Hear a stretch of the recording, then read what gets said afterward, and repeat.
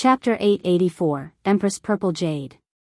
The Mind Space System's sudden launch in God's domain had massively impacted the real world. Feng could clearly remember that, when this system had launched in his previous life, the world had gone crazy over it. Before the new system had been revealed, very few major corporations and financial groups had been willing to invest into God's domain. Most only wanted to observe. Take the Big Dipper Training Center for example. Although the corporation's higher-ups had known about God's domain, none of them had paid particular attention to the game. Instead, they had focused on developing the training center itself. The other corporations within the city shared similar thoughts. After all, without any clear signs of profit, who would recklessly invest in the game? However, when the new system had been implemented, these individuals could no longer resist. Every one of these corporations had invested into God's domain, hoping to get a share of the pie due to these people. The cost of coins had undergone massive inflation. Feng had even earned a small fortune by taking advantage of the price increases. Considering the situation, Feng immediately called Melancholic Smile and Aqua Rose, instructing them to start purchasing large sums of coins as soon as they could log back into God's domain. The more coins they amassed now, the more profit they could earn in the future. Inside Big Dipper Training Center's reception room, a middle-aged man lounged on a sofa made of soft, white tiger leather. On either side of him stood a man and a woman. Both this man and woman only looked to be around 18 or 19 years old. However, they both carried a martial artist's aura. Uncle Yuan, this Feng fellow is too arrogant. He has made us wait for so long. Even Big Dipper's director wouldn't dare to neglect us like this, the young man wearing blue, martial arts robes said impatiently, frowning deeply. Although the secret pavilion was different from super guilds, it still had significant influence in the real world. Moreover, the pavilion had recently agreed to collaborate with a few international corporations, elevating its status. Every single corporation within this city would be more than eager to gain the pavilion's favor. Yet, even after venturing this far for a personal visit, not only had Feng not welcomed them himself, but even after over 10 minutes, Feng was nowhere to be seen. He wasn't taking them seriously. We're not in a rush. In any case, he hasn't refused to meet us, Yuan Tixin said, chuckling. Moreover, we are the ones who want to collaborate with Zero Wing. A small wait doesn't matter. You are still too brash. This is why the guild leader told you to temper yourself. You should learn from Wenhua. At Yuan Tixin's words, the male youth turned to the beautiful woman standing on the other side of Yuan Tixin. Falling silent, he wasn't qualified to respond. There were three great geniuses among the experts the secret pavilion nurtured internally. The most popular among the three was Cold Autumn, as he had broken through the half-step refinement realm at such a young age and had officially entered the refinement realm. Wenhua, who had joined a little before Cold Autumn, followed closely behind. Even the secret pavilion's old monsters repeated praised Wenhua's combat talents. They all concluded that her chances of reaching the domain realm were quite high. People like them constantly pursued the domain realm. However, entering the refinement realm was already extremely difficult, not to mention reaching the domain realm. Those who did so were incredibly rare. Even in super guilds, the fact that these old monsters' evaluation had been so high spoke volumes about their high opinions of Wenhua. If the young man attempted to compare himself to Wenhua, the difference between them was like the difference between heaven and earth. He simply could not hold a candle to Eros. Yuan Tixin finished speaking. Feng walked into the reception room with Liang Jing. I apologize that I've made you wait, Feng said as he sat across from Yuan Tixin. When he glanced at the man and woman beside Yuan Tixin, he was momentarily surprised. Though he did not reveal it, Feng recognized the great beauty beside Yuan Tixin, Empress Purple Jade. Although her appearance was slightly different from her game avatar, the difference was minor. However, she still looked very young and immature. The arrogant aura that she had possessed in the past was also absent. Feng was familiar with Purple Jade because he had learned void steps from her. He had lost count just how many times he had watched her battle videos. Even if her physical appearance was slightly different, he still recognized her with a glance. Why is she here? Feng wondered. As Feng understood it, Purple Jade was one of the secret pavilion's three great geniuses. The pavilion's upper echelons had favored her, and her status within the pavilion had been on par with the guild elders. To put it bluntly, her position was not any lower than Yuan Tixin's. why did the secret pavilion allow such a gem to come here? Moreover, she stood by the side as if she were a bodyguard. Although Shifeng had hidden his observation, it had not escaped the notice of an old fox like Yuan Tixin. Noticing Shifeng's reaction to Wenhua, Yuan Tixin's mouth hooked up into a smile. Their guild leader had sent Wenhua for the sole purpose of shocking Zero Wing recently. Zero Wing had gained too much momentum. Not only was the guild rapidly developing, but the guild's performance in the dark arena had also been stunning. Zero Wing did not appear to fear any guild. If the secret pavilion wished to collaborate with Zero Wing, they had to slow Zero Wing's progress, teaching the upstart guild that entities such as themselves were not as simple as they appeared. By doing so, they would have an easier time negotiating. However, Shifeng's perception had surprised Yuan Tixin somewhat. He had not expected the youth to notice Wenhua's strength so quickly. May I know what business you wish to discuss with me? Shifeng asked after recovering from his surprise. Didn't I tell you that the secret pavilion views Zero Wing favorably? To put it simply, I've come here seeking cooperation. Hence, I'd like to ask you to introduce us to guild leader Black Flame, or one of the guild's upper echelons who has the authority to approve such decisions. Yuan Tixin slowly explained, seeking cooperation. Shifeng continued, asking, excellent. What kind of cooperation does the secret pavilion have in mind? We are interested in cooperating with Zero Wing in secret. Can you make a decision like this? If not, don't stick your nose where it doesn't belong. The male youth snapped. Yuan Tixin made no attempt to rebuke the youth's words, only watching the situation play out. It was no doubt that he agreed with the youth's words, thinking that Shifeng was just a busybody. Although Yuan Tixin felt that Shifeng had great potential, qualifying to preside over the affairs of Zero Wing's workshop at such a young age, in the end, he was only a part of Zero Wing's middle management. He did not qualify to join discussions of cooperation between guilds. Fortunately, Shifeng did not allow the young man's tone to rile him.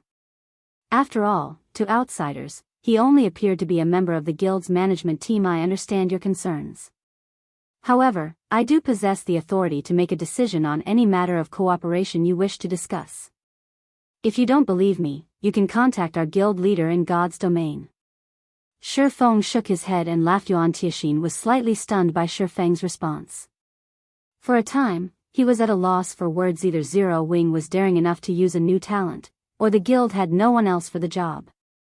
Just how much faith must one possess to allow someone so new to God's domain to make such important guild decisions? The fact that Zero Wing had developed into its current state showed that the guild possessed a powerful background. Anyone that claimed otherwise was either lying or a blind fool. Generally, the various upper echelons of such a powerful organization would be, at least, in their 30s. Any exception was either a frightening talent or someone with a very powerful background. However, Yuan Tixin had investigated Shifeng thoroughly, and no matter how he looked at the results, Shifeng was neither. May I know your game ID? Yuan Tixin asked softly.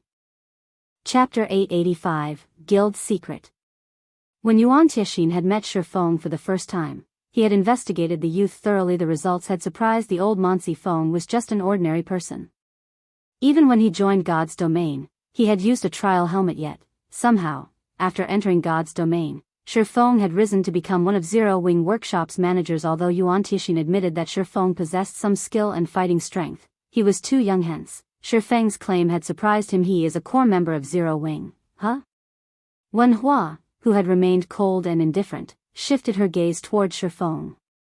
She had never imagined that the currently flourishing Zero Wing would allow someone who was only a few years older than her to join the guild's top management. Initially, she had not wanted to take part in the negotiations. However, upon hearing that she might meet Zero Wing's guild leader, Black Flame, she had agreed. She wanted to see just what the legendary Sword King Black Flame looked like.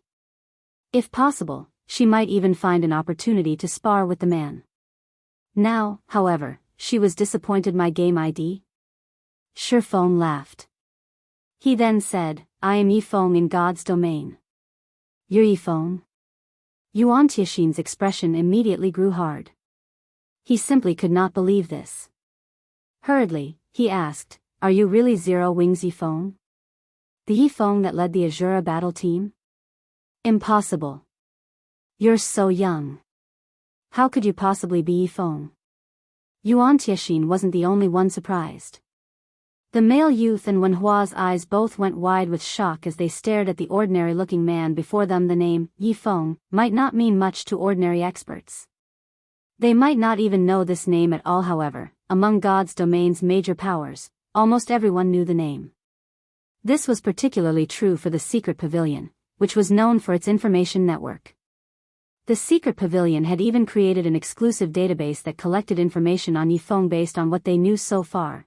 Although Yi Feng looked young, no one believed it. No youth in his early 20s could reach the Void Realm.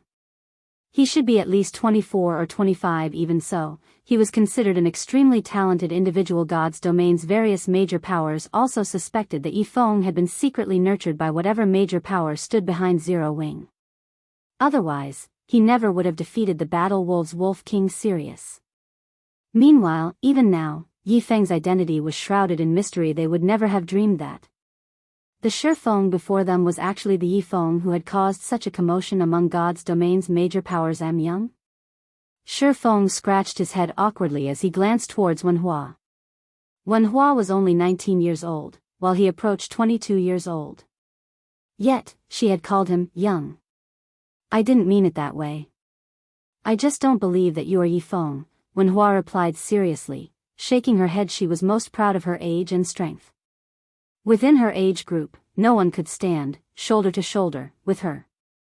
She did not even take the pavilion's #1 genius seriously. However, if Shi Feng had truly defeated Sirius at such a young age, his talent was truly terrifying. Even she could not afford to take him lightly. Hearing Wenhua's honesty, Shi Feng was momentarily at a loss for words. It had never crossed his mind that they would refuse to believe him even when he revealed the truth. If he told them that he was also Black Flame, they would, most likely, deem him a con artist. I'm truly sorry for Wenhua's rude behavior, Yuan Tianxin apologized as he tugged Wenhua's sleeve and sent the girl a glance. He then returned his gaze to Shi Feng, smiling as he said, I have come here representing our guild leader, and we would like to keep the subjects of our talks absolutely secret. Hence, Wenhua has spoken out of hand. Since we've confirmed that there are no issues, let's discuss business. Although Wenhua had fallen quiet, her interest in Shi Feng grew. A passion-fighting spirit filled her eyes when they landed on Shi Feng. He felt as if she would challenge him to a duel at any moment. If Wenhua's past admirers could see this, they'd probably tear Shi Feng apart. Understanding Yuan Tianxin's intentions, Shi Feng looked towards Liang Jing and said, Liang Jing, head down for now. Liang Jing sighed helplessly as she left the room. Truth be told, she was very curious about who Yuan Tianxin and his companions were. Rather than fear or awe over Shi Feng's identity as a martial arts master, the two youths had been shocked by his game ID. After watching Liang Jing leave the room, Yuan Tianxin adopted a serious tone as he said, You are aware that the various super guilds and super first-rate guilds in God's domain have their own expert training programs, correct? Empress, I know a little about it. After selecting a few talented youths, these guilds have them sign an agreement and put them through a training regimen, helping them become peerless experts. Shi Feng nodded. These powerful guilds' internal nurturing programs were no secret. However, the majority of virtual gaming guilds could not establish their own programs. You are correct. But, that is only on the surface.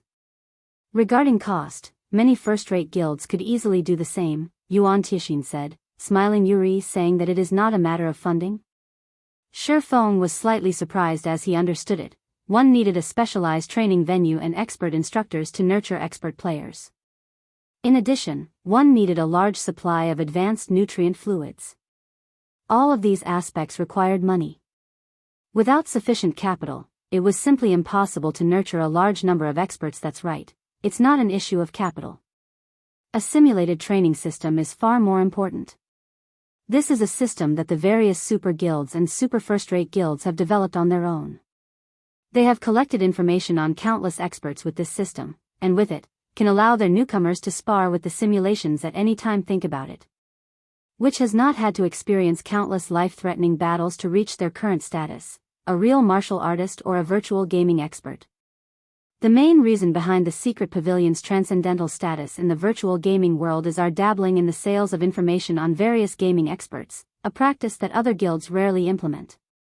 With this information, one can realistically reproduce these experts in their simulation training system. You understand now, right?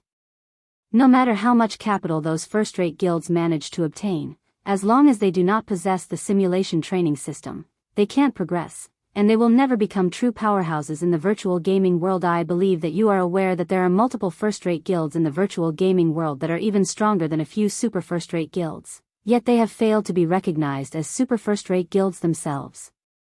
The reason for this is their lack of a simulation training system. Yuan Tiexin's explanation had shocked Shifeng once more. At the same time, Shifeng now had answers to many of the issues he had faced before. Meanwhile, there is a defining difference between a super guild and a super first-rate guild. Chapter 886, Guild Legacy. Uncle Yuan, this is our guild's biggest secret. If you just reveal it, there will be consequences, right? Wen Hua warned, shocked by Yuan Tiexin's decision to ordinary guilds and independent players. The simulation training system was a major secret. However, first-rate guilds who wished to further themselves already knew theses for the difference between super first-rate guilds and super guilds. Only super guilds and several transcendental powers knew the truth.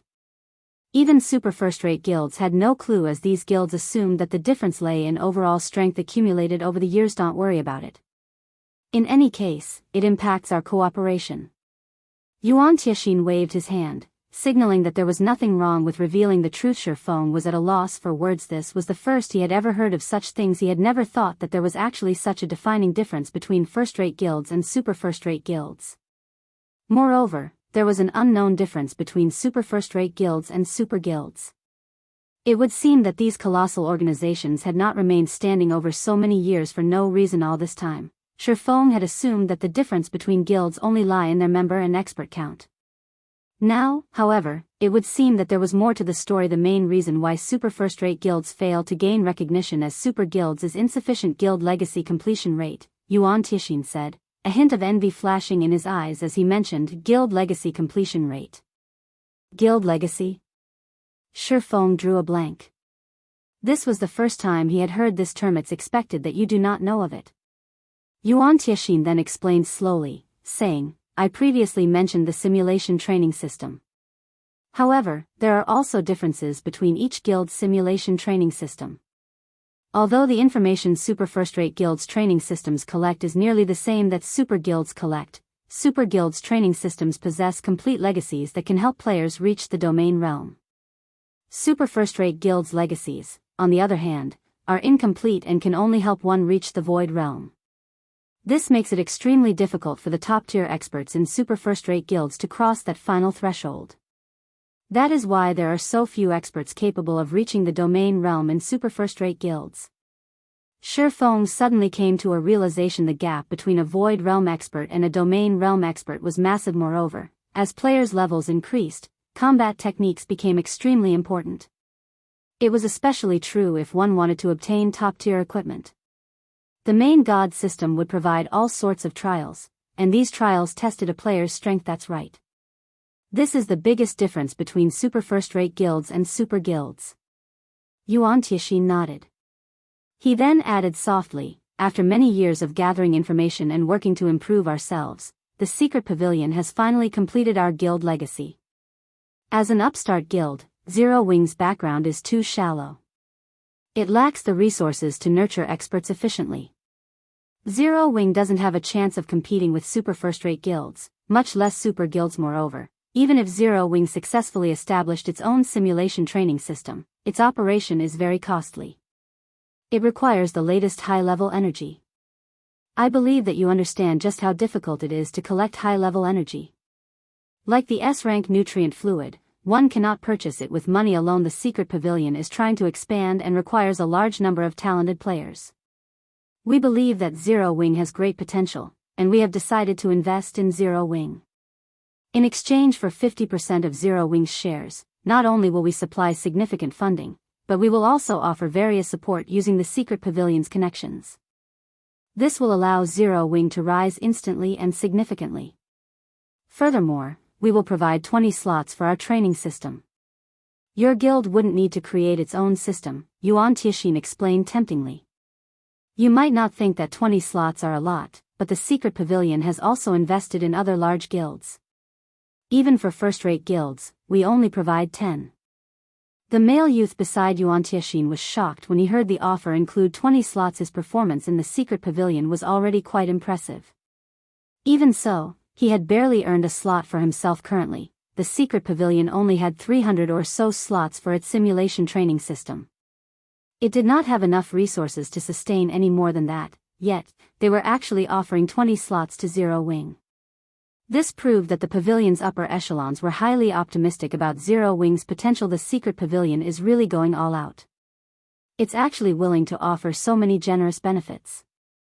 Although Shifeng did not fully understand the significance of these 20 slots, seeing Wen Hua's and the male youth's reactions, it was obvious that these slots were extremely valuable. However, he had his own plans. I apologize, but Zero Wing rejects your offer. Rejects? Why? Yuan Tianxin unconsciously rose from his seat. Even first-rate guilds hunger for an offer like this. Moreover, the secret pavilion is only asking for 50% of Zero Wing's shares. We will not involve ourselves in Zero Wing's management or development. As long as Zero Wing obtains these 20 slots, with the potential the experts in your guild, it should not be long before they reach the refinement realm. At that time, you will have the foundation to expand to other countries. Zero Wing might even become a super first-rate guild in the future. 50% of Zero Wing's shares is simply too high, Shifeng responded as he shook his head. However, I am very interested in your simulation training system. I would like to buy a few slots. Is that possible? The secret pavilion's price was indeed tempting. However, Shifeng was very familiar with just how frightening major powers like the secret pavilion could be. With even 30%, the secret pavilion could take control of Zero Wing in the future. The only way Shifeng could accept this offer was if the secret pavilion offered a portion of its own shares in exchange. However, this was clearly not possible. Hence, Shifeng did not bother asking you want to buy a few slots. Yuan Tianxin shook his head, laughing. Kid, you're taking the training slots too lightly. Do you know how intense the competition for the training slots is within the secret pavilion? We don't even have enough slots to satiate our own members, much less sell them to other guilds. How can we possibly sell any slots to Zero Wing? What if I offer a high price? Shifeng laughed. A high price? Are you talking about epic items? Yuan Tianxin's smile grew even brighter when he heard Shifeng's comment. Shifeng, you know that, at the end of the day, weapons and equipment are external components. Even if epic items are quite rare, they are not nearly as important as training slots to the secret pavilion. What if I offer a large stock of strengthening devices and bronze mounts? Confidently, Shifeng said, I believe that you have already heard about the mind space system on the news. I suspect that you know the value of this system. This system is one of the driving forces behind major corporations' investment into God's domain. If the secret pavilion obtains a large stock of strengthening devices and bronze mounts, it will surely gain an advantage over the various super guilds. Chapter 887, Black Card. Are you serious? Yuan Tianxin was visibly moved. The strengthening device had only appeared on the market recently, and there were still very few available. Not only could it extend a player's time in combat, but it could also help players save meaningless travel time and some repair fees. Various large guilds were also hungering after bronze mounts. Unfortunately, obtaining a bronze mount was immensely difficult. Even the secret pavilion only had a few thus far. By the time the guild members reached level 40, most of the guild's experts would only have common mounts. One should not underestimate the difference between a bronze and a common mount. Although a bronze mount was only slightly faster than a common mount, the former could assist players in battle. It could significantly impact a player's combat capabilities in the field. As for guild mounts, various super guilds already had a massive headache over obtaining the stable design, much less taming a mount. Meanwhile, Zero Wing's guild mount was one of the major reasons for the secret pavilion's optimistic view of the guild. Zero Wing's advantage would surface as God's domain's players reached level 40. With the secret pavilion's resources, Zero Wing could quickly expand into the several surrounding countries and stand to rival super first-rate guilds. Without its potential, the secret pavilion would not have approached an upstart guild with no background with such a generous offer. Of course. I'm just not sure if the secret pavilion is interested, Shifeng said, laughing. It seems I have underestimated Zero Wing once again. I had not imagined you had such a card. Yuan Tianxin scratched his head awkwardly. If Shi Feng had offered anything else, the secret pavilion would have undoubtedly rejected the offer. There would be no rooms for negotiation whatsoever. However, the pavilion was interested in the strengthening devices and bronze mounts. I'll need to consult with our guild leader. Sure. Shi Feng understood that Yuan Tianxin did not yet qualify to make such important decisions. Yuan Tianxin left the reception room alone, returning after 15 minutes or so. His gaze, which had been hesitant, was now firm. I've contacted our guild leader about this. We will provide 5 training slots. However, you need to give us 100 bronze mounts and 10,000 strengthening devices in return. There is no room for negotiations on this, Yuan Tianxin said in determination. You guys sure are asking for a lot. It's not a guarantee that we will be able to nurture 5 domain realm experts. Shi Feng frowned slightly. Although the simulation training system was valuable, it was not that valuable based on the current market price. A bronze mount was worth roughly 300 gold. However, while there was a demand for bronze mounts, their supply was practically non-existent. Nobody would truly sell a bronze mount. Even if one offered 500 gold, one might not find a seller. After all, they were simply too rare, even rivaling epic items. Yet the secret pavilion wanted 100 bronze mounts. Even with a conservative calculation, the total value would be at least 50,000 gold. As for the strengthening devices, based on current market value, 10,000 devices was worth roughly 100,000 gold. All in all, the secret pavilion was asking for 150,000 gold. Even to first-rate guilds, 150,000 gold was astronomical. Even if the secret pavilion were a transcendental power, this sum was massive. It would take the pavilion several days to gather so much money. Moreover, even if one had 150,000 gold, purchasing so many mounts and strengthening devices was impossible. Yet the secret pavilion had asked for exactly that. In exchange for only 5 training slots, they were essentially asking Zero Wing to foot the bill for their members' training. There are only so many training slots available each year. The few we have aren't even enough for our own use. Even I am surprised that our guild leader has agreed to sell any. Yuan Tianxin spread his hands in a helpless gesture, showing that this was not his will. Either it's not that Zero Wing doesn't have these resources. I just want 10 slots. Uncle Yuan, you understand that, now that the mind space system has launched, this is the best opportunity to gather as many advantages as possible. If you don't take the opportunity to do so now, it will be far more difficult in the future. Yuan Tianxin's response had not angered Shi Feng. Chuckling, he continued, moreover, these 10 slots don't really matter to the secret pavilion. Even with the 10 slots, you aren't guaranteed to nurture more refinement realm experts. It is even more unlikely that you will successfully nurture a monster with a domain.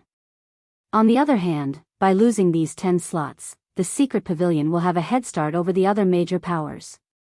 It will also be easier in the future to attract major corporations' investments. Isn't that so? When she heard Shi Feng's logic, Wenhua shot him a contemptuous look. The man was speaking as if the training slots were worth nothing at all when, in fact, countless first-rate guilds yearned for an opportunity like this. How could anyone compare them to cabbages that one could buy on the street? Limited high-level energy sold annually. The money the secret pavilion spent to obtain what they needed each year was astronomical. However, Shi Feng paid no mind to Wenhua's gaze. He understood how much influence the mind space system had on the world's major corporations. As long as the secret pavilion obtained a high-ranking personal space, it would not have to worry about attracting investors. If the chance to gain a head start presented itself, God's domain's major powers would fight over it like wolves. Yuan Tianxin was shocked when he heard Shi Feng's words. He had never dreamed that Zero Wing had hidden its strength so deeply. Despite the secret pavilion having exhausted all of its resources to collect bronze mounts, they currently had less than 30. Yet, Zero Wing could offer 100 without hesitation, not to mention the highly sought-after strengthening devices. This is, originally, Yuan Tianxin had intended to refuse, attempting to force Shi Feng into lowering his price.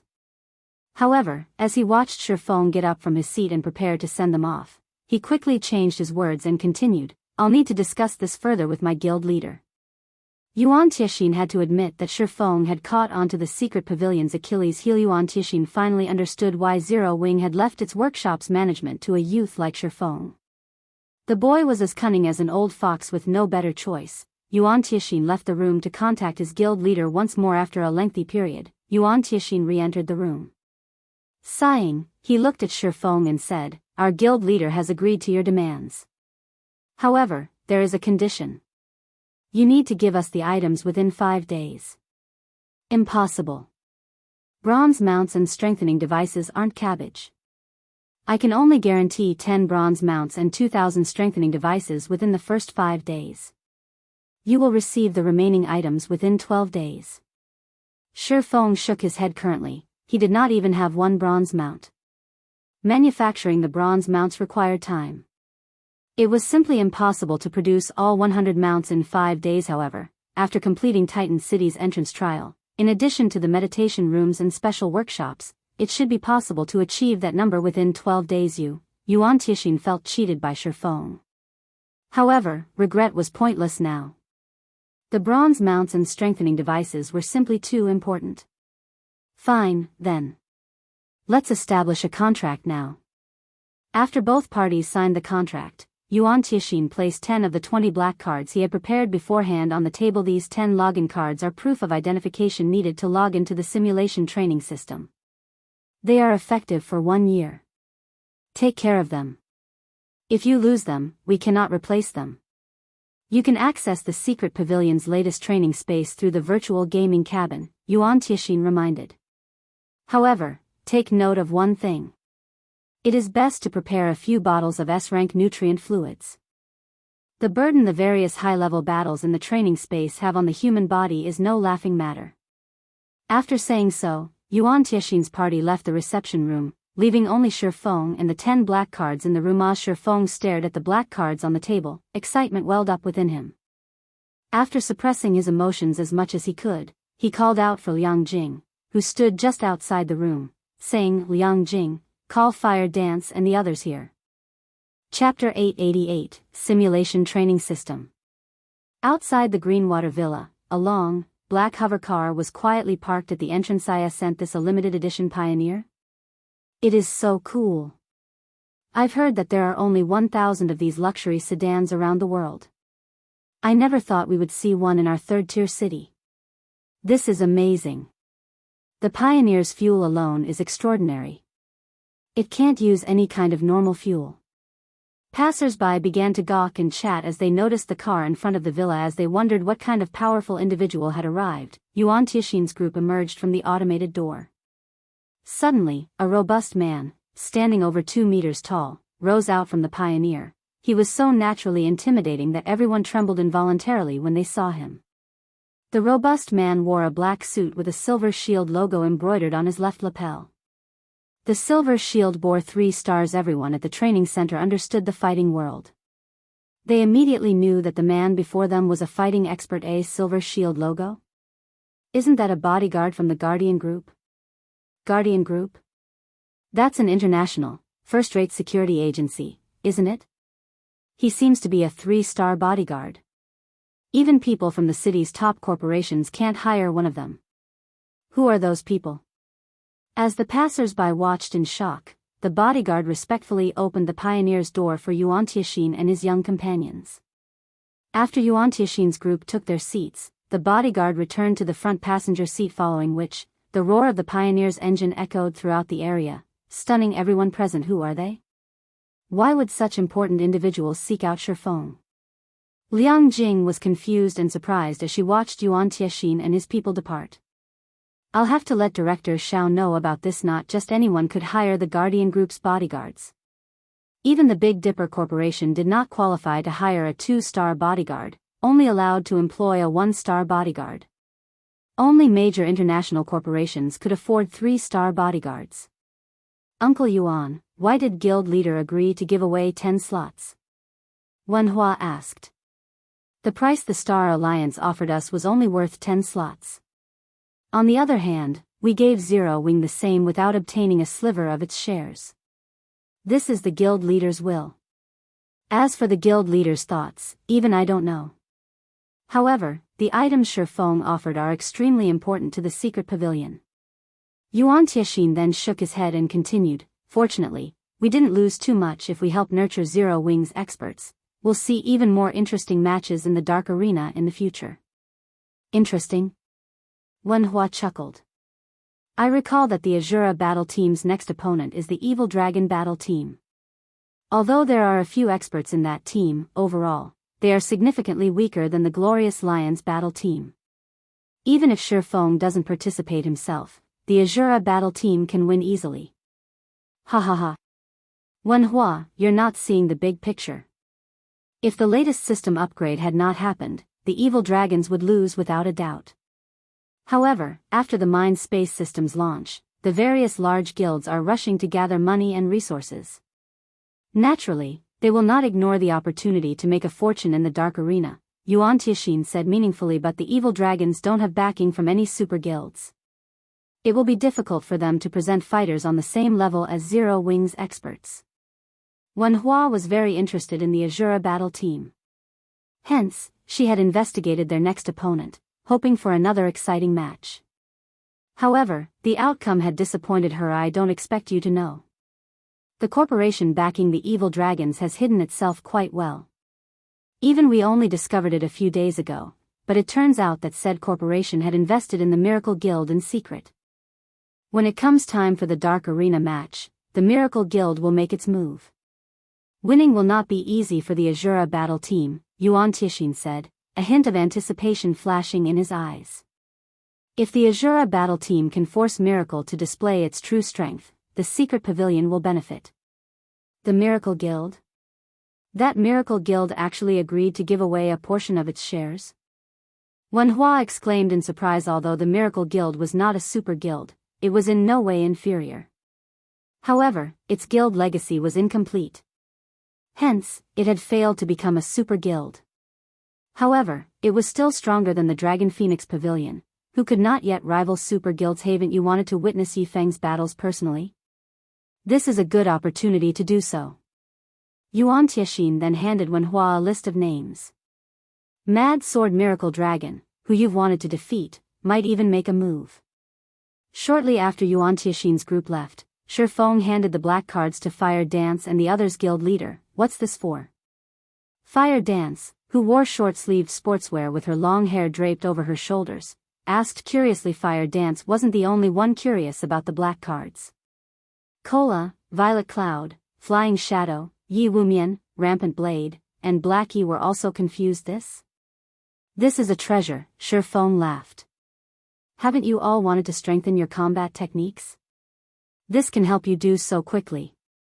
However, how much you actually learn will depend on you. Following which, Shifeng explained how to use the black cards and sent them to their rooms to try. The purpose behind the cards surprised them all. However, Shifeng's procurement of them surprised them more. Excitement overtook them as they looked at the black cards in their hands. They had yearned to improve their combat techniques. It was especially true after watching Fire Dance break through into the refinement realm. After everyone left, Shifeng quietly returned to his own room to the secret pavilion. The 10 training slots might not be significant, but to Zero Wing, they were a timely blessing. Although the secret technique tablet could enable players to grasp profound combat techniques, which players could then utilize to improve their other combat techniques, the tablet's flaws were obvious. Players needed to learn to make intermediate magic arrays. This was achievable within a short time. Moreover, the tablet could only be used once a month. It was not nearly as efficient as the simulation training system. It was especially true for Fire Dance, Violet Cloud, and Aqua Rose, who possessed vast potential. They only lacked combat experience. If they could enter the simulation training system, even Shifeng could not imagine how much these girls would improve. Moreover, the simulation training system was useful to him personally. He was currently stuck at the Void Realm. He had no idea whatsoever how to take the next step. Fortunately, the simulation training system could guide one to the Domain Realm. Shifeng was satisfied with the cost he had paid due to this fact alone on the surface, although it seemed as if he had paid a massive price for the black cards, that was limited to market price. Of course, the production cost for the bronze mounts and strengthening devices wasn't 1/10 of their market price throughout this time, he had also been training frantically in the real world. He had already pushed his body to its very limits and could not improve any further. Even Lei Bao had been surprised by his progress, looking at him as if he were a monster. Shi Feng understood that his body was no longer a limiting factor. Only, he did not know what was. After all, he had never truly interacted with any of those old monsters and relied on himself to fumble and improve. After refilling the virtual gaming cabin's nutrition solution, Shi Feng inserted the black card into the machine's card slot. He then lay in the cabin and launched the system connection, accessing the simulation training system. Chapter 889, Battle Points. After Shi Feng closed his eyes, the system's mechanical notification sound rang by his ears. Password confirmed. Mental link is stable. All systems operational. Do you wish to log in? Log in. Once Shi Feng silently agreed to the connection, darkness engulfed his surroundings, and he felt as if his body had fallen into a bottomless pit. In the next moment, however, Shi Feng felt a weight on his body. The sound of galloping horses and carriages moving reached him. He also heard voices. This is God's domain? Shi Feng was surprised when he opened his eyes. Western-style buildings rose up around him. Traffic covered the surrounding streets, and he could see many pedestrians wandering about wearing armor and carrying weapons. It felt as if he was in God's domain. The only difference Shi Feng noticed was his current appearance. Rather than his usual armor, he wore commoner's linen clothing. He did not possess a single weapon. Physically, he appeared exactly as he did in reality. His system interface was also different. Although the method to call up the interface was the same, he only had options to log out, adjust the pain settings, and a clock that displayed real time. There was nothing else. Neither his HP bar nor name was displayed. Moreover, he felt very weak. In terms of the basic attributes of God's domain, Shi Feng felt as if they were all set at roughly 100 points. These were the only differences from God's domain that he noticed. Look, another newbie has arrived. There sure are a lot of newbies these past few days. I heard that our secret pavilion has been implementing some major plan and has recently been annexing other guilds. The upper echelons must have promised training slots to those guilds in return. Ha! What a waste. We fight tooth and nail every day just for one slot. Aside from eating and sleeping, we spend all of our time training. These people, on the other hand, obtain a slot without any effort. They sure have it good. I know, right? The training system isn't easy to mingle in. These people are wasting their time and our resources by coming here. Several people sitting beneath a gazebo outside of a bar began chatted merrily as they watched Shi Feng. These people looked relatively young, only around 20 years old. However, they wore lavish clothing. Rather than linen, they donned exquisite silk clothing as if they wanted Shi Feng to hear their conversation. These people did not bother to control their voices as they considered. Their tones were contemptuous when they spoke of players from other guilds such as Shi Feng. I wonder where Fire Dance and the others are. I should find them before we start researching this simulation training system. Shi Feng paid no attention to these people's belittling comments. However, he did feel a headache begin when he noticed that the training system lacked a communication function. Although this place seemed like a city in God's domain, it was much smaller. This place was roughly the size of a town. Shi Feng also noticed a massive fortress looming in the city's heart. He could probably see the very edges of the city from the top of that fortress. Just as Shi Feng was about to head to the fortress to investigate, a deep, heavy voice came from behind him. You have just arrived today, right? Shi Feng turned at this question, noticing three people, similarly dressed in linen clothing, approaching. The two men and one woman looked to be around 20 as well. Meanwhile, the person that had called out to him was a tall, powerful-looking man. The man smiled and gave off a friendly aura. That's right. Do you have some business with me? Shi Feng nodded. Hello, my name's Kong Haoran, and these two are my friends, Hui Jingyang and Du Xian, the man named Kong Haoran introduced, smiling. Like yourself, we belong to other guilds and have recently arrived. We aren't like the people from the secret pavilion, who have been in here for over a month. As a newcomer, if you aren't careful, you might suffer. Suffer? Shi Feng grew curious. He then asked, isn't this place meant to gain combat experience and nurture techniques? In the beginning, we thought the same, Kong Howren said, shaking his head. However, after being here for some time, you'll learn that things aren't as simple as the people from the secret pavilion made it out to be. You can't just spar with top-tier experts as you wish. The training system mimics God's domain. The more powerful a simulation expert you choose to fight, the more energy the system consumes. The secret pavilion can only get its hands on a limited amount of high-level energy. There is simply not enough to go around. Not to mention, the secret pavilion has expanded its influence recently and has increased the number of available training slots for its system, straining the system's energy consumption. Hence, the pavilion introduced a battle point system to cope. With these battle points, one can choose their opponent. Of course, the more powerful an opponent is, the more battle points you have to spend. A lot of newcomers don't know about this yet, so the secret pavilion's veterans scam them. If one loses the starting battle points they receive, it becomes harder to earn battle points in the future. Hearing Kong Howren's explanation, Shifeng came to a realization. It's no wonder why Yuan Tixin was so willing to hand over those 10 slots. So, the pavilion still had such a card to play. Shifeng inwardly cursed the secret pavilion's guild leader for being a sly, old fox. However, after giving it some thought, Shifeng realized that it was actually quite reasonable. He had been a fool to think that he could fight monster-level experts stored in the system's database without limit and gain a wealth of combat experience. Such a generous opportunity wouldn't exist. Thank you for your warning, Shifeng said as he looked towards Kong Howren. He then introduced himself. My name is Shifeng. No need for thanks. Those of us from other guilds need to look out for each other. Otherwise, the pavilion's people will just bully us all. Kong Howren waved his hand. The secret pavilion's bunch came here over a month before we arrived. Moreover, they enjoyed the secret pavilion's nurturing before this. Their combat standards are much higher than ours. Newcomers are given 100 battle points initially. You can use these points to purchase a starter pack at the fortress. This starter pack lets you spar against 10 different, extraordinary experts for 3 days. You can use them to familiarize yourself with the battles here.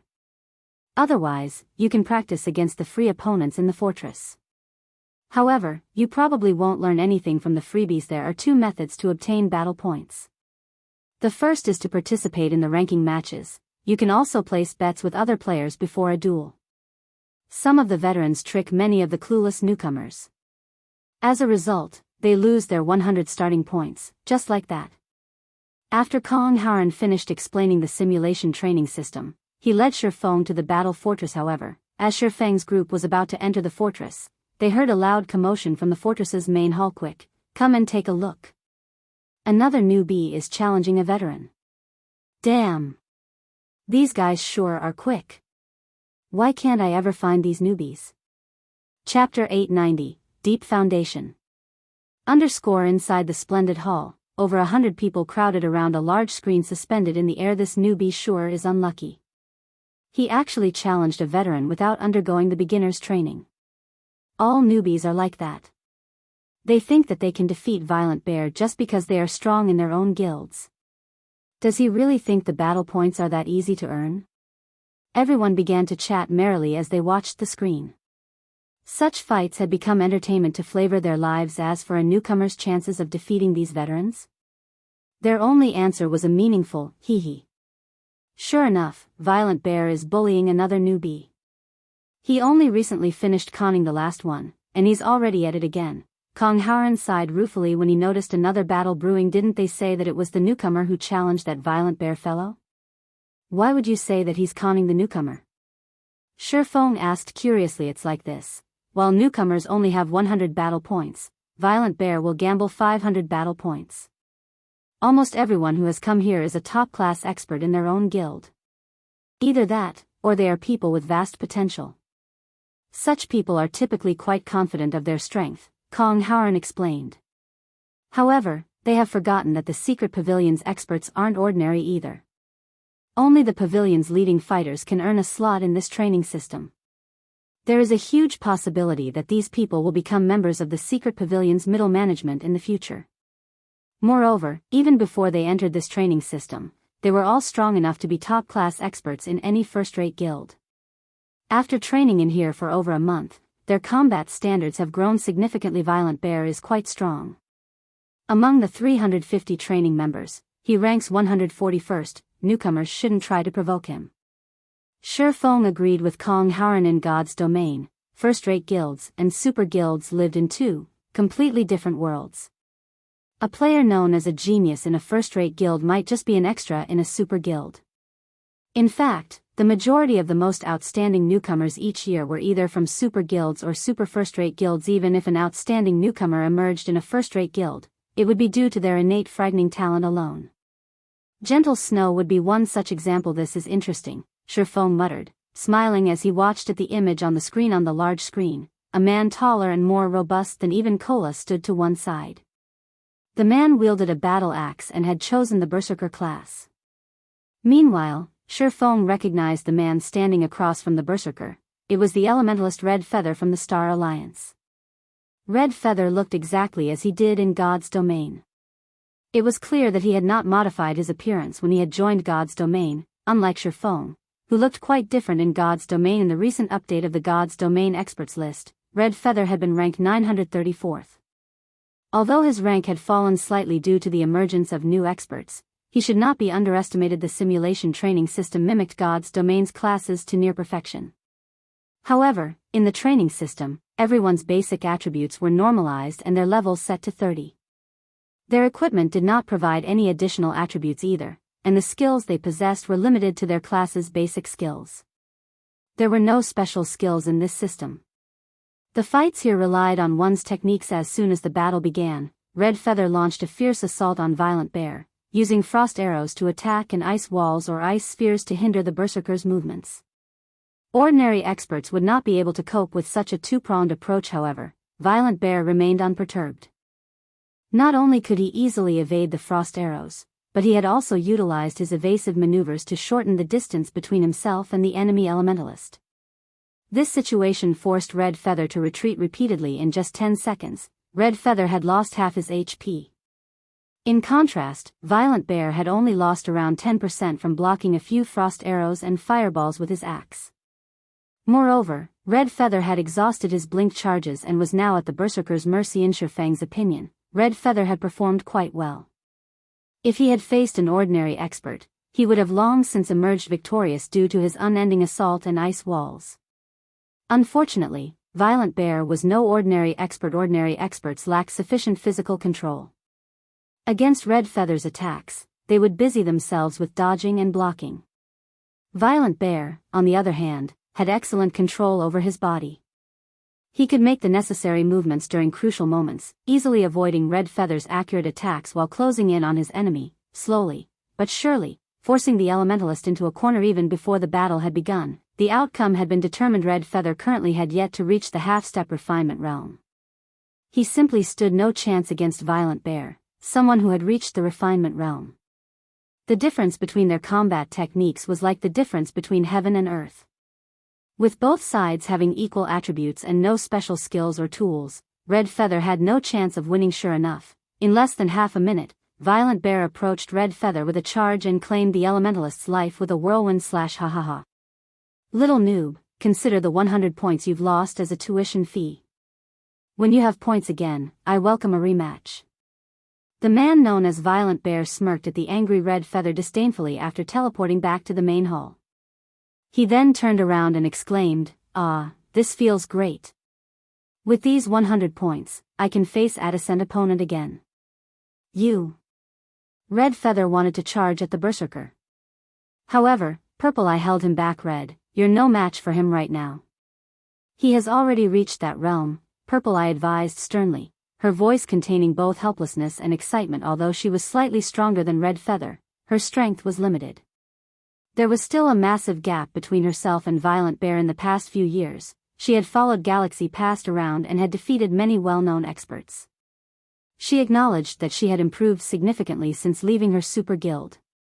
However, she had never imagined that she would still suffer defeat against the internal experts that God's domain's major powers nurtured. Refinement realm experts, which were extremely rare in God's domain, were abundant here.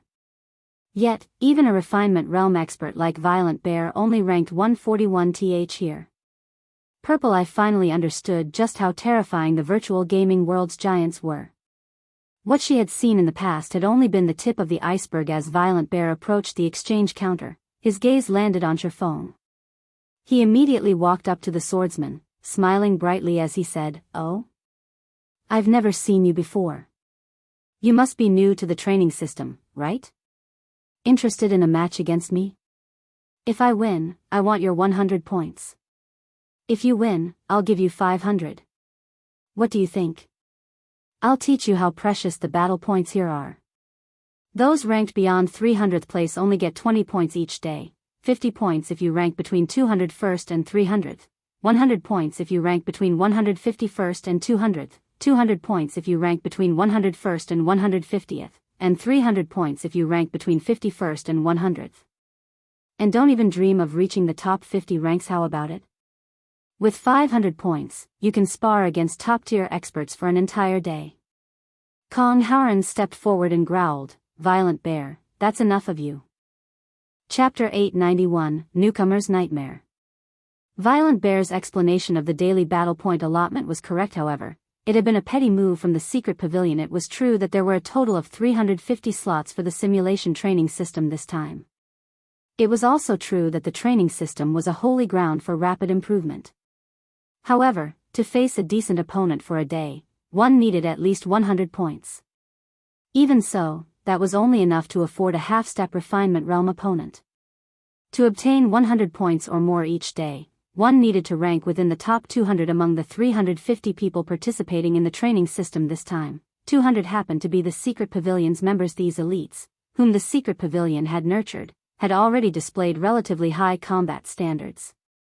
Now, they had received over a month's head start in this training system. To put it simply, the members from other guilds had no chance of claiming any of the top 200 positions. Meanwhile, those who ranked between 200th and 300th place could only afford to practice every other day. To newcomers, this was a nightmare. When they first joined the training system, they ranked below 300. Receiving only 20 points each day, newcomers had to wait for 5 days to fight a decent opponent. If they did not purchase the 100-point starter pack, they would have to waste even more time to familiarize themselves with the training system's battles. Individuals could only purchase the starter pack once, and among the 10 experts within the starter pack, 8 were half-step refinement realm experts, and 2 were refinement realm experts. If newcomers trained with these experts for 3 days, they could improve their techniques significantly. This way, they could qualify to fight for one of the top 300 rankings. Although joining the top 200 would be difficult, it wasn't entirely impossible. While the Secret Pavilion's members could face half-step refinement realm experts once a day at the very minimum, members from other guilds could only face one every other day at best. As for challenging refinement realm experts, that required 200 points. Those in the top 200 only needed to wait 2 days, while they needed 4. As time passed, the difference between both sides would only grow. Sherfone, don't let him trick you. Your starting 100 points are crucial. The elegantly beautiful Du Xian advised newcomers like them could not contend with Violent Bear. Even those in the refinement realm had difficulty defeating the Berserker. After all, Violent Bear had reached the refinement realm a long time ago. Experts who had just reached the refinement realm could not compare to his physical control. Although Du Xian did not know which guild Sherfone originated from, she knew that even first-rate guilds' top-tier experts were no match for Violent Bear. Kong Haren, I'm not talking to you right now. I'm offering a sincere invitation to this little brother. I'm sure he isn't a scaredy cat like you are, afraid of challenging me even once. In the end, you can only boast your strength in your little guild, Violent Bear sneered. Although the man scolded Kong Haren for his incompetence, his words were meant for Sherfone. Little brother, you agree with me, right? Even if he does lose, it's just 100 points. As long as he ranks among the top 300, he'll earn those points back in 2 days. Although he won't be able to face a decent expert during that time, at least he can still challenge the ranking competition once a day and practice against the normal simulated experts. Kong Haren, you're just exaggerating to scare him. Since you don't want the newcomer to fight me, why don't you try your luck instead? You've already been here for 5 days. After all, I'll even handicap my attributes by 10%. If you win, I'll give you 800 points. If you lose, you just need to give me 100. How about it? Do you dare to accept my challenge? If not, get lost. Letting a coward like you in here was a waste of a precious training slot. Kong Howren turned ashen as he glared at Violent Bear. However, he hadn't been able to utter a single word. It's not that he feared a fight, it's just that he had other uses for his points. Yesterday, one of his companions had joined the system and fell for a veteran's provocation. In the end, that companion of his had lost their points. Today, he had finally accumulated 100 points and planned to buy a starter pack for that companion. If he lost a match to Violent Bear now, his companion would have to wait several more days before getting their starter pack, tch. You're a coward till the end. Violent Bear cast a disdainful look towards Kong Howren when the man turned to leave. Fellow brother, aren't you being insincere? You're willing to lower your attributes and raise your bet to 800 points, yet against me, not only did you not offer to use a handicap, but your bet was also only 500 points, Shifeng said softly as he glanced at Violent Bear. You want a match? Violent Bear's gaze shifted back to Shifeng, and he began to size up the swordsman. Laughing, he continued, sure. If you want to fight me, I'll offer you the same terms. Following which, Violent Bear led Shifeng to the battlefield. Why is he so impulsive? Didn't he see how miserably Violent Bear beat his previous opponent? Du Exayan asked, slightly frustrated. He might have done it because he didn't want Violent Bear to continue humiliating me, Kong Howren responded, feeling somewhat guilty as he watched Shifeng depart. After interacting with Shifeng for some, he could tell that Shifeng was not impulsive. Moreover, he had not seen any anger or pride within Shifeng's gaze.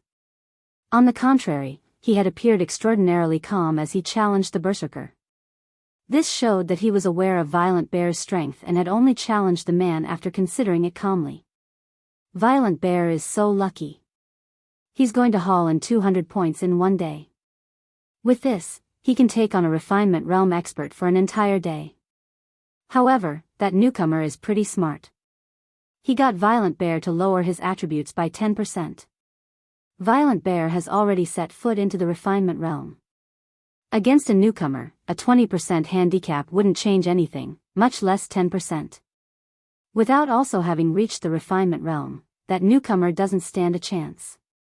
Everyone in the main hall had their gazes glued to the massive screen, envy flashing in their eyes as they watched Violent Bear. Red, don't you think that newcomer looks kind of familiar? Purple Eye asked. As she watched Shifeng on the screen, she felt as if she had seen him somewhere familiar. Red Feather's loss vexed him, so he was in no mood to pay attention to the new duel. However, after Purple Eye's comment, he shifted his gaze towards the screen. Immediately, he fell into deep thought as he muttered, indeed. He does feel familiar, but I can't recall where or when I've met him before. As Purple Eye and Red Feather watched Shifeng's duel with Violent Bear began. The battlefield was set in a desert. It was a standard, open battle with no terrain to benefit either player. Shifeng had chosen the swordsman class for this match, while Violent Bear stuck with the berserker. However, Violent Bear had reduced his overall attributes by 10%. In terms of strength, he was roughly on par with a swordsman of the same level. As the battle began, Violent Bear used charge at Shifeng. Brat, I'll show you just how powerful I am. Violent Bear tightened his grip on his battle axe and swung the weapon at Shifeng violently. Although the axe did not seem to move quickly, it vanished halfway to Shifeng's second acceleration. Violent Bear was quite confident of his melee combat capabilities. Even with reduced attributes, with his second acceleration technique, he could defeat a swordsman of the same level easily. Even a melee expert who had also reached the refinement realm would find it immensely difficult to block his attacks, not to mention a newcomer like Shifeng. Chapter 892, Breaking the Norm. So fast. His attack disappeared. What technique is that? Many of the spectating newcomers were shocked when Violent Bear's battle axe suddenly disappeared before their eyes. However, when Red Feather witnessed this, wrathful flames flared in his eyes. That bastard. He held back against me. Red Feather clenched his fists as he glared at Violent Bear on the screen. If Violent Bear had used this move against him, the match wouldn't have even lasted 30 seconds. Although the newcomers in the hall were surprised, the secret pavilion's veterans were indifferent. They were used to seeing this move. Does he really need to be so serious against this newcomer? He might want to end the battle quickly. But this newcomer sure is unlucky. He's forced to realize the disparity between us so soon after entering the training system. I'm guessing his confidence has shattered by now. As the various fighters discussed the fight, Violent Bear's battle axe struck Shifeng, again and again, leaving the swordsman with no opportunity to catch his breath. Dang. Dang. Dang. After a series of over a dozen strikes, Violent Bear's expression darkened. He then retreated, glaring at the unharmed Shifeng. Just who is he? Violent Bear suddenly felt an immense, heavy pressure weigh down on him. Second acceleration was an attack technique that utilized afterimages to trick the enemy. Even an expert of the same standard would struggle to defend against his attacks, yet Shifeng had blocked every slash and hack. However, this was not why Violent Bear had retreated. As he had swung his axe, Shifeng's sword had met his blade as it began to accelerate, preventing him from gathering enough momentum in his weapon.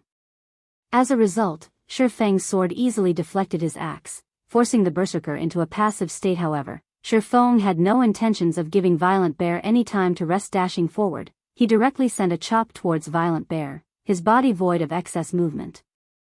In the next moment, his sword vanished. The spectators only saw a flash of white light leave Shifeng's hand. Violent Bear panicked. He could not even see any afterimage of Shifeng's sword. However, he instinctively used Whirlwind Slash. Unfortunately, Violent Bear had been too late. Before he could begin to execute Whirlwind Slash, Violent Bear saw a flower of blood bloom on his chest. His Whirlwind Slash only began after the blood had blossomed. However, before his spinning axe could strike Shifeng, the weapon stopped as if it had struck a wall, scattering sparks. The sudden halt forced the berserker back a step before Violent Bear could catch his breath. However, more blood began to bloom across his chest, one after another. His HP drained away like flowing water. In the end, as the seventh flower of blood scattered across the sandy ground, Violent Bear fell motionless. As the battle ended, Shifeng obtained 800 battle points, pushing his total points to 900. What did he do? Many of the pavilion's elites shouted in their confusion. Why is Violent Bear dead? Today, Shifeng broke the norm of newcomers' helplessness against veteran bullying. Violent Bear had clearly been on the offensive throughout the match, yet he had retreated, and Shifeng had given chase, spilling the berserker's blood. Seeing the gashes decorating Violent Bear's body, it was obvious that the berserker had been cut. However, none of them had seen even an afterimage of a sword leave Shifeng's hand, striking Violent Bear. A deathly silence overtook the main hall. Everyone stared at Shifeng, who was just returned from the battlefield, with dumbfounded expressions. Yifeng. That's right, he is Yifeng. After seeing Shifeng's attack, Red Feather realized where he had seen that familiar face. Moreover, while there were some differences between Shifeng's and Yifeng's appearances, there were also some faint similarities. Purple Eye also recognized Shifeng. The invisible attack had also been familiar. Purple Eye couldn't think of anyone, aside from Yifeng, who used that technique. Why is he here? Purple Eye was astounded. She couldn't believe her eyes. Yifeng might not be very famous among God's domain's general populace, but to first-rate guilds and the game's major powers, the young man's name reverberated like thunder. Purple Eye had already been stunned when she had watched the battle video from the Dark Arena.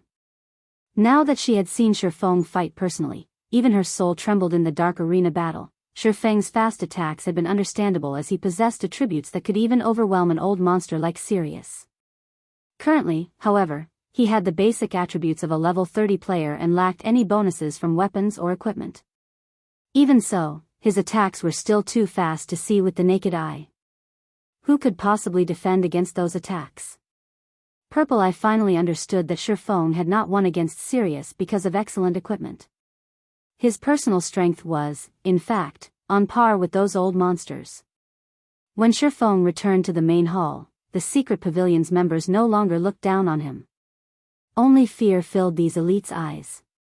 On the other hand, the newcomers originating from various guilds cheered. The secret pavilion's members had constantly bullied and suppressed them. Now that the pavilion's Violent Bear had been beaten with just a few moves, why wouldn't they feel liberated and excited? Shifeng, how are you so powerful? Kong Haoran asked, stuttering nervously as he watched Shifeng walk over Hua Jingyang and Du Xian, who stood beside Kong Haoran, also stiffened as the swordsman approached. An expert. He was an absolute expert. Even if Shi Feng were a member of a transcendental existence like the Secret Pavilion, he would still be considered a top-class expert. They had always looked up to such monstrous experts. They had never dreamed that they would, one day, meet such an existence. When they thought back to how they had conversed and laughed merrily with the man, treating Shi Feng as if he were their junior, they were incredibly embarrassed. You never asked. Shi Feng laughed. You let us make fools of ourselves. If others learned that we met you like this, they would split their sides with laughter. In the end, Kong Haoran was not ordinary. He quickly adjusted his mood. Moreover, in his opinion, Shi Feng was actually quite friendly. He wasn't like those aloof, arrogant apex experts. Wu Xingyang and Du Xian also relaxed after a moment and resumed their conversation with Shi Feng. When the others inside the hall saw this, they envied Kong Haoran and his friends. They all dreamed of a friendship with a powerful expert like Shi Feng. If they could gain some pointers from an expert of his caliber, they could push themselves to the next level. Right? What's up with the ranking competition? Don't tell me we have to face everyone here every single day. Shi Feng had heard all he needed to about battle points. However, he didn't have a clue about the method of earning them. If he had to duel so many people each day, he would waste too much time. Moreover, he didn't have that much time to spend in the simulated training system. Chapter 893, Battle Tower. Kong Haoran and his companions laughed when they heard Shi Feng's question. There were a total of 350 people in the simulation training system. If they had to fight so many people every day, they would die from exhaustion. Not to mention, no one had that much time to waste. After all, every person here was a professional gamer. They spent most of their energy in God's domain. A player's strength did not only rely on combat standards and techniques. Weapons, equipment, and tools also factored into a player's combat power. Otherwise, players wouldn't pursue better weapons or equipment. The simulation training system's ranking competition isn't a competition between players. Rather, it depends on your results in the battle tower. The battle tower is somewhat like the Divine Colosseum's trial tower, Kong Haoran explained. He then pointed towards the large portal in the middle of the hall, saying, "That's the trial tower that decides our ranks." The battle tower has a total of 7 floors. The higher the floor you reach, the more combat points you will earn. In the end, the system uses the battle value to determine our ranks. Inside the battle tower, everyone's attributes are normalized. However, you can only enter the tower once per day, and the ranks are determined every midnight. Generally, you must be prepared before challenging the tower. Otherwise, you'll likely be eliminated and waste your chance. So, that's how it works. Shi Feng could not help his growing interest in the battle tower. He shifted his gaze back to Kong Haoran and asked, "Which floor have you guys reached so far?" This, Kong Haoran scratched his head. Awkwardly, he replied, "We're still on the first floor." "Is it that difficult?" Shi Feng asked in surprise. He could tell that Kong Haoran's combat standard was quite high. Although the man was no match for Red Feather, he was not far off. In a first-rate guild, he would be considered a top-class expert there. In terms of the Divine Colosseum's trial tower, Kong Haoran would be a 6th-floor expert at the very least, yet such an expert was stuck on the battle tower's first floor. How difficult was this tower? In truth, all of the newcomers are stuck on the first floor. Only the pavilion's group have reached the second floor. Violent Bear, for example, is on the second floor. However, he ranks among the top of those on that floor, Kong Haoran explained. The experts who have reached the third floor rank within the top 100. Their ranks practically never change. The most we can do is fight for the top 200 spots. The top 100 are monsters. The battle tower's difficulty has been set incredibly high.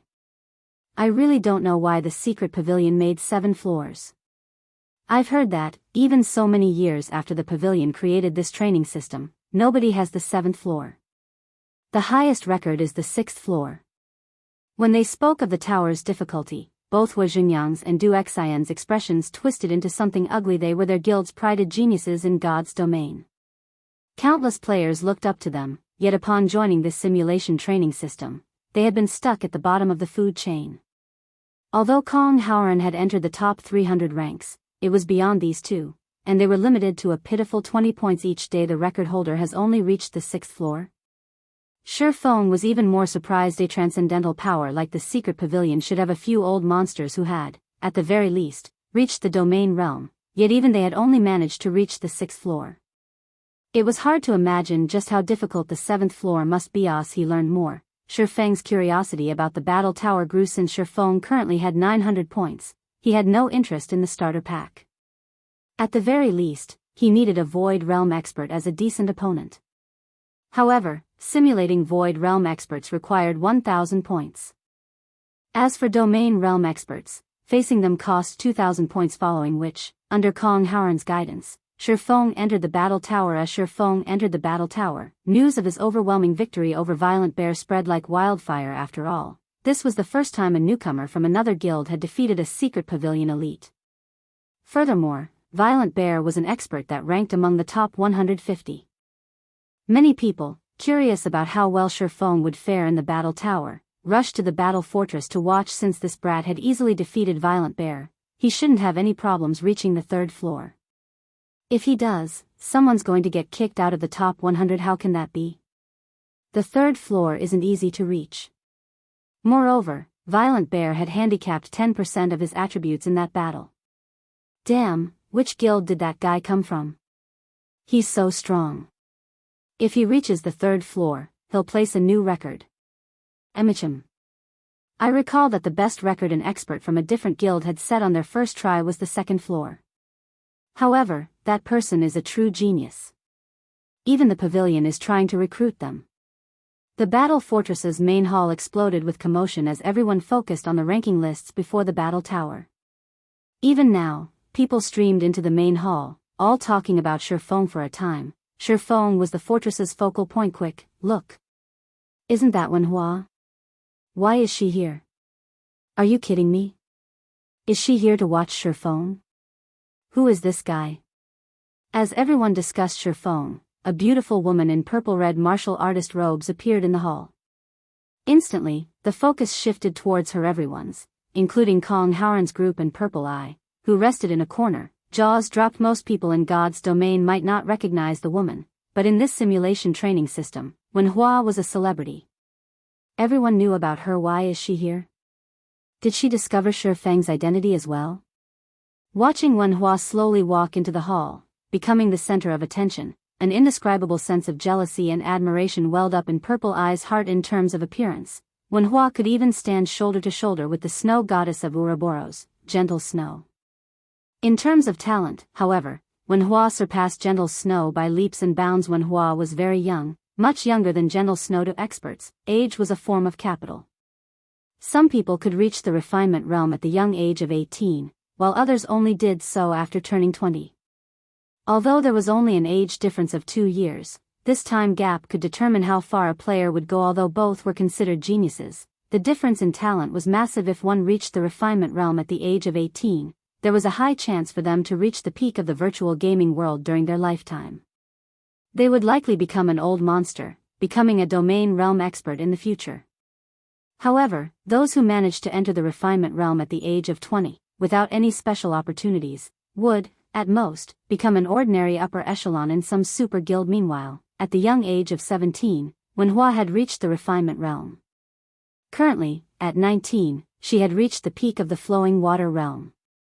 The pavilion's old monsters commented that Wenhua lacked inspiration and could break through to the Void Realm at any moment. A 19-year-old Void Realm expert would have endless opportunities in their future. The secret pavilion had treated Wenhua like a rare, precious seedling and spared no expense to nurture her. The pavilion's old monsters often offered her pointers. She was likely to become the secret pavilion's future heir. Meanwhile, such an amazing woman had actually shown up to watch a newcomer. Why wouldn't this be shocking? Chapter 894, Sword Meister. Ignoring all the stares directed at her, Wenhua took a seat near the battle tower's portal and selected to spectate Shi Feng's progress inside the tower. Being a spectator allowed her to see everything happening inside the tower clearly. However, this spectator mode cost battle points. Moreover, the number of points required by the system was not low, a total of 300 points to spectate a person. The system would automatically give 200 of these points to the fighter. For the newcomers and the members of the secret pavilion, this was a price that none of them was willing to pay. Paying 300 points to spectate anyone, aside from the experts ranked within the top 50, would just be a big waste of their points, especially for a newcomer that barely anyone knew about. Shortly after Wenhua sat down, a young man exited from the training field's portal. When this young man spotted Wenhua, he hurriedly made his way over to her. Isn't that Cold Autumn? Why is he here? I heard that he's been training like a madman ever since his trip to Star Moon Kingdom. He must have received some kind of stimulation there. Now, he spends nearly all of his spare time fighting inside the training field. The members of the secret pavilion were shocked when they saw Cold Autumn, who had appeared out of the blue, walking over to Wenhua. The three great geniuses of the secret pavilion were individuals that were usually very hard to meet, yet two of them had actually shown up in the battle fortress. It was truly a rare sight to behold. Sister Wenhua, why do you suddenly have time to come here? Cold Autumn asked when he reached Wenhua.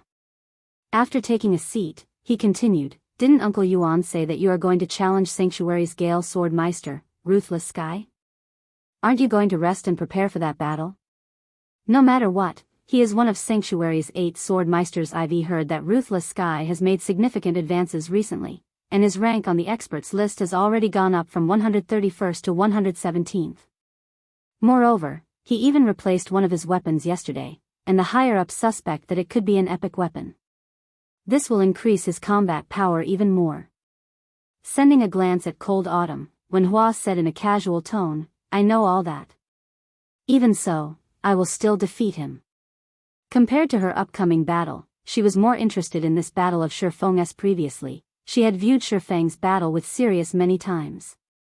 However, at the end of the day, a video recording was still a video recording. The experience was far from comparable to watching in person. Originally, she had intended to come here only for a little training. She never thought that after arriving, she would hear news of a newcomer defeating Violent Bear.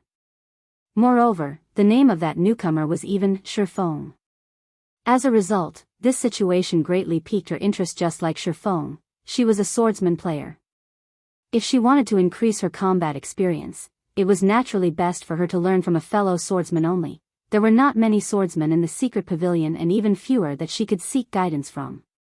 At this moment, these people could no longer help her improve any further. Hence, she had opted to challenge the famous swordsman in God's domain. Now that a swordsman who had managed to defeat Sirius had appeared, she obviously could not let the opportunity to observe him fight slip by if it was possible. She even wanted to have a match against Shifeng, following which, Wenhua returned to observing Shifeng's battle quietly. Just who is this person? He is actually able to rouse Sister Wenhua's interest. Cold Autumn was baffled. If he were to spread the word of this matter, it would most likely shock the entire secret pavilion. Thinking so, Cold Autumn suddenly selected the spectator mode as well. Moreover, the person he chose to spectate was the newcomer Shifeng. 300 points might be a lot to an ordinary expert of the secret pavilion, but to him, it was still barely acceptable. Damn, this is just insane. Two of the great geniuses are actually spectating Shifeng's battle. This can't be real, right? Isn't he just a powerful newcomer? Even reaching the 3rd floor is a problem. Is it really worth spending 300 points to watch him? The mouths of the players in the main hall hung wide open as they watched Wenhua and Cold Autumn quietly sitting beside the battle tower's portal. Damn it. Purple Eye clenched her fists as she looked at Wenhua and Cold Autumn. It would be great if we had come here a few days earlier. It's just impossible to gather 300 points right now. She knew who exactly Shifeng was. If she missed this opportunity to witness his battle, who knew when she would get another chance? Why don't I go borrow some points? I heard that aside from duels, the members of the secret pavilion will also loan battle points. However, we'll need to pay an additional 30% interest when paying back the points, Red Feather said, gritting his teeth. Purple Eye promptly nodded in response. Compared to paying an interest rate of 30%, being able to watch this battle was much more important. This scene bewildered the members of the secret pavilion. They could not understand just what kind of attraction Shifeng held to rouse the interest of not only the pavilion's geniuses but also the newcomers. Inside the battle tower, Shifeng was currently standing in the middle of an endless plain with a total of 49 prairie lions and 1 prairie lion king surrounding him. Prairie lion, elite rank. Level 30. HP 60,000/60,000. Prairie Lion King, Special Elite. Level 30. HP 200,000/200,000. System: defeat all monsters to progress to the next floor. Every Prairie Lion killed will reward you with 1 combat point, and killing the Prairie Lion King will reward you with 10 combat points. No wonder Kong Howren's group weren't able to clear the first floor, Shi Feng thought as he swept a glance at the lions besieging him. He then took a look at his own attributes. Currently, his attributes were roughly equal to those of a level 30 swordsman geared in bronze weapons and equipment. Right now, he was the very definition of an ordinary player. The difficulty of defeating this pride of lions would be extremely high. Moreover, this place was an endless grassland, offering no terrain whatsoever that players could take advantage of, which further increased the difficulty. Roar. The Prairie Lion King bellowed angrily and advanced simultaneously. The prairie lions surrounding Shi Feng pounced at him as well. An ordinary player would usually panic if faced with attacks coming from all sides. They would instinctively attempt to rush out of the encirclement. As for expert players, they would choose to fight while retreating, slowly but surely killing these monsters. However, Shi Feng did neither of these things. With an ordinary level 30 player's attributes, he simply had no chance of outrunning the Prairie Lion King. On the contrary, attempting to do so would place himself in a disadvantageous situation facing the incoming pride of lions. Shi Feng began brandishing the twin swords in his hands. In the next moment, countless streaks of sword light flashed around Shi Feng, forming a barrier of sorts around him. Any lion that came at him would have their joints struck by Shi Feng's swords.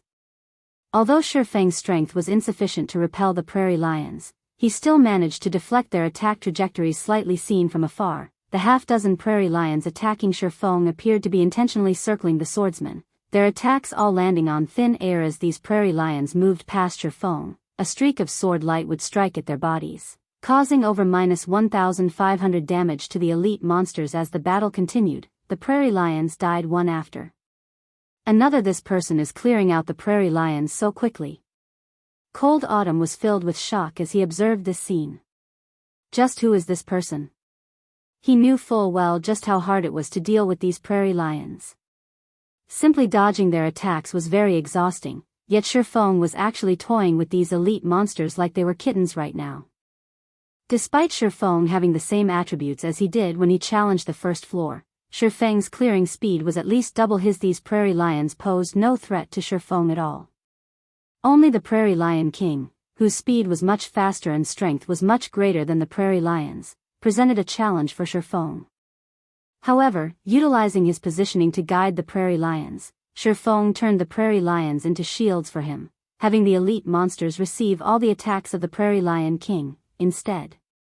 After each successful block, Shi Feng would also follow up with a counterattack, each of his blows dealing over -1,200 damage to the special elite. The Prairie Lion King's HP fell at a rate visible to the naked eye. In the end, the special elite died without even managing to land a paw on Shi Feng, its body lying motionless on the ground. Meanwhile, the players present in the main hall of the battle fortress suddenly fell silent, every one of them staring at the record board of the battle towers. First floor with a dumbfounded expression at this moment. The first floor's original fastest clear record of 47 minutes 27 seconds had actually been broken. Chapter 895, Unstoppable Record. How is he so fast? An uproar broke out in the main hall the instant the players saw the record broken. None of them dared to believe it was true. The clear record for the battle tower's first floor had stood for a very long time now. Most people required nearly 2 hours to deal with the monsters on the first floor, taking at least double the record time. Even the personal bests of the 3 great geniuses of the secret pavilion were relatively far away from the record clear time. Yet, Shi Feng had broken it easily 37 minutes 24 seconds. Everyone grew extremely curious as to what had happened inside the battle tower when they saw this new record. Just what did Shi Feng do to clear the floor so quickly? Sister Wenhua, just who is this person? Cold Autumn could not help but ask when he saw this new record. The battle tower's record had remained unchanged for many years now. Even if someone could surpass it, the person capable of doing so definitely should not be a young man like Shi Feng. Nevertheless, a newcomer originating from another guild had beaten the best record by over 10 minutes. You've also seen this person before, Wenhua replied, chuckling. I've seen him before? Cold Autumn grew curious at these words.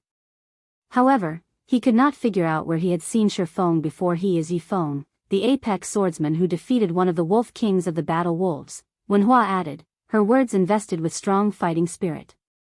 When she had only seen Shifeng's battle videos before, she merely thought of having a match with him. Now, however, what she wanted to do was surpass the man. However, what she had to do first was defeat Sanctuary's Gale Sword Meister. He is Yifeng.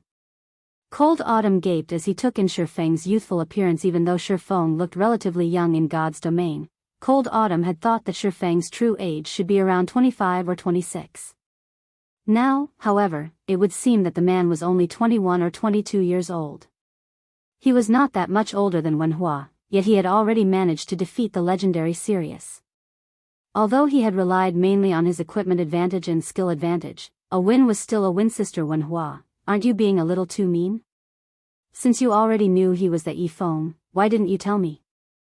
I nearly missed out on a big opportunity to spectate one of his battles, Cold Autumn grumbled. Inwardly, however, he felt thrilled.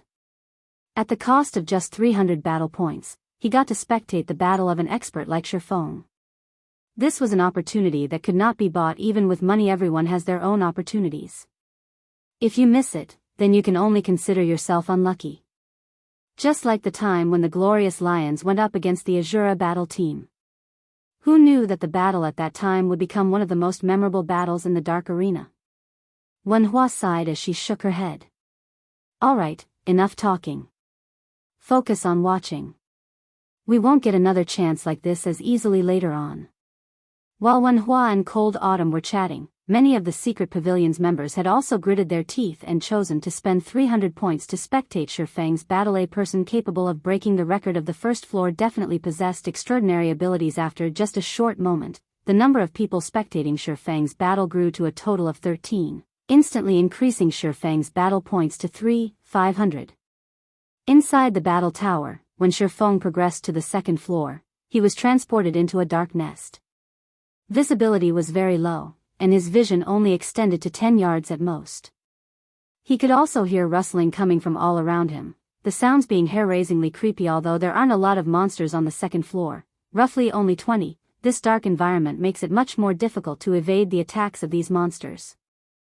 I also had to attempt and train on this floor many times before I got used to this environment. Cold Autumn revealed a smile when he saw Shifeng standing still after arriving on the second floor. Although he was not present on the battlefield, his viewing angle was not that far from Shifeng. Moreover, as a spectator, he had a much clearer view of the battlefield than Shifeng, and his field of vision was nearly 3 times that of Shifeng's. At this moment, 19 elite-ranked Nightwalker Tarantulas and 1 special elite-ranked Ghost Tarantula had Shifeng completely surrounded. Nightwalker Tarantula, elite rank. Level 30. HP 70,000/70,000. Ghost Tarantula, Special Elite. Level 30. HP 240,000/240,000. Shifeng could get 2 combat points for every Nightwalker Tarantula he killed, while the Ghost Tarantula would give him a total of 40 points if killed. The points these monsters gave were much more than those for the monsters on the first floor. With a visual range of 10 yards, players would have an exceedingly short time to react to any attacks from the tarantulas. Here, even taking a breath at a wrong time could result in one's death. Even if players were just going up against monsters of the same level, the difficulty of the second floor was significantly higher than the first floors. Hence, the number of experts that had managed to clear the second floor among the participants of the training system this time around was extremely low. Even a refinement realm expert like Violent Bear had failed to clear Ito Shifeng. However, this floor was child's play. After reaching the Void Realm, even having his sense of sight weakened would hardly affect his combat power. Although Shifeng could not visually perceive the situation beyond 10 yards, the vibrations and sounds passing through the air allowed him to pinpoint the positions of all the monsters within the nest. Before the monsters even got to 10 yards of him, Shifeng had already started taking appropriate countermeasures. Compared to the lions on the first floor, the massive tarantulas on the second floor were much easier to handle. Although the tarantulas were slightly faster than the lions, their strength was weaker. Up to the moment the battle ended, none of these tarantulas had landed a direct hit on Shifeng even once. Only the Ghost Tarantula's high attack speed managed to force Shifeng to block its attacks a few times, inflicting a small amount of damage as a result. Shifeng's evasive maneuvers and attacks completely mesmerized the spectators of the battle. Shifeng had fought the monsters as if he was just taking a leisurely walk through the park. Aside from these feats, Shifeng had also broken the clear record of the second floor. The original record time was 32 minutes 54 seconds, whereas Shifeng's clear time was 27 minutes 35 seconds, following which, the number of people spectating Shifeng's battle increased by 15, boosting Shifeng's battle points further by 3,000. The third floor was a fiery hell. The majority of the ground on this floor was scorching red. Stepping on a patch of red immediately imposed burn damage. Only the areas scorched black were safe. However, there were very few of such areas in this fiery valley. Players would have their movement greatly restricted while fighting on this floor. Meanwhile, Shifeng's opponents for this floor were drastically different from his previous ones. Although there were only 10 monsters on this floor, all 10 of them were hovering around in the air. Flame Falcon, Elite Rank. Level 30. HP 60,000/60,000. Flame Eagle, Chieftain Rank. Level 30. HP 900,000/900,000.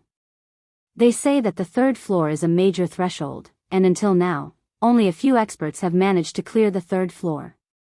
Just how far will he be able to go? Looking at Shifeng remaining motionless, many people began wondering how he would avoid the attacks of the Flame Eagle. A chieftain was much stronger than a special elite. Dodging attacks from such a monster was already extremely difficult, to begin with, not to mention the various constraints the environment placed on Shifeng's movements. Without a proper method to cope with the Flame Eagle, Shifeng would very quickly lose his life on the third floor. This is rather interesting. It's no wonder they say that the battle tower plays a crucial role in guiding one through the various combat realms. As Shifeng took in his surroundings and the Flame Eagle hovering above him, he suddenly understood what was going on in the battle tower. Chapter 896, Skyrocketing Points. The secret pavilion had another name for the battle tower, the Tower of Guidance. From what Kong Haran shared, the battle tower could help a player grow, all the way up to grasping a domain. Previously, Shifeng only partly believed these words. Now, however, he no longer doubted them. In order to be considered as having reached the refinement realm, one needed to have excellent control over their own body and be able to flexibly and naturally vary the amount of strength their body exerted. The flowing water realm required one to perceive and observe the opponents. One had to be able to distinguish their opponent's thoughts and carry out appropriate responses in advance by observing the opponent's minute movements. To put it simply, one needed to be able to react before their opponents even acted. The void realm demanded a certain amount of control over one's surroundings.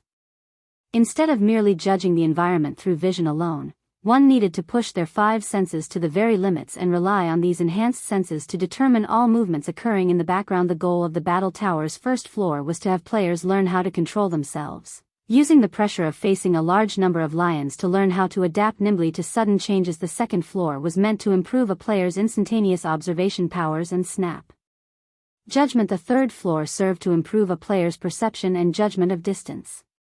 Accurately judging distance was a challenging task. However, as long as one managed to achieve this, they would be considered to have officially entered the flowing water realm. Shifeng had to admit that the guidance provided by the battle tower was very on point. It was no wonder that super guilds could nurture such a large number of top-tier experts. The Flame Falcons and Flame Eagle hovering in the sky had no intention of giving Shifeng too much time. Letting out screeches that echoed throughout the entire valley, the fiery birds spat out scorching flames in Shifeng's direction in unison. It will be difficult for him to clear the third floor. Among those present inside the battle fortress were quite a few people whose progress stalled on the third floor. Hence, they were very clear on how difficult this floor was. Not only would one receive flame attacks from all directions, but the valley floor would also change at random.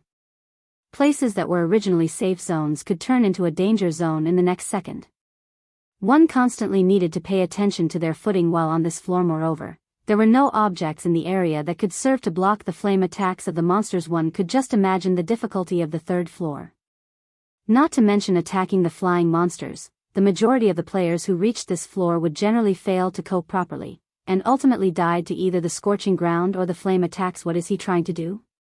Everyone suddenly noticed that, despite seeing the 10 streaks of flames coming at him, Shifeng actually chose to remain standing still just as the flames were about to devour Shifeng. The swordsman suddenly strode forward, his body leaving behind numerous afterimages as he moved about the small platform he was on.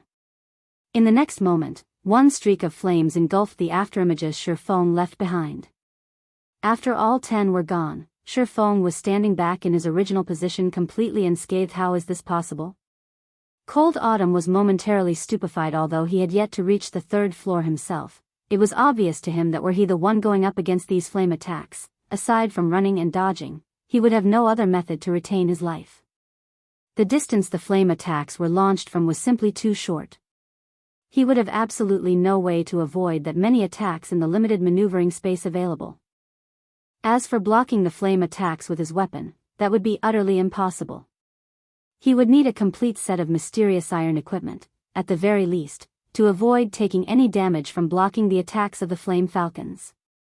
Blocking the attacks of the flame eagle would require him to be fully geared in secret silver equipment at the minimum. However, the system armed them with only a set of bronze equipment in the battle tower. Trying to defend against the flame attacks would be suicidal now. Even while standing in that small area, Shifeng had actually managed to avoid all the flame attacks. It was as if these flames were intentionally circling his body. This is impossible. There must be something wrong with the system. How can he dodge all those attacks in time at such a close distance? The players spectating Shifeng had long since gone into an uproar. Almost all of them had shouted the same thing no matter how they wrapped their minds around it. Dodging so many attacks from such a close distance was not feasible. The only possibility was that an error had occurred with the system. Otherwise, how were they supposed to explain the earlier scene? Wen Hua, however, did not feel any surprise at the outcome of that onslaught. Everyone was basing their judgments only on the distance the flames were coming from. However, they had forgotten that they were living in a 3-dimensional world.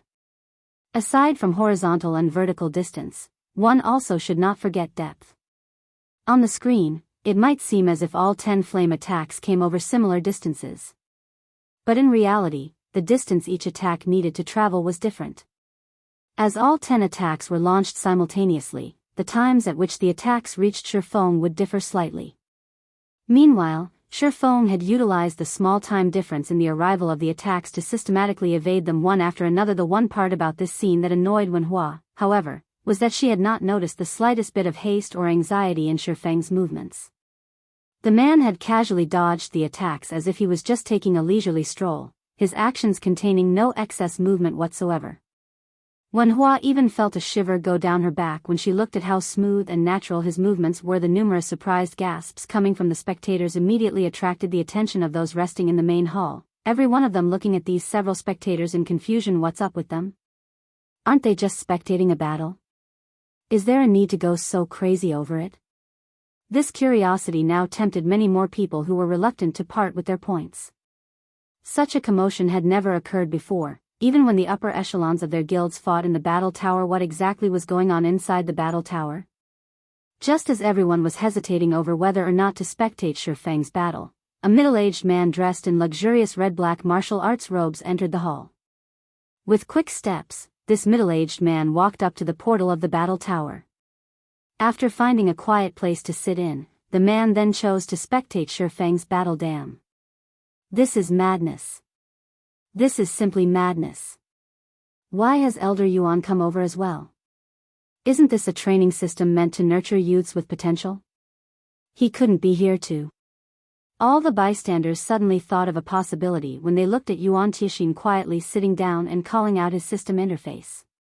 However, none of them could accept this shocking thought of theirs. Those who had still been hesitating immediately looked for seats and chose to spectate Shifeng's battle instantly. The number of people spectating Shifeng increased to 63. Those who lacked the points to spectate were all stupefied by this scene.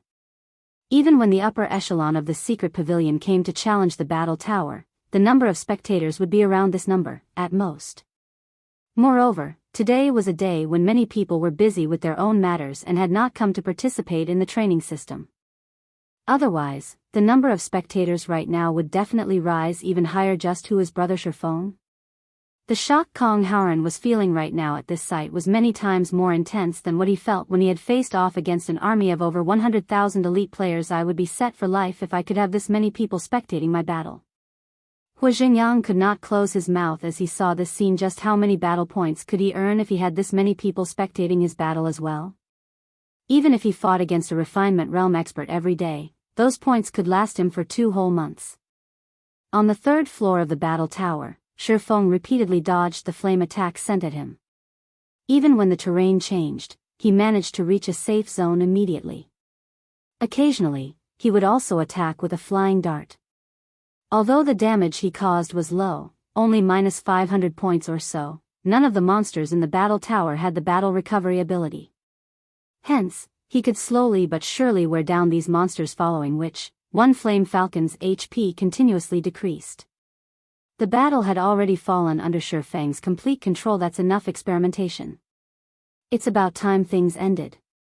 He then threw out the last dart that took away the final strand of HP of a Flame Falcon. As a result of one Flame Falcon dying, the number of attacks Shi Feng had to face at a single time decreased from 10 to 9, making dodging the attacks much easier for him with no suspense whatsoever. He whittled down the remaining Flame Falcons and Flame Eagle, once again easily clearing a floor only. As Shi Feng was not playing a ranged class, his attacks were a lot less effective compared those of ranged classes.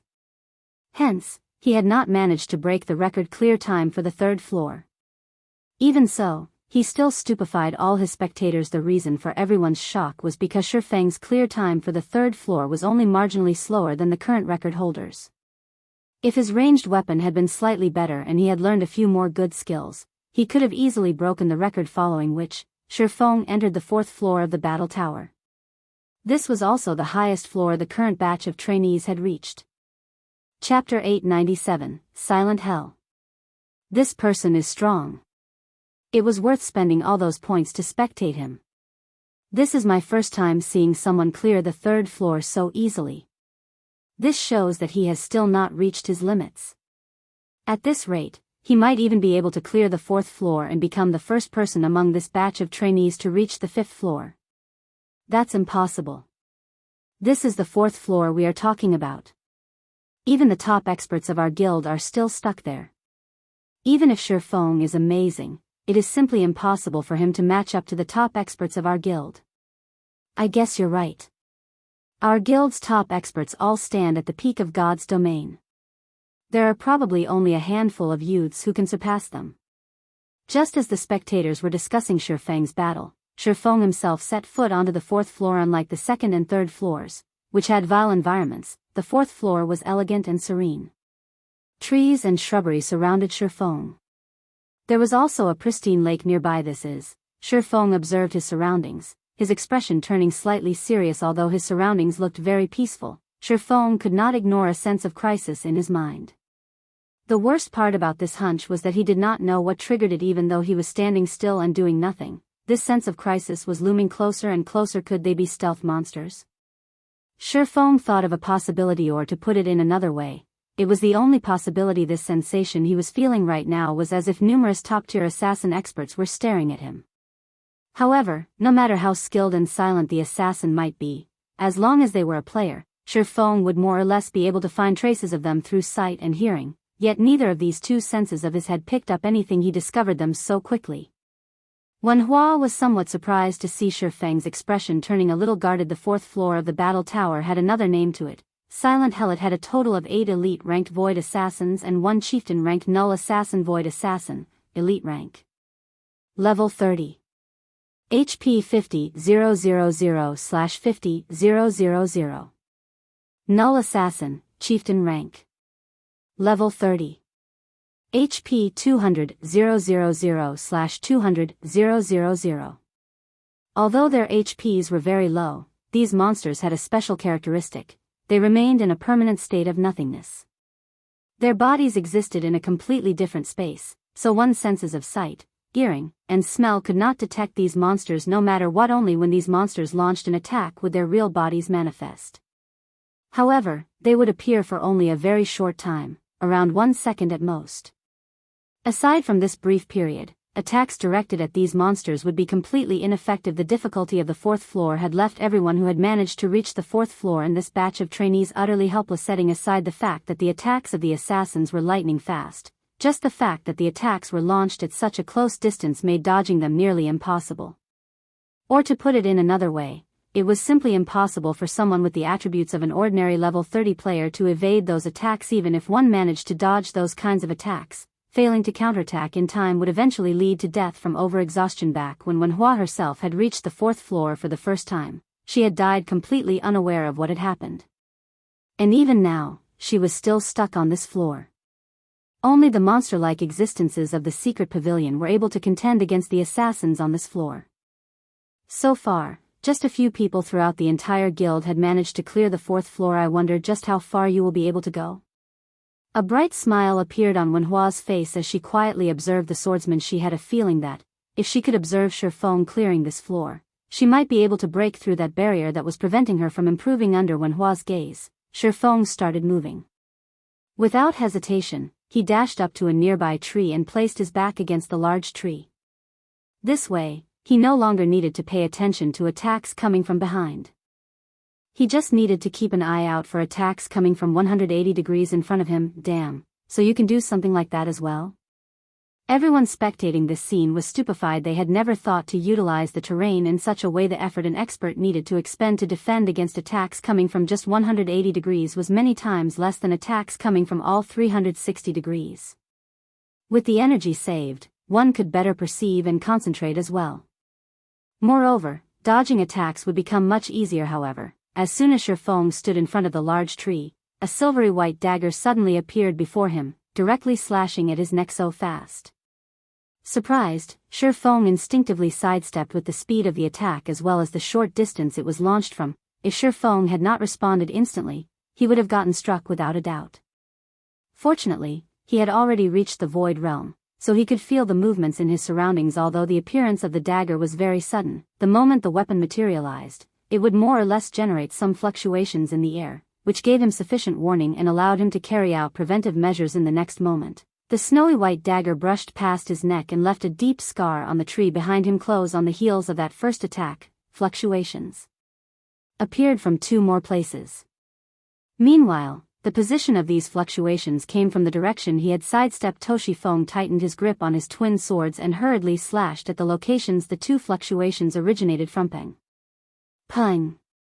Two crisp sounds echoed throughout the entire forest. The sparks generated were also extraordinarily eye-catching. Crap, isn't he too amazing? How did he manage to detect those attacks? The spectators' mouths all fell wide open when they saw the sparks flashing before Shifeng. As bystanders, they had a much clearer view of the situation than Shifeng. However, even after looking for a long time, they failed to detect anything peculiar about the locations he had attacked. There was just empty space there. Nevertheless, Shifeng succeeded in very accurately blocking two strikes. They all felt that Shifeng was not human but a monster in human guise. Instead, how are his attacks so fast? Wenhua was inwardly shocked when she saw this scene, her mind constantly replaying Shifeng's previous actions. Setting aside how Shifeng had managed to detect the location of the attacks, just being able to execute such quick counters from such a short distance was simply unbelievable.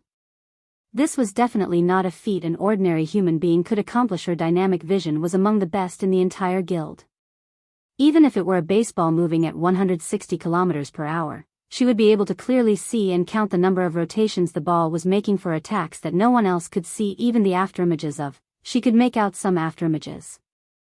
Although they would be extremely vague, she would still manage to see a small portion of the attack. However, Shifeng's slashes were completely different.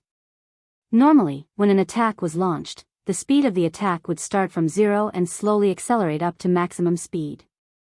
However, through some unknown technique, Shifeng's swords had gone from a standstill to moving at maximum speed instantly. There was no acceleration process in between whatsoever, following which, Shifeng brandished his swords dozens of times, blocking every attack sent at him. Not a single scratch could be found on his body. Instead, the constant clangor of metal surrounded him. Seen from afar, Shifeng appeared to be training his swordsmanship all by himself. As more time passed, Shifeng grew accustomed to blocking the attacks of the assassins. Time to end this. Feng swept a glance at his surroundings, his lips curling up in a smile at this moment. He no longer bothered to block the dagger striking at him. Instead, as if he had already anticipated this attack, his body smoothly sidestepped while his right arm swung at the location the dagger appeared from soon after. A streak of greenish blood stained the grassy ground. Chapter 898, Unseen Improvement. 327. The instant this damage emerged, a blurry figure also appeared, the dark green HP bar above the figure's head shortening slightly a moment after the HP bar showed up. However, the figure disappeared once more. Even when Feng tried launching another attack at the same position, the only thing his sword hit was air. There's only a 1.3-second period for a counterattack. That really is short. No wonder so many people have failed to clear this floor. Feng was slightly surprised. He had never expected these monsters to have such a characteristic as well. Originally, it was already very difficult to grasp the attack trajectories of these monsters. Moreover, there wasn't just one monster attacking him. Based on Feng's perception, at least 5 monsters were attacking him. Yet, not only did he have to dodge the attacks of these monsters, but he also needed to launch a counterattack within such a short time frame.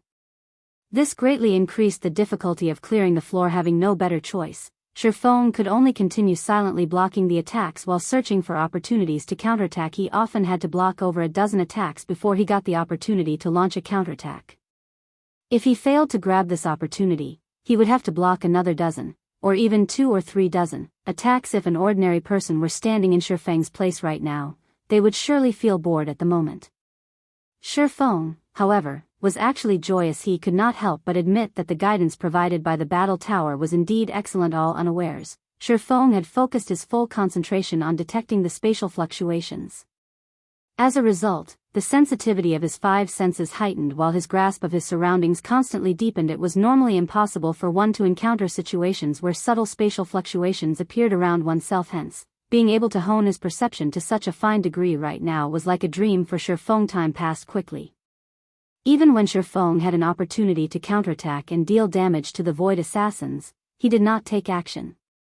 After all, this here was the best place for him to train right now. As his perception improved, Feng became increasingly sensitive to the subtle fluctuations caused by the Void Assassins. Initially, these weak fluctuations felt no different from tiny raindrops hitting his skin.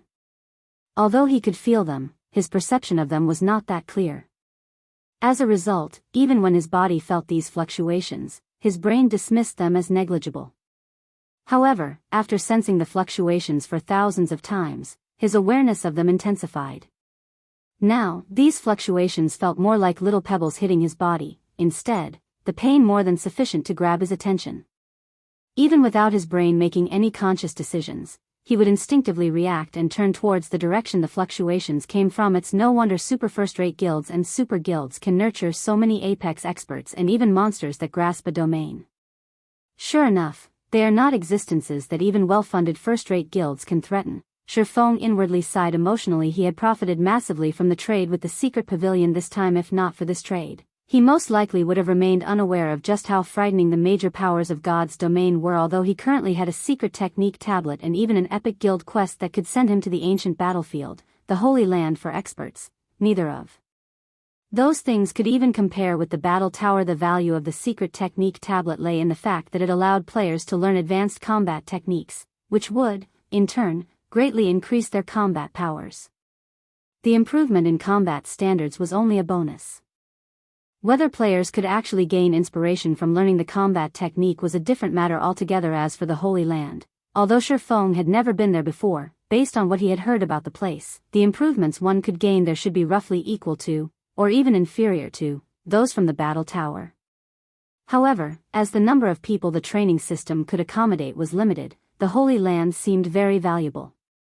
Otherwise, the major powers of God's domain might not even bother to compete over entry to the Holy Land. What a pity. I thought he would clear the 4th floor as well.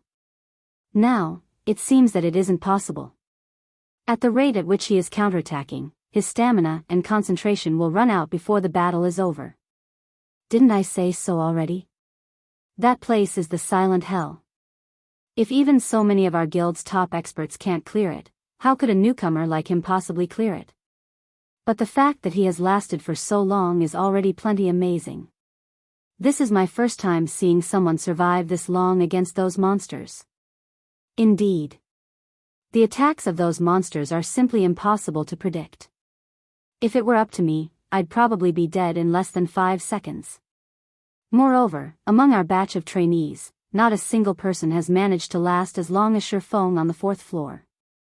With this, he can be considered the #1 player among us. Without anyone noticing, Shifeng had risen to become the first-ranking player in everyone's hearts. At this moment, the members of the secret pavilion no longer looked at him arrogantly, all of them feeling only admiration for the swordsman. Just as everyone had thought that Shifeng's limit was the 4th floor. 2 streaks of green blood suddenly appeared before Shifeng, the void assassin that had its body exposed, losing close to a total of 2,700 HP. That should be enough practice. There's no point in continuing this training. Let's go to the 5th floor to take a look, then. After deciding so, Shifeng adjusted his breathing and finally launched his counterattack. After a long period of tempering himself with the void assassins, Shifeng could already react to the fluctuations they caused without paying deliberate attention to them. He could now place more of his concentration on dodging and attacking, instead.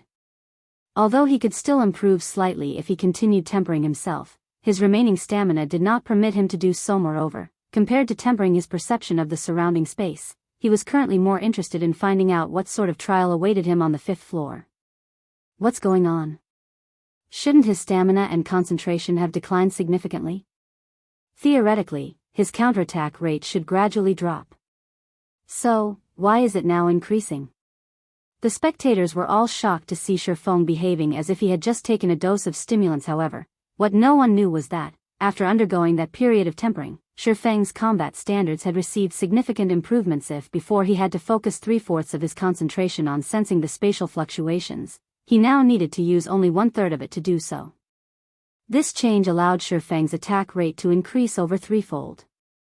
In less than 10 minutes, Shifeng had defeated all 8 void assassins, leaving only the chieftain-ranked null assassin, which had not moved at all since the start of the battle. The instant the 8th void assassin died, the null assassin finally took action. The instant the null assassin struck, Shifeng nearly lost his life. The null assassin's attack was exceedingly fast, and its strength was extremely powerful. It was simply impossible for Shifeng to evade the chieftain's strike even though he had managed to sense it coming. Reacting quickly, Shifeng launched an attack of his own at the null assassin's dagger, using the force of the impact to deflect the dagger's attack trajectory slightly so that it struck air, instead so strong. Shifeng inwardly felt fortunate as he looked at his still trembling arm. If not for him requiring less concentration now to detect the spatial fluctuations and being able to invest more attention into attacking and evading, he would have most likely fallen to the null assassin already. He dodged it. Yuan Tianxin was astounded as he looked at the unmarked Shifeng. He had expected Shifeng to suffer miserably when the null assassin took action. The reason for this assumption of his was because he understood just how powerful the null assassin was. Although he, too, was a Void Realm expert, he had suffered hundreds of defeats at the hands of the null assassin. Only after a long period of arduous training did he manage to defeat the null assassin. Moreover, even until now, his win rate against the null assassin was still not 100%. Hence, he never imagined that Shifeng would actually manage to deflect the null assassin's attack on his first try. The scariest part about the null assassin was its first attack. If one could avoid its first attack, the subsequent battle would become much simpler. Sure enough, after a short adjustment period, Shifeng launched his counterattack on the null assassin, continuously dealing damage to the chieftain. In the end, after a dozen minutes or so of strenuous battle, he depleted the null assassin's 200,000 HP. Chapter 899, Ranking Competitions Number 1. What? He cleared it, just like that? All of the spectators were stupefied as the null assassin's corpse appeared on the ground. Until now, not a single person among their trainees had conquered the silent hell. Although they knew that some of them would eventually clear the 4th floor, they never expected a newcomer from another guild to do so. Meanwhile, Shifeng's success caused an uproar among the other players in the main hall. Many people began to regret their decision to not watch Shifeng's battle. If they had done so, they might have learned something, allowing for minor breakthroughs. After all, every expert had their own strengths and weaknesses. If the other party's strength made up for what they lacked, they would gain some insight from watching the battle. Ha ha ha.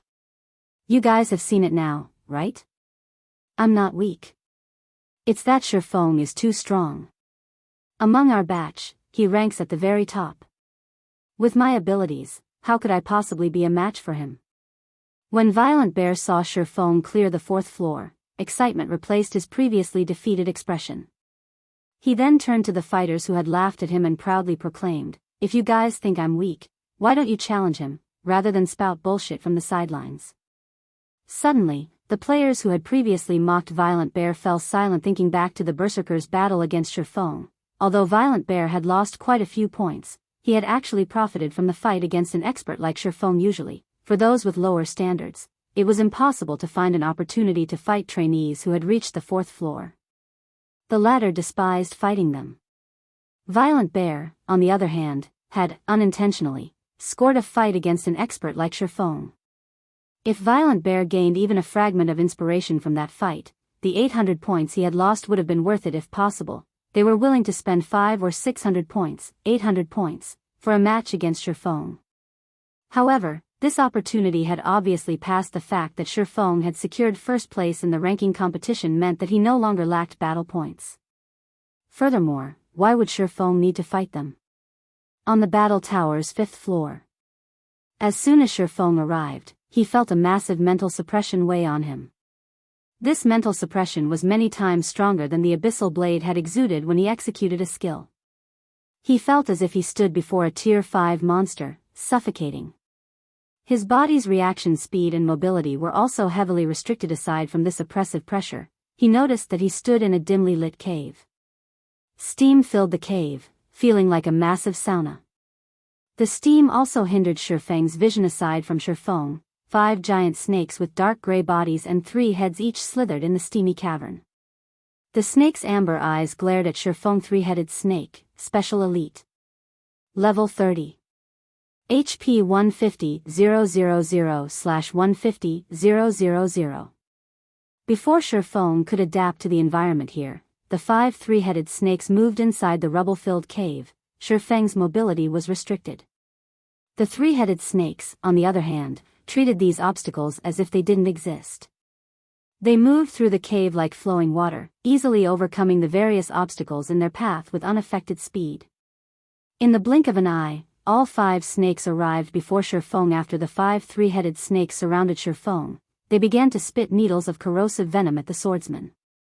The venomous needles rained down on Shifeng like thin rain. In this steamy environment, it was simply impossible to detect them with the naked eye.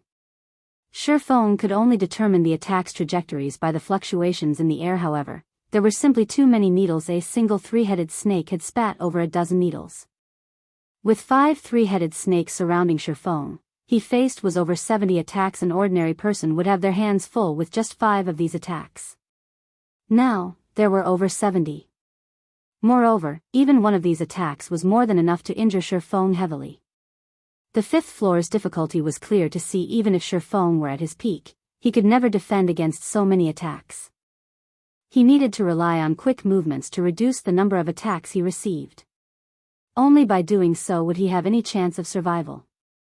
Moreover, not only were his reactions slowed right now, but he was also surrounded by a vile environment. With so many obstacles, it would be very easy to trip and fall if he moved too quickly, which would then open holes in his defense. However, even knowing this, Shifeng chose to run. If he simply stood there, the numerous attacks would claim his life as expected of the battle tower's 5th floor. This isn't any place for ordinary human beings. Shifeng brandished his twin swords to deflect the venomous needles as he ran. Although these needles did not contain much force, there were many of them. Even after Shifeng ran, he had to face nearly 40 needles. With his blurred perception, a single mistake would result in the venomous needles finding their mark. Although each needle only dealt around -500 damage, Shifeng only had several thousand HP. Following which, as Shifeng ran through the cave and evaded the needles, his HP rapidly decreased in the blink of an eye. Shifeng's HP reached 0, his body falling to the ground. In the end, he was teleported out of the battle tower. Even after Shifeng returned to the main hall, the spectators around the battle tower's portal were still in a daze. The 5th floor was absurdly difficult. Just watching the rain of venomous needles pelt Shifeng made a chill run down their spines. There was also that massive mental suppression to contend with. If they had to fight in such an environment, they wouldn't even last 2 seconds before becoming porcupines. However, Shifeng had managed to last over 10 seconds before succumbing to the near-invisible needles. If not for those attacks being so hard to detect, Shifeng could have survived for much longer. He might have even put up a good fight against those 3-headed snakes. Is this his current strength? After Cold Autumn exited spectator mode, he looked around him, a faint chill crawling down his back. Fortunately, he had experienced that battle as a spectator. Had he been fighting against that oppressive pressure, he would have been paralyzed. All he could have done was wait for death to take Hima's. For Wenhua, after seeing the difference between herself and Shifeng, she wasn't afraid in the least. On the contrary, she brimmed with fighting spirit, the corners of her lips lifting into a bright smile. Although she could clearly feel just how massive the gap was between them, she had obtained tremendous insight from watching Shifeng's fight previously. She had concentrated on a singular question: why were Shifeng's attacks so fast? However, after a long period of observation, she more or less gained some inspiration. Every time Shifeng attacked, his body began to move even before his sword did.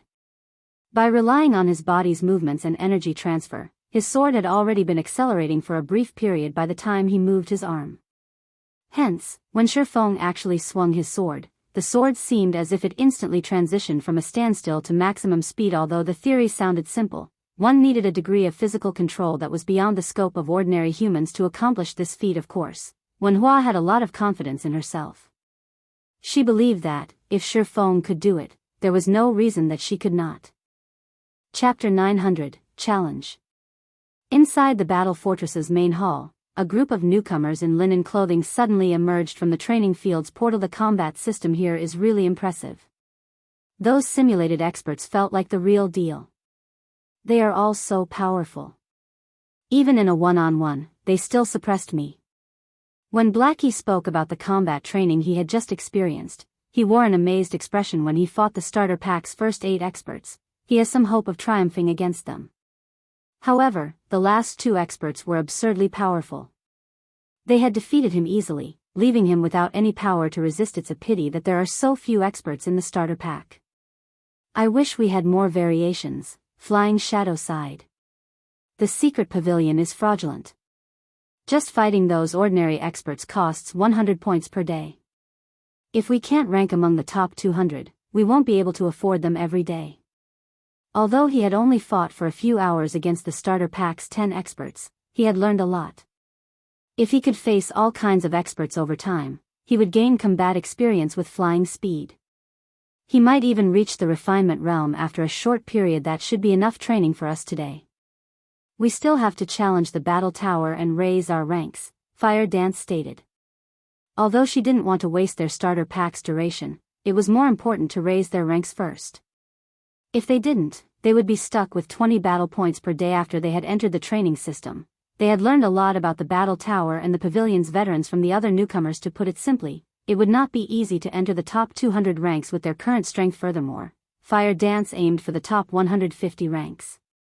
Only by entering the top 150 would she receive 200 points each day, which would allow her to face 1 refinement realm expert per day. If she were stuck among the top 200, she would have to wait 2 days to challenge a refinement realm expert. As for the starter pack's experts, the first 8 weren't even a warm-up for her. Only the last 2 experts had made her work for her victory. Even after dozens of matches with those 2 experts, her win rate was only 50%. On the other hand, the secret pavilion's top 150 experts had at least an 80% win rate against the starter pack's refinement realm experts. With her current standards, it would be a relatively difficult task to enter the top 150 at the same time. She was very excited. There were only a handful of experts in Star Moon Kingdom that could pose a challenge. In the simulation training system, however, there were crowds of such experts waiting for her. Big sis Fire, look, for some reason, a lot of people have gathered over there. Violet Cloud pointed out as she looked towards the battle tower's portal. Curiously, she asked, what are they doing? When they had arrived at the battle fortress, not many people had been present. Now, however, over 100 people had crowded the main hala. Someone seems to be leaving the tower, Kola said as he saw the portal flash with white light. The figure of a man then stepped out of the portal. After a moment, they recognized the familiar figure. A large crowd had huddled around the portal. As soon as Shifeng emerged, everyone turned towards him. They looked at Shifeng as if he were a monster, curiosity and horror flashing in their eyes. Shifeng was simply some newbie that had joined the training system today, yet he had set foot onto the 5th floor. The secret pavilion's members had already been in the simulated training system for over a month. For some, this wasn't even their first year. Yet, they were all still stuck on the battle tower's 4th floor. Hence, Shifeng's achievement was difficult for them to swallow. Doesn't he look just over 20? He actually reached the 5th floor at such a young age. Even among all the geniuses throughout our secret pavilion's history, he should rank near the top, right? Yeah, he should rank within the top 20. Between Shifeng and Wenhua, who do you think has more talent? Do you even need to ask? It is certainly Wenhua. Even our guild leader can't stop praising her talent, claiming that she ranks among the top 10 throughout the secret pavilion's history. When Fire Dance and the others overheard the conversation, they were momentarily at a loss for words. They did not know whether they should celebrate or smile wryly. While their heads still ached about obtaining a better rank, Shifeng had already become number 1 in the ranking competition. Meanwhile, before Shifeng even had the chance to relive the battle on the 5th floor, he heard the sound of an emergency notification. Shifeng was then forcefully ejected out of the training system and forced into sleep. No one was surprised about Shifeng's sudden disappearance. They all thought that he had logged out to avoid their pestering. Moreover, training in the battle tower was very taxing. Almost everyone had to log out and rest after challenging the tower. Inside the luxurious bedroom, Shifeng climbed out from his virtual gaming cabin, the machine continuously beeping. A single tempering session in the battle tower consumes so much. Shifeng could not help his surprise when he saw the virtual gaming cabin's depleted nutrient solution tank. Before he had entered the training system, he had made sure to refill the cabin's nutrient solution storage and had drunk a bottle of A-rank nutrient fluid. The depleted nutrient solution was one thing. However, he was extremely hungry. Moreover, his entire body felt drained. This emptiness felt similar to when he had broken through the limits of his mental strength for the first time. It's no wonder why Yuan Tianxin had warned me to prepare S-rank nutrient fluids. Ordinary people can't afford to play around with this training system. Shifeng, more or less, understood why Yuan Tianxin had suggested caution.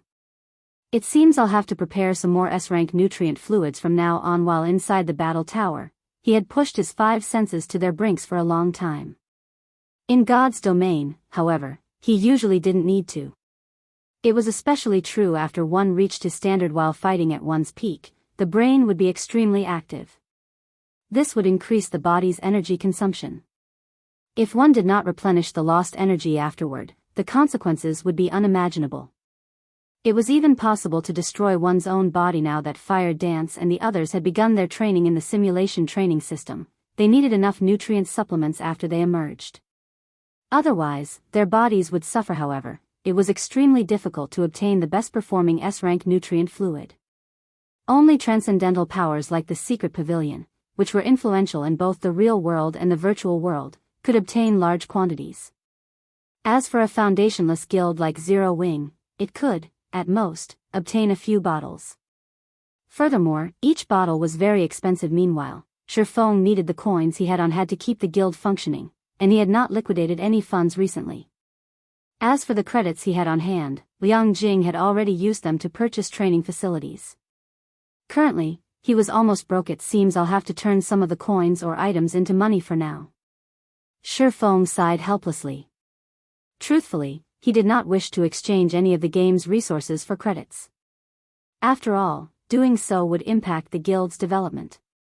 However, nurturing a group of top-tier experts was far more important right now. Just as Shifeng pondered selling the resources of God's domain, Liang Jing barged into his room, looking worried. Master Shifeng, something has happened.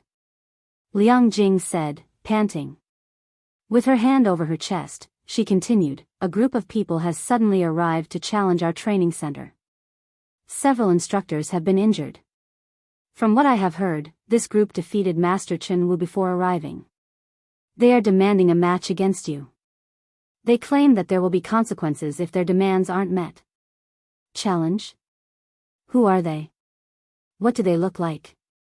Feng recalled a faint memory after hearing these words. Chapter 901, Silent Blade. Inside the bustling dojo, hundreds of people had gathered around the arena. This dojo is pathetic. These instructors are just garbage. They're completely misguiding the students here. With such skills, they even dare start up a dojo? Hey, you guys, you're better off training somewhere else. With these trash instructors teaching you, you won't get anywhere in a fighting competition, no matter how long you train.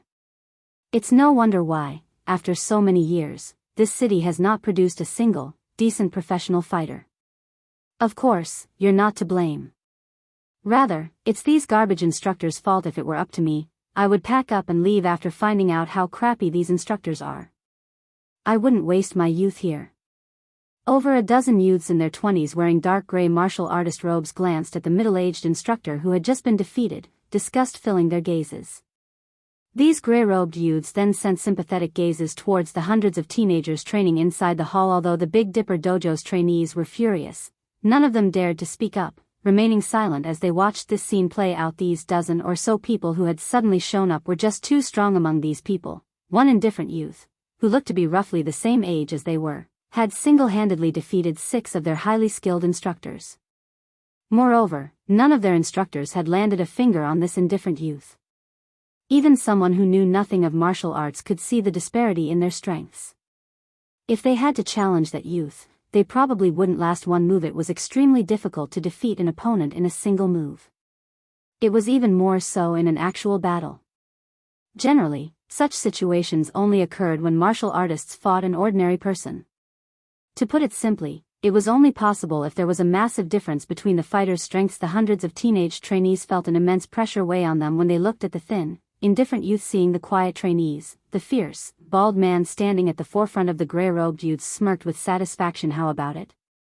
You've seen the difference in our abilities for yourselves. We have come from the White Tiger Dojo.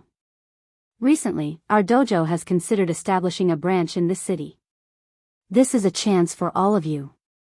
If you perform well in the branch dojo, you might even get the chance to train in the main dojo. At that time, you will be the star of tomorrow's fighting competition. You won't have to waste your lives in this tiny place. Hearing the bald man's offer, everyone was momentarily stunned. They immediately understood why even Master Chen Wu was no match for these youths. They had heard about the White Tiger Dojo.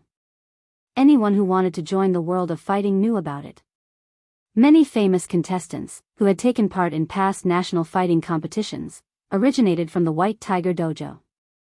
The dojo had even nurtured well-known, international fighters in the past. Countless youths that wanted their own fame in the fighting world dreamed of joining the White Tiger Dojo. However, they had never imagined that the White Tiger Dojo would open a branch in their city.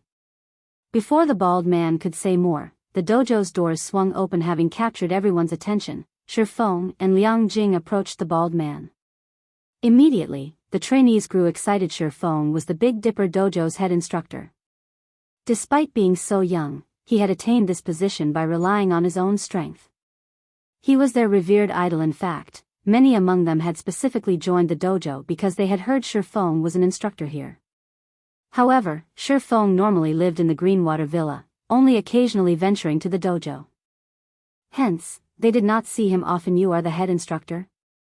The bald man's lips twisted into a sneer, glaring at Feng with disdain. He had heard that the newly established Big Dipper Dojo had a 20-something-year-old martial artist who guided the students. He had thought it had been a joke. Now, however, it seemed that the rumor was true. The man before him wore cheap, dark blue sportswear, and he didn't appear strong. Not only did the man seem a little pale, but he also lacked the aura of a martial artist. It was hard to imagine how such a weakling had wormed his way into the position of head instructor. In his opinion, Feng was weaker than the instructors that had already been defeated. At the very least, their auras had been passable. That's right. Why have you come looking for me in such a hurry? Feng swept a glance over the dozen or so members from the White Tiger Dojo, becoming more confident in his conjecture. In the past, after God's domain launched the mind space system, the well-known dojos throughout the nation had begun to expand.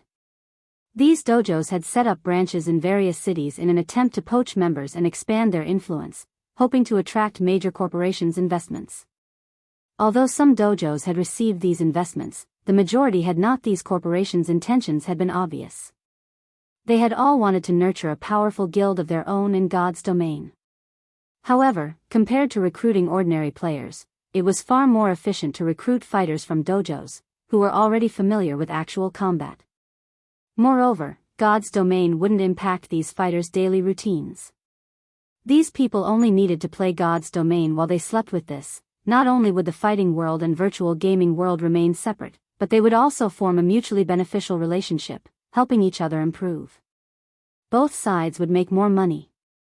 Knowing this, the major corporations that had been interested in the mind space system had refused to ignore such a valuable opportunity. Among the country's dojos, the White Tiger Dojo had chosen to set up branches in over a dozen third-tier cities. Jinhai City had been one of those cities. Back then, the city's various dojos had despaired upon hearing the news. These dojos had originally chosen to develop in a third-tier city precisely because they could not compete with the dojos in first- and second-tier cities. When the major dojos had targeted their cities, they had been forced out of business in the end.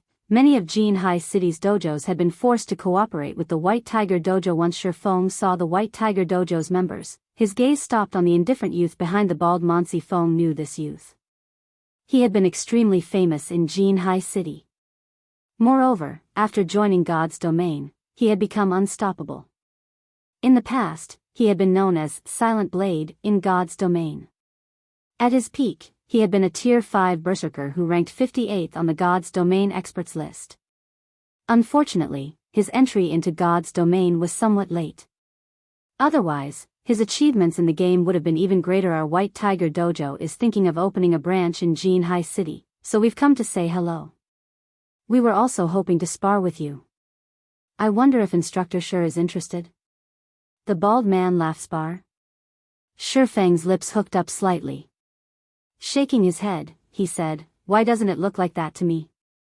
The White Tiger Dojo is so famous that even a layman such as myself knows of it. Is it necessary to venture all the way here to poach our members? Don't say it like that. We are just trying to conduct honest business. Naturally, we have to provide better options to those who wish to join the fighting world." The bald man laughed. He didn't take Shi Feng seriously in the least. In his opinion, Shi Feng was merely a puppet that Big Dipper had employed to run this dojo. The man didn't qualify to speak to him at all. "I've heard that you are quite powerful. I have always admired those with strength. I wonder, would you be willing to spar with me? We can show everyone whether or not your strength is superficial." Chapter 902, Class vs. Class. The bald man's sarcasm earned the displeasure of many within the dojo. Just as Liang Jing was about to step forward and say something, Shi Feng held her back with a hand. He was also familiar with this bald man. The man's name was Gan Xingtang, and he was one of the White Tiger Dojo's advanced disciples. The man was quite strong, even stronger than Chen Wu. He was very active in all sorts of fighting competitions and had earned himself some fame. Hence, he had the confidence to wipe the floor with every martial arts instructor in Jinhai City. What's wrong? Afraid? Gan Xingtang sneered. In Gan Xingtang's opinion, Shi Feng's pale complexion was definitely due to fear. With this thought, he became even more certain that Shi Feng was afraid of sparring with him. I am not particularly opposed to a sparring match. However, if I catered to every random person who burst into our dojo to challenge me, wouldn't I die from exhaustion? Shi Feng responded softly. Shi Feng's retort didn't fluster Gan Xingtang in the least. Rather, he laughed as he continued to run his mouth, saying, "The high and mighty head instructor of the Big Dipper Dojo only knows how to make up excuses. Instructor Shi, aren't you afraid that you might become a laughingstock if others in our industry heard about your cowardice?" Initially, he had thought that the Big Dipper Dojo's rumored martial arts master was truly quite powerful. Now, however, it seemed that those rumors had been nothing but lies. I see that the Big Dipper Dojo only amounts to so much. If even its head instructor is too afraid to spar, what's the point of starting a dojo? Might as well switch professions, start a dance hall instead. You and I are closer in age. If you don't want to spar with senior brother Gan, how about my challenge? Do you dare to accept it? Although Gan Xingtang was not angry, the intermediate disciples behind him were more than raring to fight. Wrathful flames filled their eyes when they looked at Shifeng, and they wanted nothing more than to teach him a lesson, showing him exactly how powerful the White Tiger Dojo was. Any one of the White Tiger Dojo's advanced disciples could easily serve as a dojo's head instructor in a second-tier city.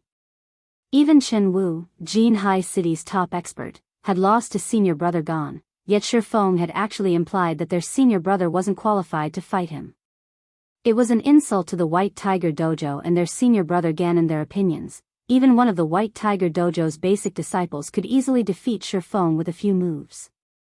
Sparring against their senior brother Gon was too much of a privilege for this man. Don't misunderstand me. I did not refuse your invitation to spar. However, since you are White Tiger Dojo members, I can't use my status as an instructor to bully you, right? I intend to allow our disciples to spar with you. What do you think? Shifeng asked as he glanced at Gon Xingting. The entire dojo fell silent as Shifeng finished his question. The crowd from the White Tiger Dojo looked at Shifeng as if he were an idiot. If even the Big Dipper Dojo's instructors were no match for them, why would the disciples have any chance? Even with one hand tied behind their backs, they could easily defeat any of Big Dipper's disciples. Meanwhile, when the Big Dipper Dojo's disciples heard Shifeng, they were all dumbfounded. They had already learned how terrifying the White Tiger Dojo was when they had watched the previous fights. Even if they fought together in groups of 5 or 6, they wouldn't be a match for one of the White Tiger Dojo's fighters, much less in a one-on-one. Sure. Only, once every Big Dipper disciple has been defeated, I hope that you will stop giving me excuses and spar against me yourself. Gon Xingting sneered and nodded. Rest assured, if you win, I will step up. Shifeng laughed. He then turned to Liang Jing and said, fetch Fire Dance and the others. Fetch them? But aren't they? Liang Jing was momentarily stunned by Shifeng's order. After she had become Shifeng's assistant, he had often enlisted her help to manage some of Zero Wing Workshop's affairs. Hence, she knew Fire Dance and the others' identities. None of these people were professional fighters, they were professional gamers. Rather than having them fight the White Tiger's members, it would be more effective if the dojo's disciples fought. Go. It's about time they take part in an actual battle. Shifeng understood the reason for Liang Jing's shock. However, he still had her summon Fire Dance and the others. Fire Dance's group might not be professional fighters, but after such a long stay in the Greenwater Villa, they had undergone various training. Lei Bao had even guided their foundations. In addition, they received an endless supply of A-rank nutrient fluids and the occasional S-rank nutrient fluid. Their current physiques were already many times stronger than when they had first arrived at the Greenwater Villa. Fire Dance and the others had even surprised a martial artist like Lei Bao, and the man often praised the group for being martial arts geniuses. Lei Bao had even wanted to accept them as his personal disciples. Unfortunately, Shifeng had rejected his requests. A short moment later, Fire Dance and the others entered the dojo. Immediately, their appearance caused a great commotion. When the White Tiger Dojo group saw Fire Dance and the others, their jaws nearly hit the floor. Rage flashed in their eyes as thoughts of murdering Shifeng surfaced in their minds. Originally, they had thought that Shifeng had summoned a group of powerful experts to spar against them. Now, however, it would seem that he was simply ridiculing them. The group Shifeng had called to face them actually included girls. Although there was no lack of female disciples in the various dojos, and there were female-only competitions in major fighting competitions, males and females were simply on different levels. The fact that Shifeng had sent for a female disciple trampled on their glory and pride. Why wouldn't they be angry? Instructor Shi, are you trying to insult the White Tiger Dojo? Gon Xingting asked Shifeng with a frosty tone. Gon Xingting intended to wait for an answer. However, Fire Dance walked up to the arena and pointed at the White Tiger's members, issuing her challenge. One-on-one matches will be too boring. I want to take on all of you at once. Before the White Tiger Dojo's members could react, Liang Jing nearly fainted. Just who did Fire Dance think these people were? This wasn't a game. They were all bona fide fighting experts. They were not random monsters that one could casually defeat in a game. Liang Jing had thought of warning Fire Dance.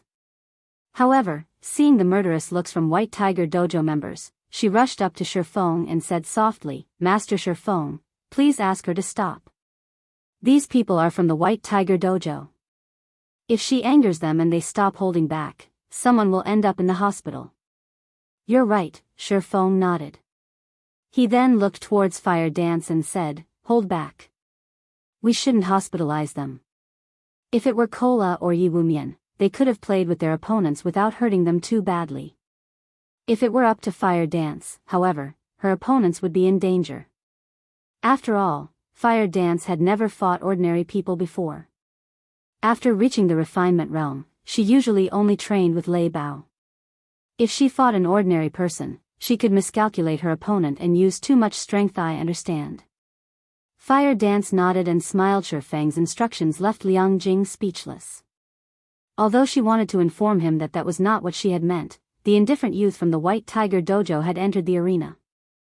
As for the other White Tiger members, they shouted their indignation. You Zipping, you better not hold back just because she's pretty. Show them the strength of the White Tiger Dojo. You Zipping, if you can't defeat her with a single move, I'll mock you forever. The visiting fighters' eyes were all bloodshot with anger.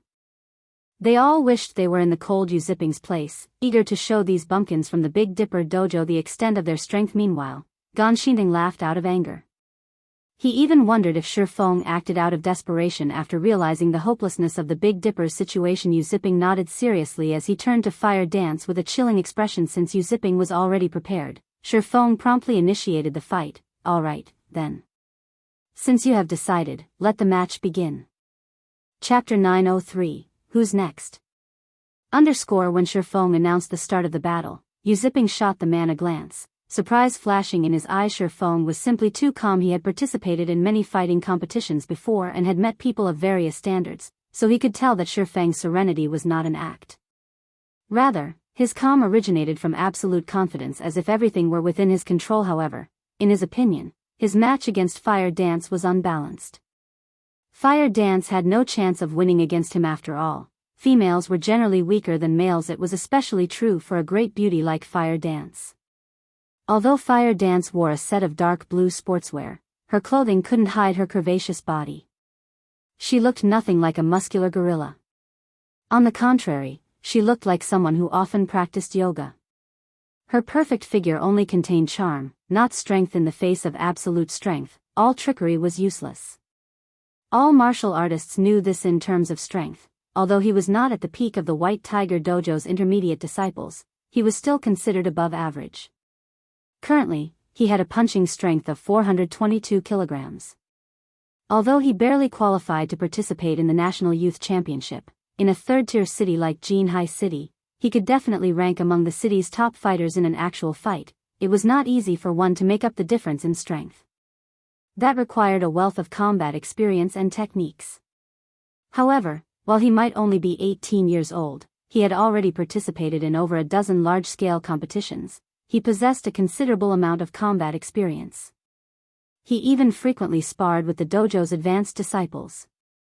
In terms of combat techniques, he was already on their level. With the advantage of strength, experience, and techniques, losing was impossible. So, why was Shifeng so calm?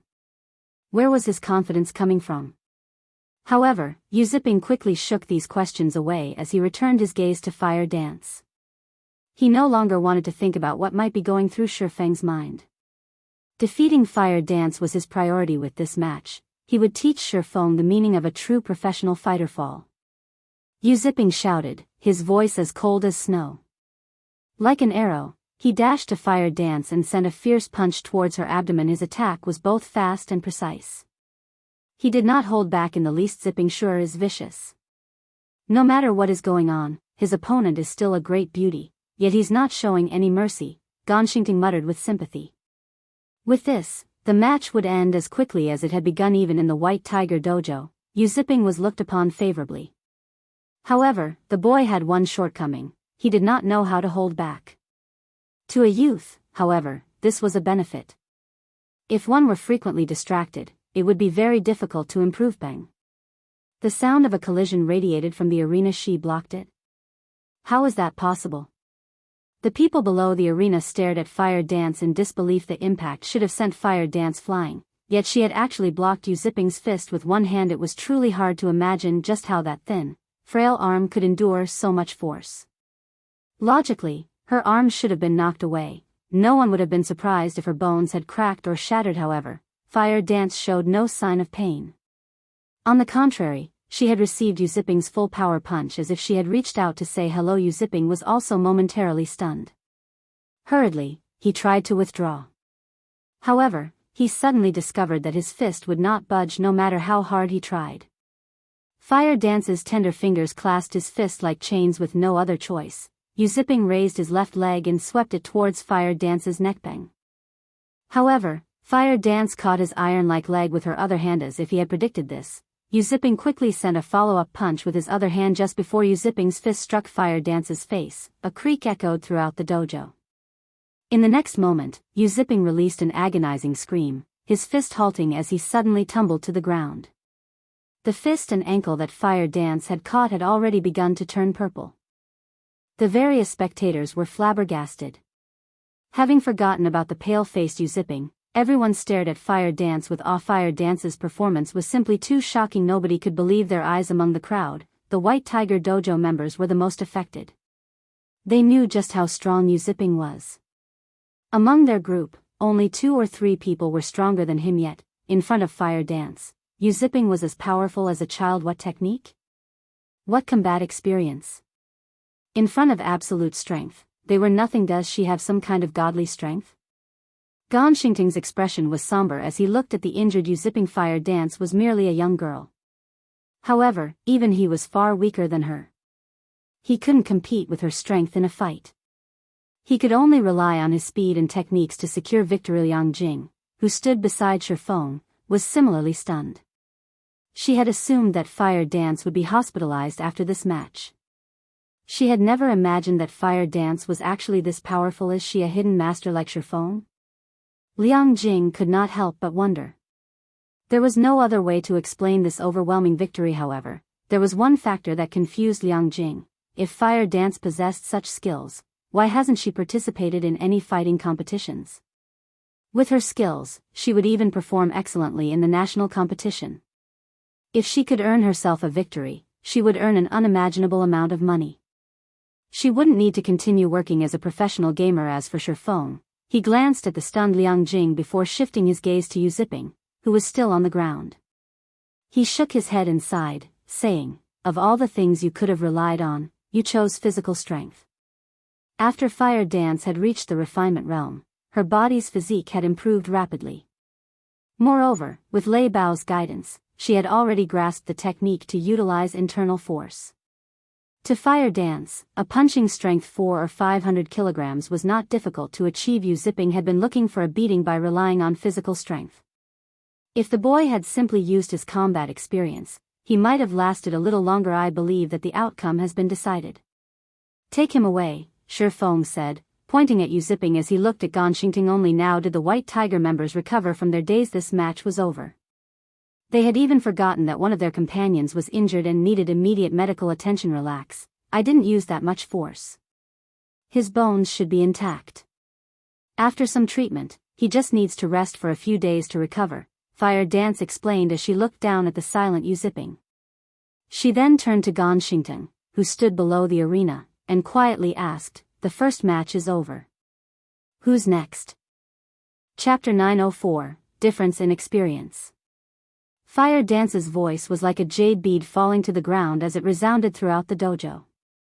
Although her voice was not loud, her words had ingrained themselves into everyone's minds, making them impossible to forget. The White Tiger Dojo members instantly paled at these words. Every one of them silently turned to their companions. Lacking their previous confidence, Zipping's overall strength could rank second among their group. Only Gonshingting was slightly stronger. They would only suffer if they fought Fire Dance. In contrast, the Big Dipper's disciples stared at Fire Dance with reverence. Even Zipping, who had beaten their instructors, had been defeated in less than a handful of moves. Fire Dance's strength was astounding. Moreover, when they saw the visiting fighters' fear, a bliss sprouted in their hearts. So what if the White Tiger Dojo was impressive?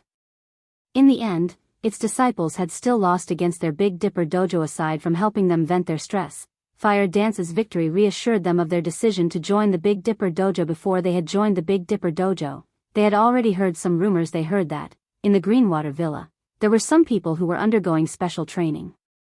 However, they had no idea about what that special training entailed. Looking at it now, however, they were absolutely sure that the villa was a training ground for martial arts masters if they performed well. They might even have a chance to participate in that special training if they could have even half of Fire Dance's abilities. They could nurture a powerful reputation for themselves within Jinhai City. They might even make a name for themselves in the large-scale competitions in their province after all. Even Ganxingtang, who had defeated Hall Master Chen Wu, wore a grim expression. His fear of fire dance was obvious in the past. Chen Wu had become Jinhai City's champion fighter, and his results in the provincial competitions had been impressive. Is nobody willing to face me?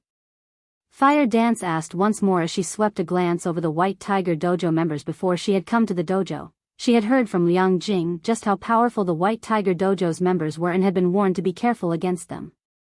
However, after that first match, she did not consider these people particularly strong. On the contrary, she thought they were pitifully weak when Yu Ziping had attacked. He had left several holes in his defense. There had just been too many excess movements. Even Violet Cloud could defeat Yu Ziping easily, not to mention someone like her, who knew how to use internal force. What Fire Dance did not know was that, during her time in the Greenwater Villa, her strength had long since surpassed ordinary people. However, since she was usually cooped up inside the villa, she hadn't had much contact with the outside world. Hence, she had not noticed these tremendous changes. I'll be your opponent. Ganxingtang had already realized that this opponent was more than he could handle. However, to preserve the White Tiger Dojo's glory, he had to take center stage even if it meant humiliation. Before coming to Jinhai City, the main branch had made it clear that his group needed to wipe the floor with every dojo in Jinhai City, paving the way for their branch dojo. Even Yu Ziping could deal with these bumpkins easily, not to mention a senior like him. Chen Wu should have been the only troublesome opponent they encountered. As for the martial arts master that governed the Big Dipper Training Center, he did not believe the rumor. Even their White Tiger Dojo had to treat martial arts masters with respect. How could an exalted figure possibly be content in a third-tier city like Jinhai City? Although Ganxingtang was unsure if Jinhai City actually housed a martial arts master, he was certain that Fire Dance was an expert who shouldn't be taken lightly. At the very least, if they wanted a high chance of defeating her, they needed one of the White Tiger Dojo's instructors to take her on. However, not all hope was lost yet. No matter what was said or done, he was an advanced disciple from the White Tiger Dojo. His combat experience and strength far surpassed Yu Ziping's. Previously, Yu Ziping had sparred against Fire Dance without knowing anything about her. Now that he knew that Fire Dance was extraordinarily strong, he would not make the same mistake. As long as he maintained a certain distance from Fire Dance and waited for her to reveal a flaw in her defense, he could defeat her. Moreover, based on Fire Dance's appearance, the girl only looked to be in her early 20s. She didn't have much combat experience. No matter how much she trained, actual combat was different. She would reveal her flaws when she attacked. As Ganxingtang considered the upcoming fight, Shifeng announced the start of the sparring session. As soon as Shifeng shouted, "Start," Fire Dance crossed the distance of 5 yards like a leopard and arrived before Ganxingtang in the blink of an eye. She proceeded to send an open palm strike towards Ganxingtang's chest. The wind whistled as her palm sliced through the air so fast. Surprised, Ganxingtang abruptly retreated. Fortunately for Ganxingtang, he had evaded Fire Dance's fast attack in the nick of time, with the latter's palm stopping just a few centimeters from his chest. This single exchange struck fear into Ganxingtang's heart. He hadn't expected her to have explosive speed in addition to an absurd amount of physical strength. Had that attack struck with Fire Dance's strength, he would have had some trouble breathing in the best-case scenario.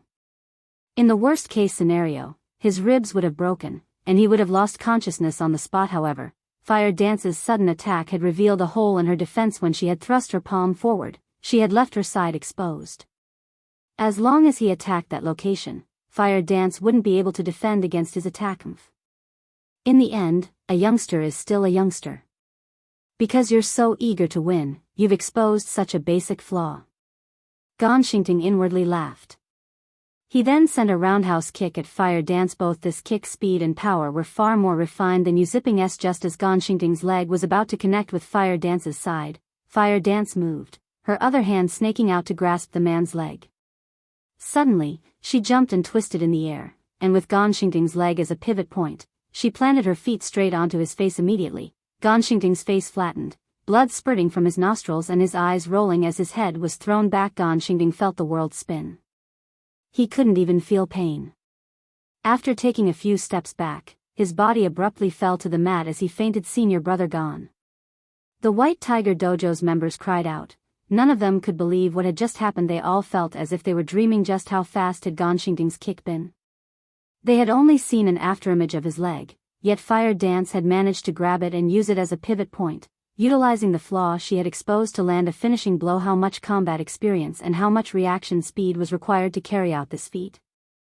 Even their instructors couldn't replicate Fire Dance's counterattack. Zipping, who rested below the arena, was dazed when he saw this. He finally understood that his loss had not been a simple lack of strength. Fire Dance had only chosen the simplest, most efficient method to deal with him because the gap between them was simply too massive. However, there was one point that he could not make sense of. How did Fire Dance gain such a frightening amount of combat experience? To perform that kind of counterattack, one needed extremely precise control over their bodies. Any mistakes could easily put one in peril. Only those who frequently dealt with such situations could execute such an accurate strike at such a crucial moment. Yet, how old was Fire Dance? How could she possibly possess that much life and death experiences? Are you wondering why there is such a huge disparity between your combat experience? Shifeng asked as he walked up to Zipping. As if he knew the boy's thoughts, he smiled and said, "If you wish to know, I can tell you." Chapter 905, Workshop expands. Are you seriously willing to say it? Zipping eyed Shifeng suspiciously. Accumulating combat experience was not something easy to do, especially combat experience involving life and death situations. Training under such circumstances was practically gambling with one's life. There were quite a number of martial artists who had destroyed their own futures as a result of such training. If there actually was a method to accumulate life and death combat experience, improving rapidly within a short time would be an easy task. This rapid improvement was also the reason why so many martial arts experts like to challenge their own limits, of course. However, I have a condition, Shifeng laughed. I knew it. Forget it. I won't be joining your dojo. Zipping let out a soft snort. He had long since known that a person like Shifeng wouldn't reveal such a huge secret without conditions. However, Shifeng's attempt at poaching him would only end up in failure. Many major dojos in first-tier cities had come scouting Zipping ever since his talent became known. Some had even offered very excellent treatment, much better than what he was currently receiving from the instructors of the White Tiger Dojo. However, he had still rejected them all. He was not someone who would betray his benefactor. When he was at his lowest, the White Tiger Dojo had given him an opportunity.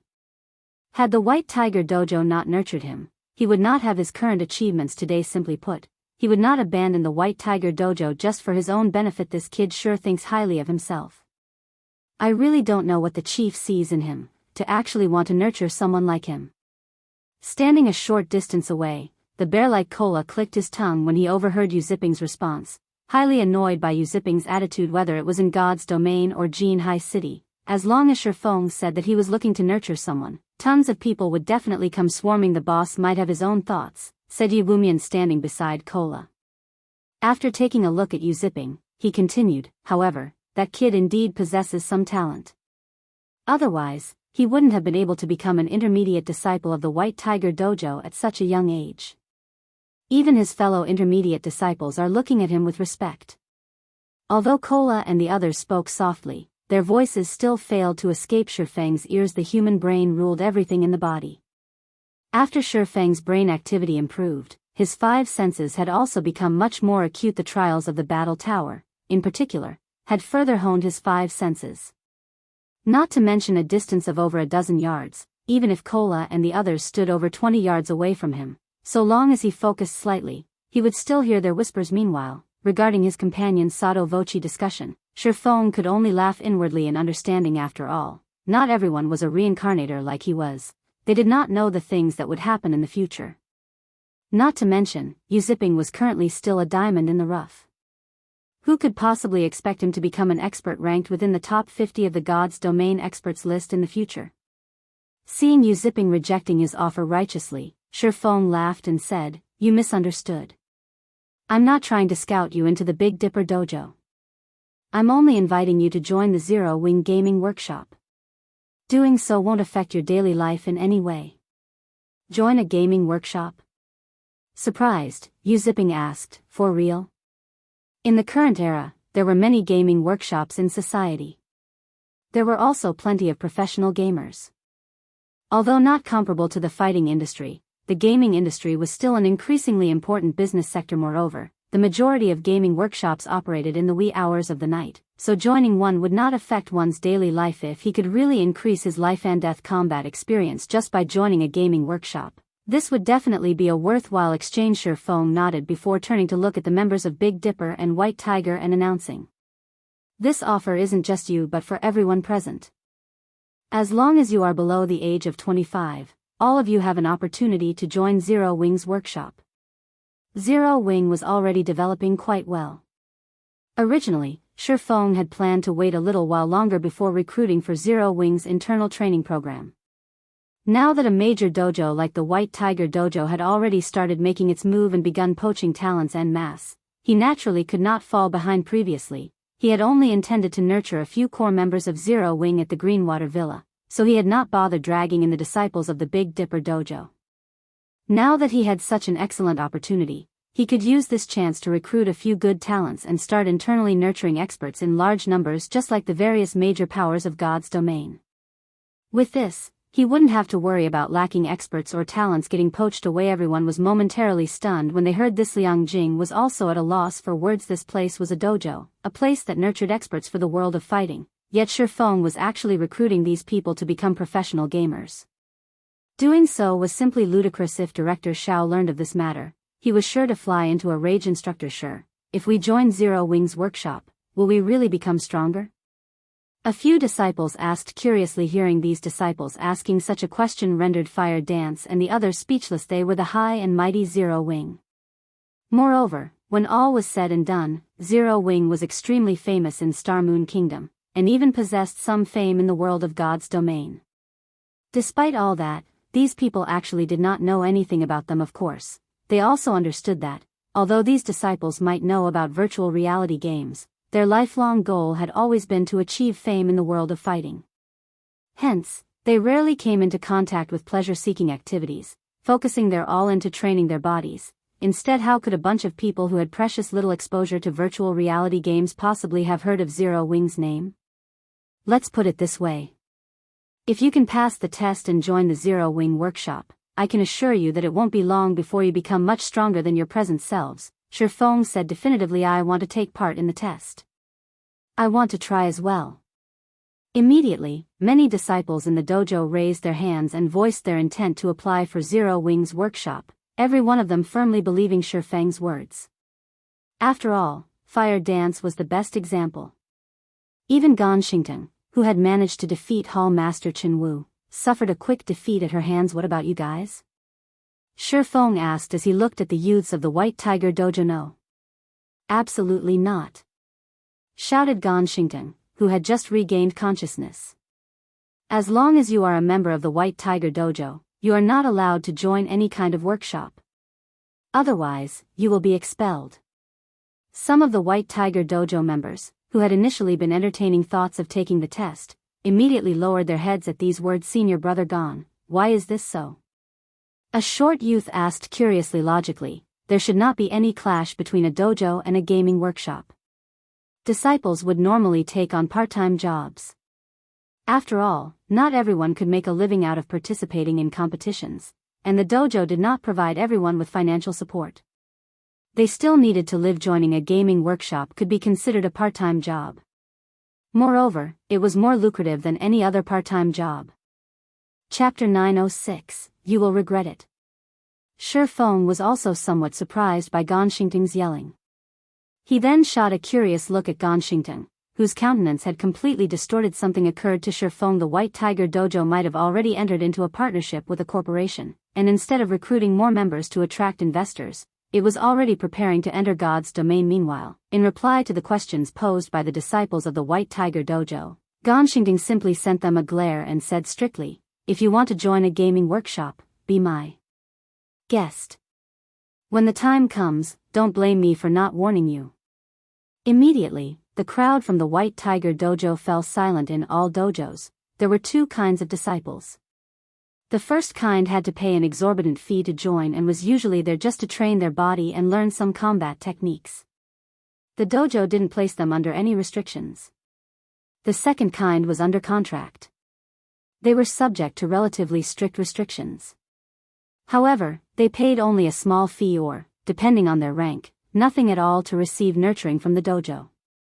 Disciples under this category were all aiming to become professional fighters, and they were more like contracted artists working for an agency. The White Tiger disciples who had come to the Big Dipper dojo this time all fell under the latter category. They had undergone multiple examinations just to get accepted as a contracted disciple of the White Tiger dojo. After all, the White Tiger dojo was renowned in the industry, having produced many famous industry professionals. Just being able to get selected as a contracted disciple proved that one was already among the cream of the crop. If they were expelled from the White Tiger dojo, the consequences would be unimaginable. Faced with that sort of pressure, everyone naturally no longer dared to harbor thoughts of joining the Zero Wing workshop. The White Tiger dojo sure is overbearing.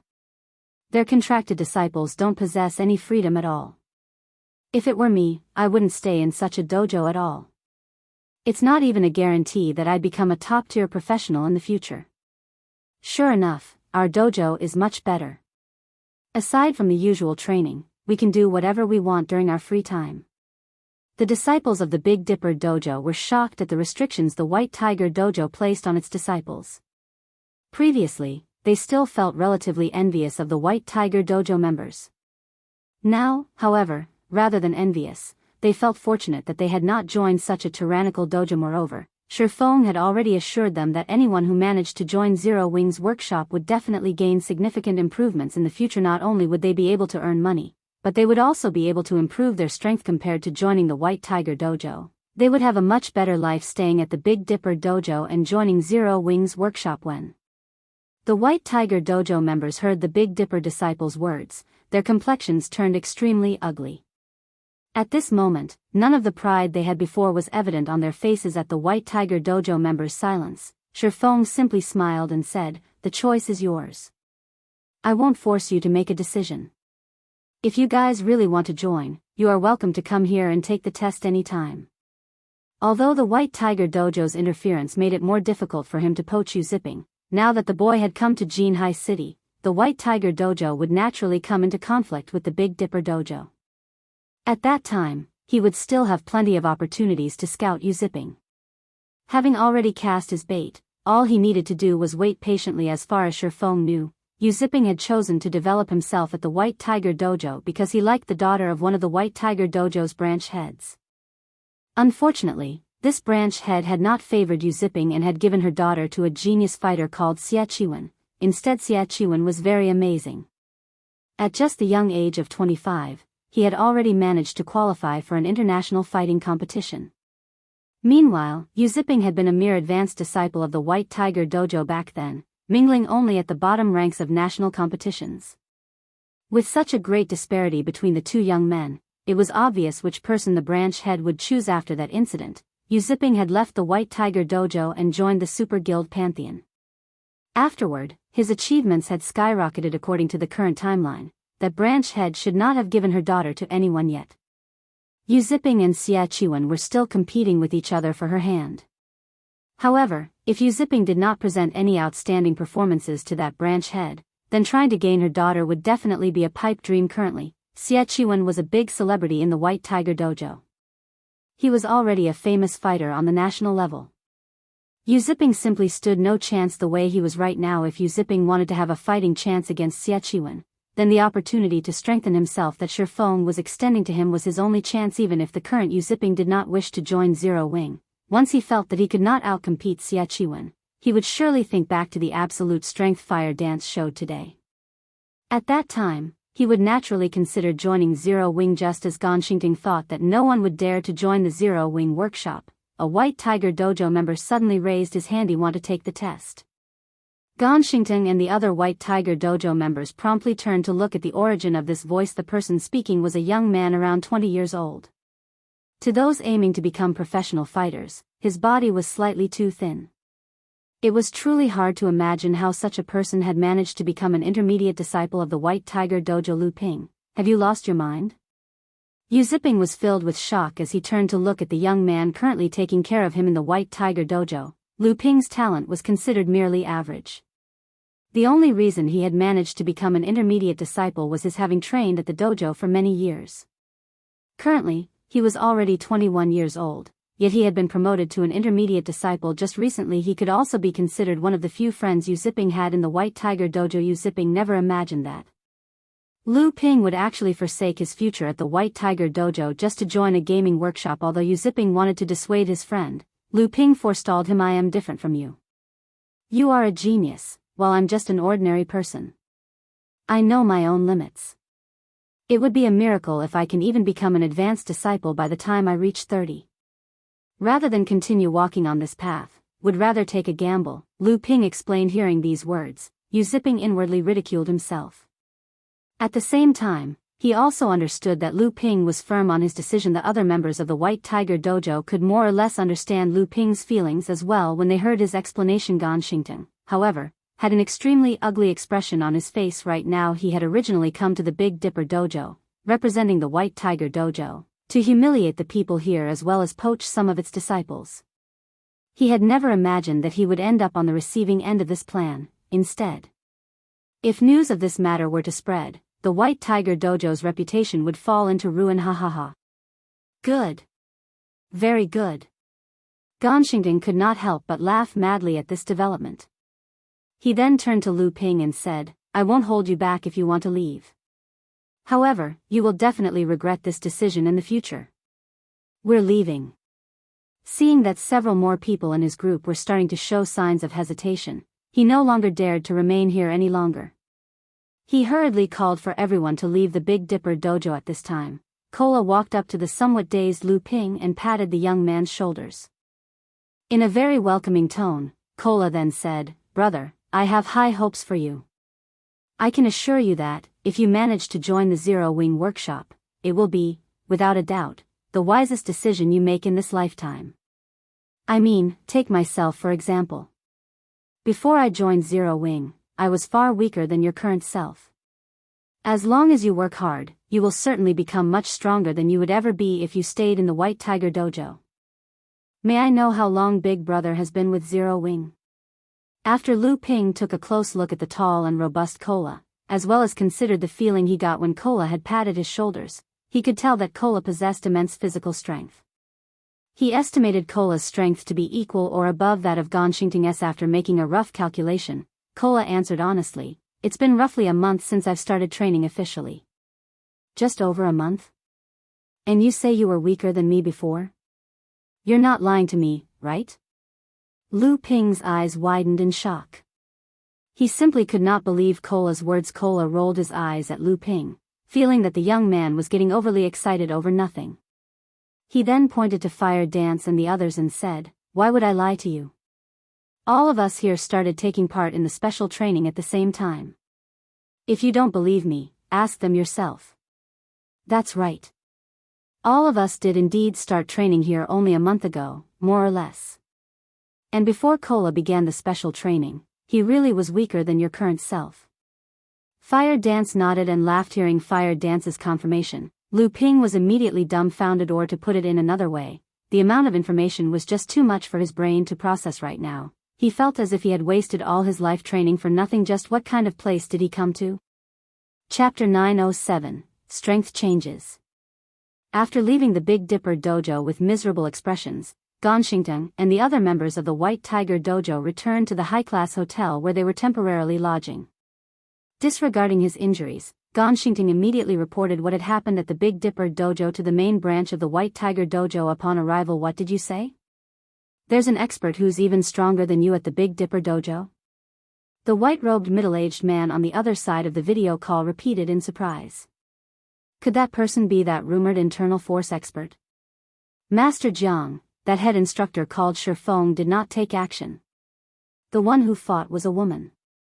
Judging from her appearance, she should be around the same age as Shifeng. However, she is extremely powerful. Even Xie Qiwen would have difficulty defeating her. I suspect that the real behind-the-scenes boss is that woman, Gan Xingtong reported carefully as he looked at the man in the screen. Moreover, I believe that the Big Dipper Dojo has plans similar to ours. Although Jiang Tianyuan, the man before him, was not the main dojo master of the White Tiger Dojo, he was still a very powerful branch master. The man had been famous for more than 20 years already. One should not take his appearance at face value. While he might look like someone in his mid-30s, in reality, he was already 50 years old this year. This is interesting. Even Xia Qiwen wouldn't be able to defeat her easily. It's no wonder the Big Dipper group has constantly been expanding its influence recently. But it doesn't matter. The mindset of that bunch from the Big Dipper group is too simple. What do they think they can accomplish with just one expert? Jiang Tianyuan laughed. I recall that Jinhai City is going to hold a citywide competition soon. I'll send Xia Qiwen and Tang Jingyao to help you secure both male and female championship titles in Jinhai City. At that time, even if the Big Dipper Dojo tries to recruit members, it won't be able to outmatch us. For the moment, just focus on properly dealing with the matters of the branch dojo. Understood. Gan Xingting nodded hurriedly, shock filling his heart. He had never imagined that Jiang Tianyuan would get so serious as to actually send both Xia Qiwen and Tang Jingyao over. The two of them were the pride of the White Tiger Dojo. Both of them usually took part only in national-level competitions, and they were also very famous fighters within the country. Having them participate in such a small competition was simply a waste of time at that time. A commotion would definitely arise in Jinhai City as long as those two people took action. None of the other dojos in Jinhai City would have any hopes of securing the championship title. Inside the Big Dipper Dojo, Shifeng had fired Dance and the others preside over the assessment of the new applicants. Meanwhile, Shifeng himself discussed with Liang Jing the matters of recruitment and advertising for Zero Wing's workshop. Shifeng's approach to these problems was simple, advertising through the Big Dipper Training Center's connections. The advertisement would state that Zero Wing was trying to recruit internal elites, as well as some application conditions such as only men and women below the age of 25 were allowed to apply. It was simply a recruitment advertisement originally. Liang Jing thought that even if a gaming workshop utilized Big Dipper's connections to disseminate an advertisement, there would not be many applicants. Although the application conditions Shifeng proposed were not particularly strict, the criteria for passing the assessment itself was very high. As proof of this, only 10% of the disciples of the Big Dipper Dojo had managed to pass the assessment, and every single one of these disciples had been handpicked by Big Dipper. If ordinary people, who only exercised occasionally, were to apply to the Zero Wing workshop, it would be great if even 1% managed to pass the assessment. Moreover, the treatment Shifeng offered was only average at best. She expected that anyone who saw the advertised benefits would directly give up on applying altogether. However, when the next day arrived, everyone in the Big Dipper Training Center was stupefied. There were actually tens of thousands of people swarming into the Big Dipper Training Center, every one of them wishing to take Zero Wing's test. These people had very nearly destroyed the entrance of the training center. The lively scene was even more exaggerated than Jinhai City's annual fighting competition. Meanwhile, the only thing these people talked about as they filled the hallways of the Big Dipper Training Center was Zero Wing, their eyes filled with excitement and admiration as they spoke. In Liang Jing's opinion, these people had all lost their minds. Since when did Big Dipper possess such powerful advertising capabilities? With this, there would be no need to run any training center or dojo. Big Dipper could simply start an advertising company and make a fortune. Wasn't Zero Wing just a gaming workshop?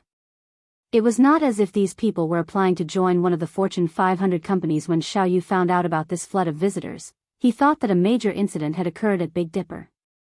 As a result, even though he resided in another city, he hurriedly took a flight back to Jinhai City.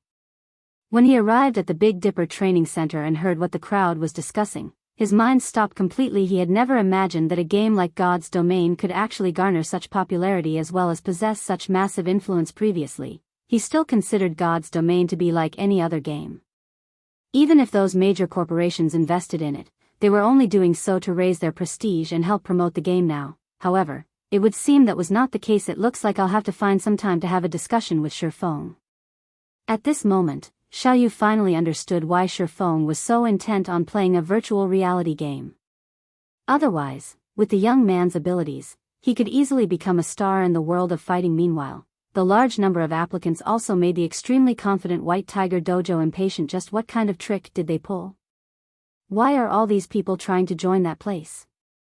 No matter how many times Ganxingting looked through Zero Wing's flyer, he could not figure out why so many people were trying to join Zero Wing's workshop. Meanwhile, the instructions from the White Tiger Dojo's main headquarters were also very simple: speed up the construction of the branch dojo. At the same time, the main headquarters also withdrew some funds to start advertising as well, refusing to believe that they could not outcompete Big Dipper with the fame of the White Tiger Dojo. After learning of the White Tiger Dojo's actions, Liang Jing suggested Shifeng either increase his scope of advertising or reduce the difficulty of the assessment. However, Shifeng rejected her suggestions. In his opinion, the people of the White Tiger Dojo were truly fools. He was currently recruiting members for a gaming workshop, not a dojo.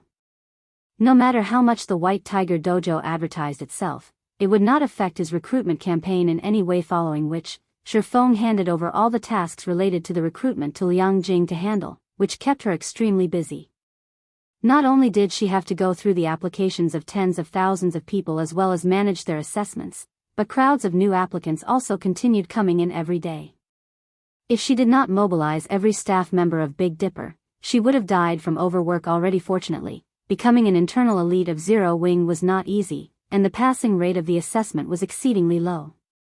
At the moment, the passing rate was not even 1%. As for Shifeng himself, he continued training at the battle tower. At the same time, he shared some of his battle points with Fire Dance and the others, allowing them to fight with the simulated experts for long periods of time. During the 2 days that God's domain system update took to finish, Fire Dance and the others received massive improvements. Violet Cloud, in particular, had finally set foot into the refinement realm after training at the battle tower, becoming Zero Wing's third expert to set foot into the realms of refinement. As for everyone else, they had all reached the half-step refinement realm standard already. When Big Sis Aqua finds out about this, she will most likely be very shocked at our improvement speed during this period, Violet Cloud said over the public channel, after entering her virtual gaming cabin, her heart full of anticipation as she prepared to log into God's domain. Oh, right. Guild leader, please don't tell Big Sis Aqua about this matter right after you log in. She was always bullying me before. This time, I must give her a surprise. Sure, Shifeng laughed as he shook his head. After Aqua Rose obtained her epic staff, although she was still a bit inferior to Violet Cloud in terms of techniques, she became far superior in terms of basic attributes. As a result, when the two sparred with each other, Violet Cloud was usually the one who got the worst of it. After you guys log in, gather at White River City. I have something important to tell you all. In addition, there is also the matter of these newcomers. Following which, when the countdown timer for God's domain system upgrade ended, everyone logged into the game simultaneously. Chapter 908 3-Star Shop. As soon as Shifeng returned to God's domain after 40 hours of waiting, the sound of a system notification entered his ears. System. The environment of the area you are in has changed. System. You have 30 seconds of invulnerability to look for a safe zone. I sent this transformation a little too much. Shifeng was surprised as he observed his surroundings at this moment. The previously lush, green valley was nothing more than scorched earth. He could even faintly see streams of magma flowing nearby. This place had already turned into a volcanic hell when the waves of hot air blew over Shifeng. Even with his high fire resistance, his skin still registered a burning sensation. The pungent smell in the air was almost unbearable. After God's domain underwent its fourth evolution, the 5 senses of players had evidently become much more acute. As a result, such severe external environments would have a greater impact on the combat power of players. Likewise, monsters also had their senses heightened. With their enhanced senses, monsters would now have significantly greater perception ranges. This change was extremely disadvantageous for players who grinded at night. After all, while players would have their acuity reduced at night, monsters would not. Now that the senses of monsters were sharper, most likely, players would be under attack even before they could detect these monsters. This change was a nightmare, particularly for players who were usually active in high-level maps, which were already very dangerous to adventure in the first place. Now, things just became even more dangerous. Although Shifeng had already chosen a safe zone to set up a teleportation point before he logged out, with such drastic changes to the environment, his previously safe zone was now infested with extremely fierce level 40 monsters. If not for the invulnerability provided by the system, he would have long since become dinner for these monsters. He immediately activated Wind Rider and continued searching for a safe zone to set up a teleportation point. After looking for about half an hour or so, he finally found an elevated location for the teleportation point. He also set up a protective barrier using the ancient abyssal book. Aside from the monsters that were originally in the valley, one could also frequently see abyssal monsters flying overhead. These monsters were much higher leveled than those residing in the valley, with the lowest being level 80. To current players, these monsters were practically invincible existences without the barrier set up using the ancient abyssal book. Any player that came here would only become food for the abyssal monsters. However, it was also thanks to these abyssal monsters that he could get an opportunity to make a fortune eventually. He would only need to pay out some magic crystals in order to rake in large sums of coins. After he was done with all of his tasks here, Shifeng took out a return scroll and left the valley. At White River City, Shifeng discovered that the city's defensive magic array had already been activated as soon as he walked out of the teleportation hall. There were also thousands of abyssal monsters hovering about in the air beyond the magic array, with the lowest leveled among them being level 180 and the highest being level 200. Grand Lords. With the appearance of such terrifying monsters, the atmosphere within White River City had become subdued. The players walking around the street all felt extremely stressed, all of them fearing that the defensive magic array in the sky would suddenly crumble. We're doomed this time. With so many monsters here, will our White River City be captured as well? That can't be possible, right? Although White River City is not comparable to the capital, it is still a major city in the kingdom's eastern region. If even White River City falls, won't the surrounding cities fare even worse? When everyone thought about the gigantic monsters flying in the sky above the city, their scalps involuntarily numbed. In this situation, they couldn't grind and level up within the region of White River City at the same time. The guilds based in the eastern region of Starmoon Kingdom were also holding urgent meetings one after another. The various guilds had initially believed that the Abyss invasion would only affect the Twin Towers Kingdom. They never thought that it would embroil the surrounding countries as well. Now, these guilds had no choice but to decide whether or not they should relocate to another city. However, the consequences of doing so were something that no guild could accept. It had taken them a lot of time and resources to establish themselves in their current respective cities. If they were to leave the city they controlled and choose to start developing all over again in another city, the cost of doing so would be much higher than the first time. The number 2 guild in Starmoon Kingdom's eastern region, Overwhelming Smile, was currently extremely busy. Over 100 people were seated inside its spacious meeting room. These people were all members of Overwhelming Smile's upper echelon, and they were existences that ordinary players would rarely get to meet. The timing of these abyssal monsters is simply impeccable. I want to see just how Zero Wing is going to continue strutting around in this situation. Feng Xianyang could not help but smile when he received the latest report. Based on the information from Underworld, the eastern region of Starmoon Kingdom wasn't the only part of the kingdom affected by the Abyss invasion. These abyssal monsters were already showing signs of spreading throughout the entire realm. By the time that happened, it would be relatively dangerous for players to go out and grind. Along with this report, the upper echelon of Underworld had also given the command for Overwhelming Smile to move its elites temporarily to the Black Dragon Empire, which did not receive any harassment from the abyssal monsters. Underworld's influence spread across multiple kingdoms. A pause in its operations in Starmoon Kingdom would not affect the entire organization too significantly. It definitely possessed the ability to transfer its elites to the cities of other kingdoms and empires that were under its control. Small and upstart guilds with no background, on the other hand, did not possess this ability. These guilds generally had their foundations in only one country and could not afford to move their base of operations in a hurry. Even if they did relocate, they would have to start from scratch. However, how could these guilds compete in a foreign city against the entrenched local guilds, which had already developed for months? For Zero Wing, the tyrant of Starmoon Kingdom, things were even more severe. The amount of capital and number of advantages it would lose by migrating its base of operations would be unbearable even for a first-rate guild. With such a loss, Zero Wing's development would no doubt suffer a significant setback. When that happened, it would be nearly impossible for the guild to catch up to the major powers of God's domain. In contrast to Feng Xuanyang's joyful reaction, Yulan currently had a slight frown on her face. Zero Wing is really unlucky, but I guess this is also part of life. Yulan could not help but sigh inwardly. Zero Wing's rise was already a legend in Starmoon Kingdom. Ultimately, however, it couldn't save itself from falling due to external factors. Who could have possibly imagined that the system would play such a trick? This development had thoroughly ruined Zero Wing, of course. Yulan was also feeling very fortunate about the appearance of the abyssal monsters. This invasion was both a disaster and an opportunity. Currently, due to the abyssal monsters, the players belonging to countries neighboring the Twin Towers kingdoms would definitely shift to other kingdoms and empires. Moreover, the possibility of players migrating to the Black Dragon Empire was the greatest. With so many players swarming into the Black Dragon Empire, the player population of the cities there would naturally soar. Hence, the market there for items would expand in spades. If she could nurture a batch of her own advanced lifestyle players now, her authority in Underworld would surely grow as well. Thinking up to this point, Yulan could not help but wish she could take action sooner. At this time, every minute and second was money. Unfortunately, while today should have been the day they went to the holy city of Titan, due to the system upgrade, the operation had been delayed.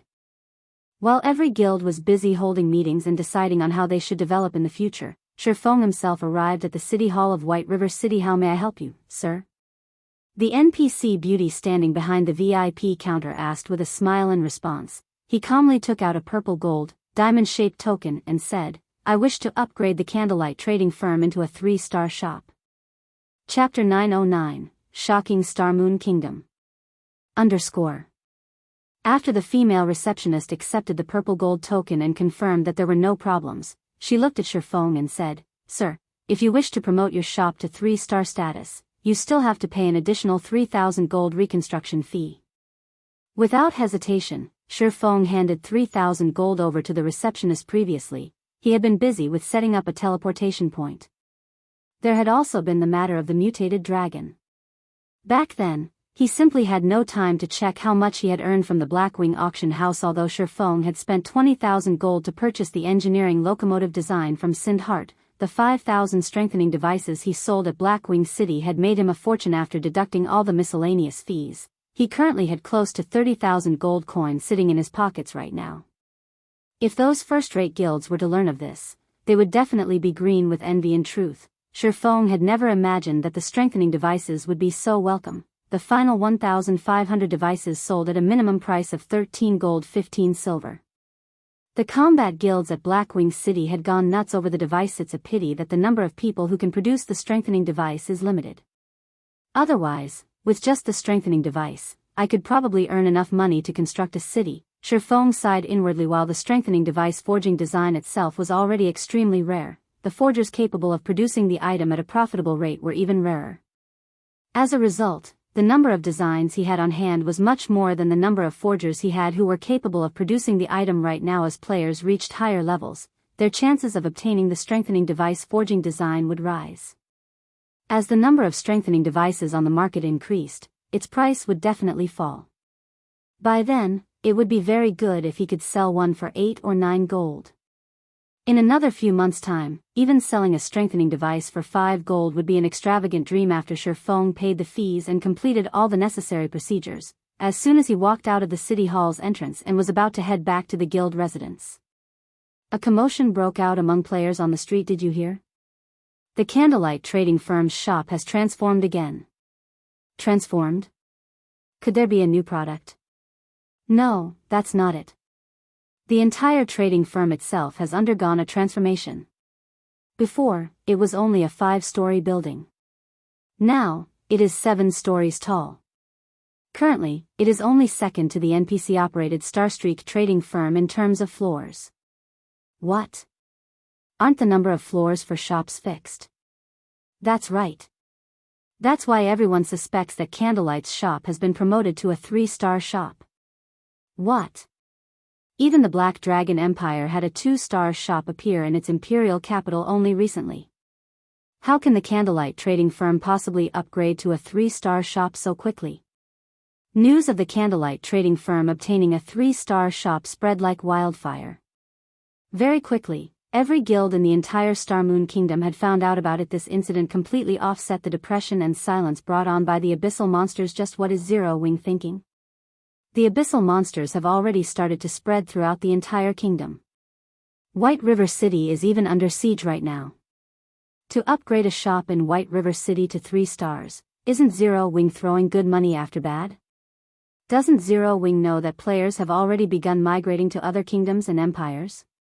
Rather than constructing a 3-star shop in a city with a rapidly decreasing population, they might as well construct it in a small city in the Black Dragon Empire.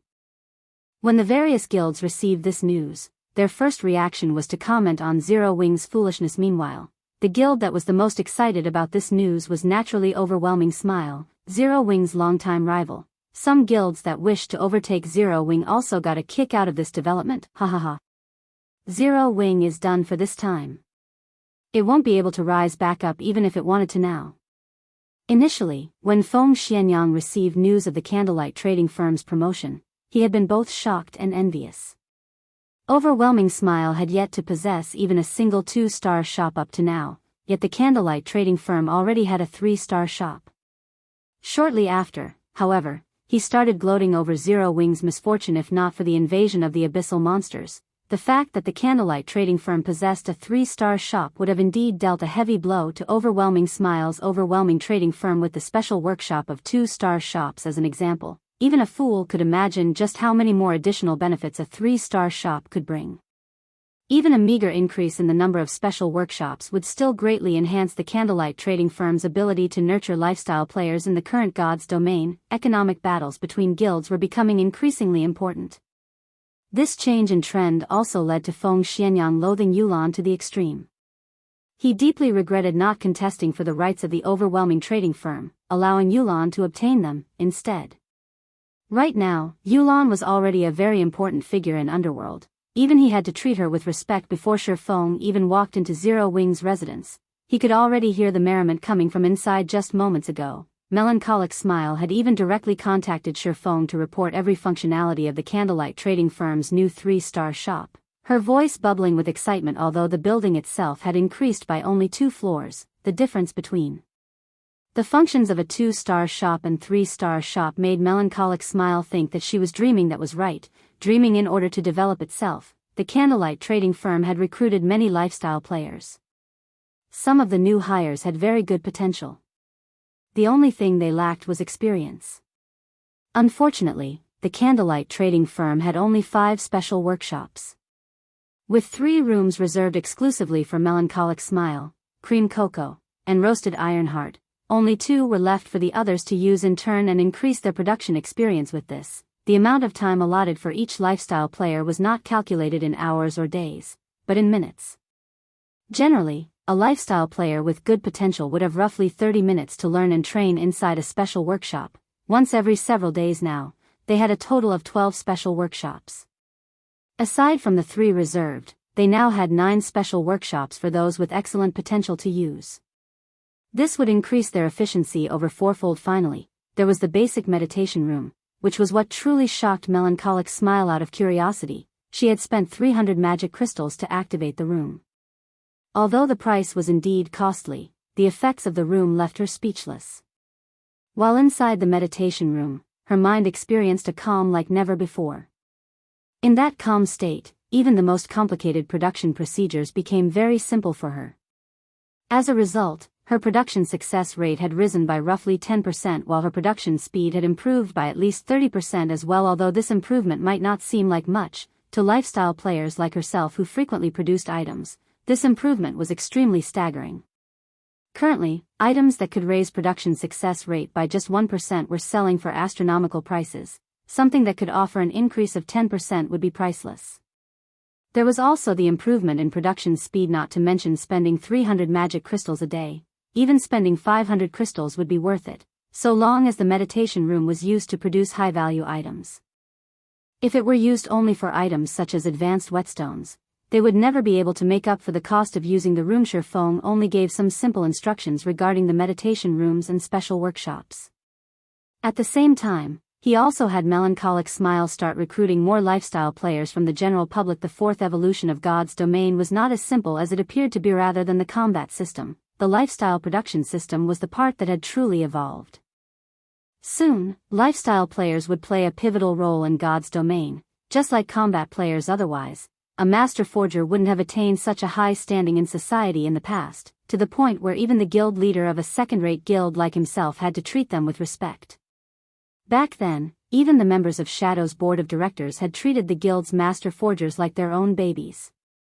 Chapter 9-10, Killing Multiple Birds with One Stone. While the Candlelight trading firm was causing a huge commotion. Over 100 people were currently gathered inside the meeting room of Zero Wing's guild residence. Every person present was a core member of Zero Wing. Not only did everyone possess very high levels, but even the equipment they wore could easily make expert players of God's domain envious. While the general public considered level 35 dark gold equipment rare, it was just basic equipment for them. As for their combat standards, every one of them could easily reach the 5th floor of the trial tower or higher. Experts capable of reaching the trial tower's 5th floor could easily become a first-rate expert in a city with a player population of over 100,000. Nevertheless, all these experts were gazing at the figure seated on the guild leader's throne with eyes filled with reverence and shock. The reason for their reverence was the identity of the man before them. He was a legendary character who had single-handedly established Zero Wing and developed the upstart guild to its current overbearing state.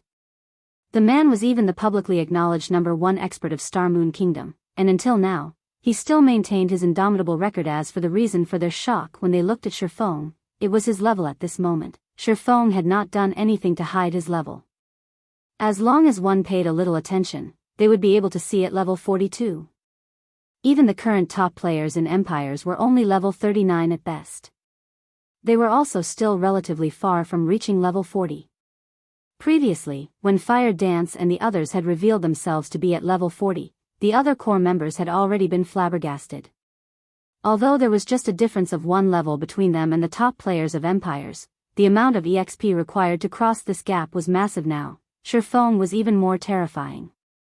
He was actually 2 levels higher than Fire Dance and the others, not to mention the other core members present. Even Fire Dance and her team were staggered. After all, when they had last met, Shifeng was only level 40. In just a short time, Shifeng had actually managed to pull ahead of them by 2 levels. His leveling speed was simply ludicrous. Guild leader, everyone's here already, Aqua Rose said softly to Shifeng after checking the entire meeting room. Nodding, Shifeng swept a glance at everyone present and said seriously, I've asked you all to gather here for 2 matters.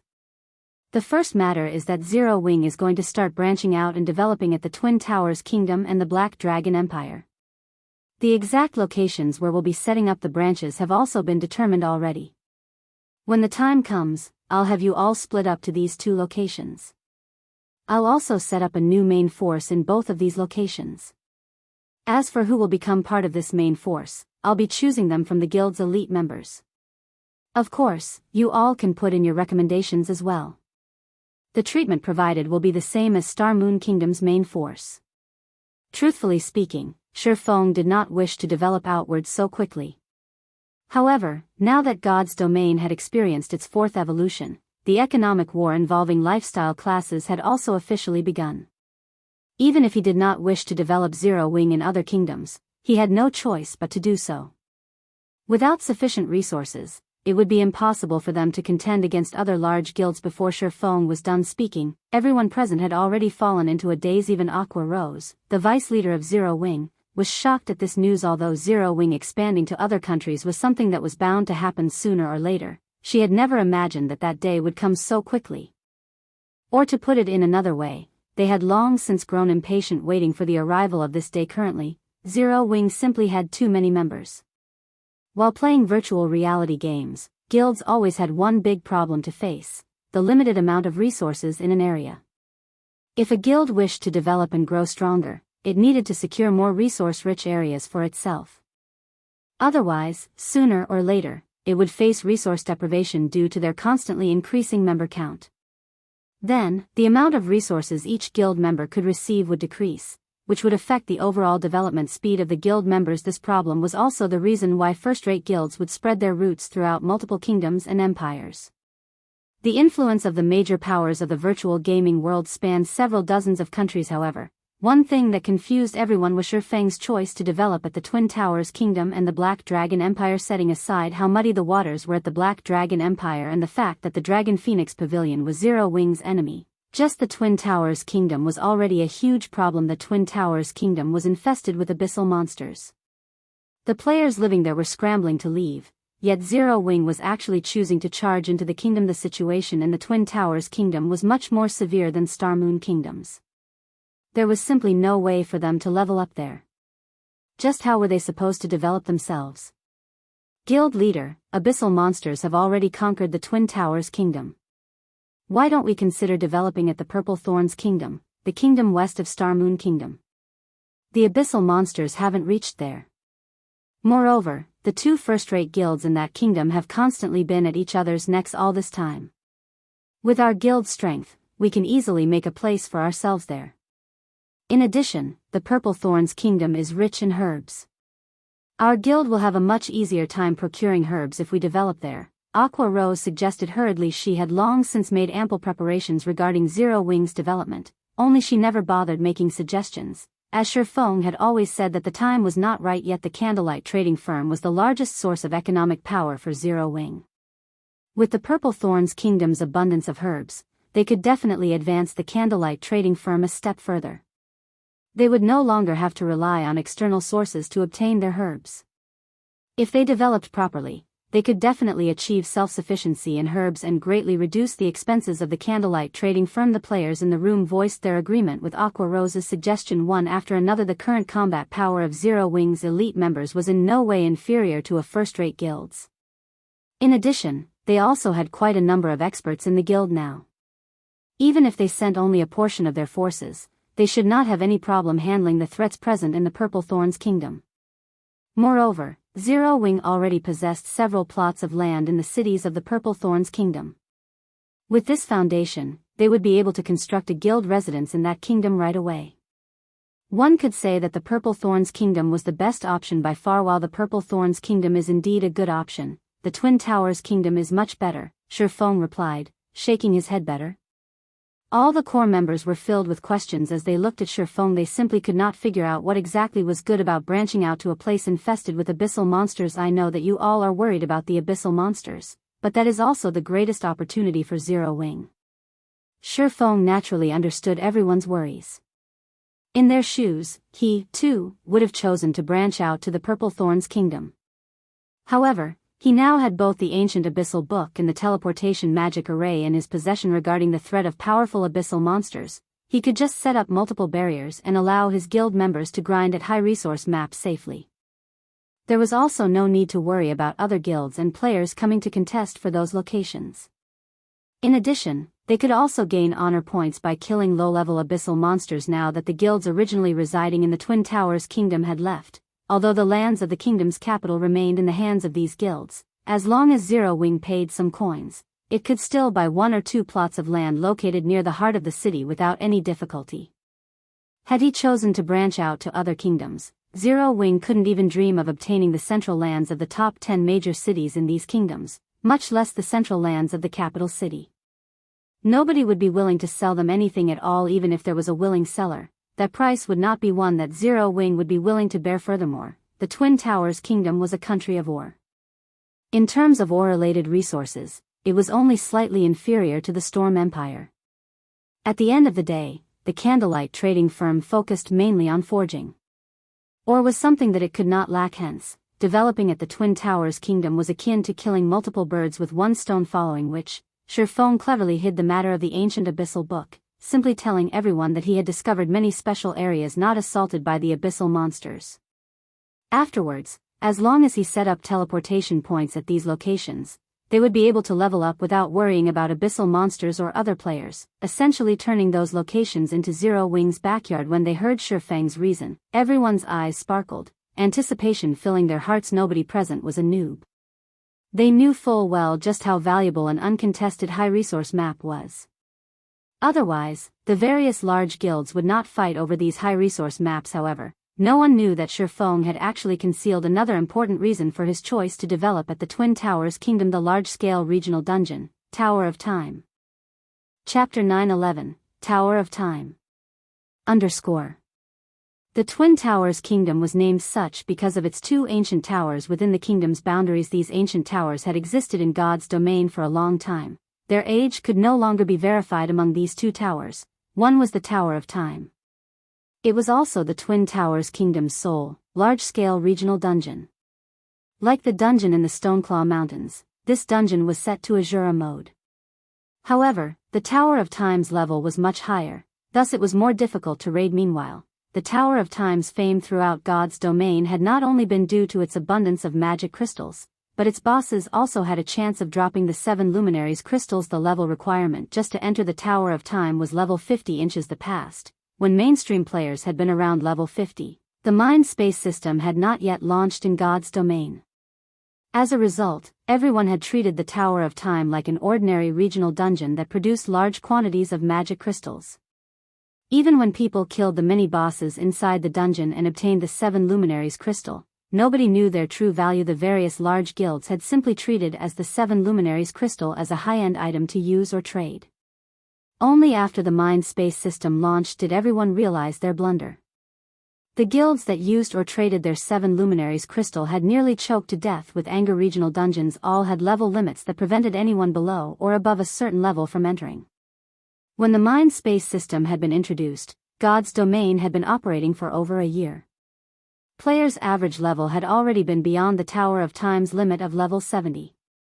Hence, it had been practically impossible for guilds to rely on their main forces to grind the bosses for 7 luminaries crystals. Meanwhile, when one wanted to enter the Tower of Time, aside from the level requirement, one needed a spacetime crystal.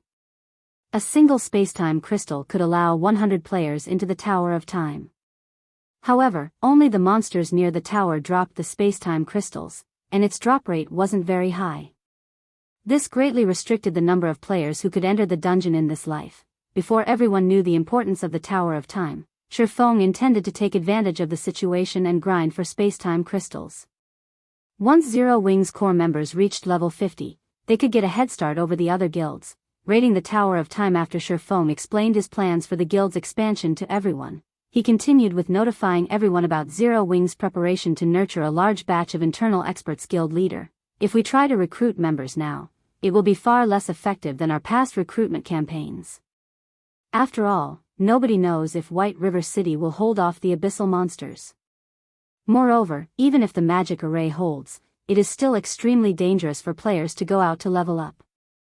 On the off chance that one encounters a high-level abyssal monster, a team wipe is practically a guarantee. Based on my investigation, a portion of players have already moved to the Black Dragon Empire. Moreover, many of our guild members are worried about this crisis. This really isn't a good time to recruit members. We would be better off holding a mass recruitment campaign after we secure a foothold in the Black Dragon Empire. It would be more effective to wait. Saying so, Aqua Rose handed Shifeng a statistics report, which clearly displayed White River City's situation. Due to the abyssal monsters, the city's teleportation fee had been temporarily removed. Currently, over 5% of White River City's player population had relocated. Among these players, the majority had migrated to the Black Dragon Empire. As time passed, more players would relocate to continue their development. Don't worry about it. Start preparing for recruitment and assessment work. We will soon make up for those who chose to head elsewhere to develop, Shifeng said as he read the report. The situation was much better than his initial prediction. Make up for? Aqua Rose was slightly confused. However, since Shifeng had already spoken, she did not probe into the matter any further. She trusted Shifeng's judgment. Shifeng simply smiled at Aqua Rose's confusion. He then issued further instructions regarding the recruitment campaign. Everyone's worries about the abyssal monsters capturing the city were unnecessary. The Abyss Passage had been activated in the Twin Towers Kingdom. The powerful NPCs guarding the border had held back most of the strongest abyssal monsters. As for the remaining powerful abyssal monsters, almost all of them were busy besieging the various major cities. Hence, when the players belonging to the neighboring kingdoms and empires ventured out to level up, they just needed to be a little more careful of their surroundings. Things were not so severe that their livelihoods in their countries had been severed. This was just like an addition of several bosses, which should not be provoked, in everyone's leveling maps. The Abyss invasion was not as severe as everyone thought. On the contrary, due to the temporarily removed teleportation fees in affected cities, players now had more affordable leveling spots to choose from. Moreover, even if everyone failed to notice this, he could stealthily spread the message himself. In addition, there would soon be a teleportation array linked to a grinding area in the Twin Towers Kingdom. By then, the countless players who wanted to change classes would swarm to White River City. They didn't need to worry about a lack of players in the city once the teleportation array was set up. They also wouldn't need to worry about lacking development funds, as Shifeng arranged for Blackie to lead the Dark Gods Legion's elites to power level the newcomers from the Big Dipper dojo. Aqua Rose approached and whispered, "Guild leader, Miss Phoenix Rain has arrived and is waiting in the reception room. She says that she has brought what you requested. She's finally here." Shifeng nodded. He then left the remaining matters to Aqua Rose while he met Phoenix Rain. Inside the elegant, stunning reception room, Phoenix Rain sat quietly by the windowsill, a black cloak draped over her back. When Shifeng entered the room, her gaze promptly moved away from the Zero Wing members walking around the first floor hall and to Shifeng level 42. Phoenix Rain was stunned. Currently, she knew of several people who had reached level 40 in the Empire. However, these people had used special methods to achieve their level. Take herself for example. She was an elementalist. Not only had she learned several AoE attack spells, but she also had a large number of elite members to assist her leveling progress. Her leveling speed was already fast. However, even now, she was over 30% away from reaching level 40, yet Shifeng had already reached level 42. "Phoenix Pavilion Master, may I see the Lakeheart City's deed?" Shifeng asked. He smiled in response to Phoenix Rain's surprise. "Here, take a look." Phoenix Rain quickly recovered her composure and took out a deed for a land in Lakeheart City. "This is the only deed I can give you. Even if you're not satisfied, I cannot change it." Not bad. Although it cannot compare to a golden land, it still has relatively high potential, Shifeng said with satisfaction after examining the deed. With this deed, Zero Wing could secure a foothold in the Black Dragon Empire. What followed next would depend on how things progressed. On Melancholic Smile's side, once they were ready, Zero Wing would officially start pushing its way into the Black Dragon Empire.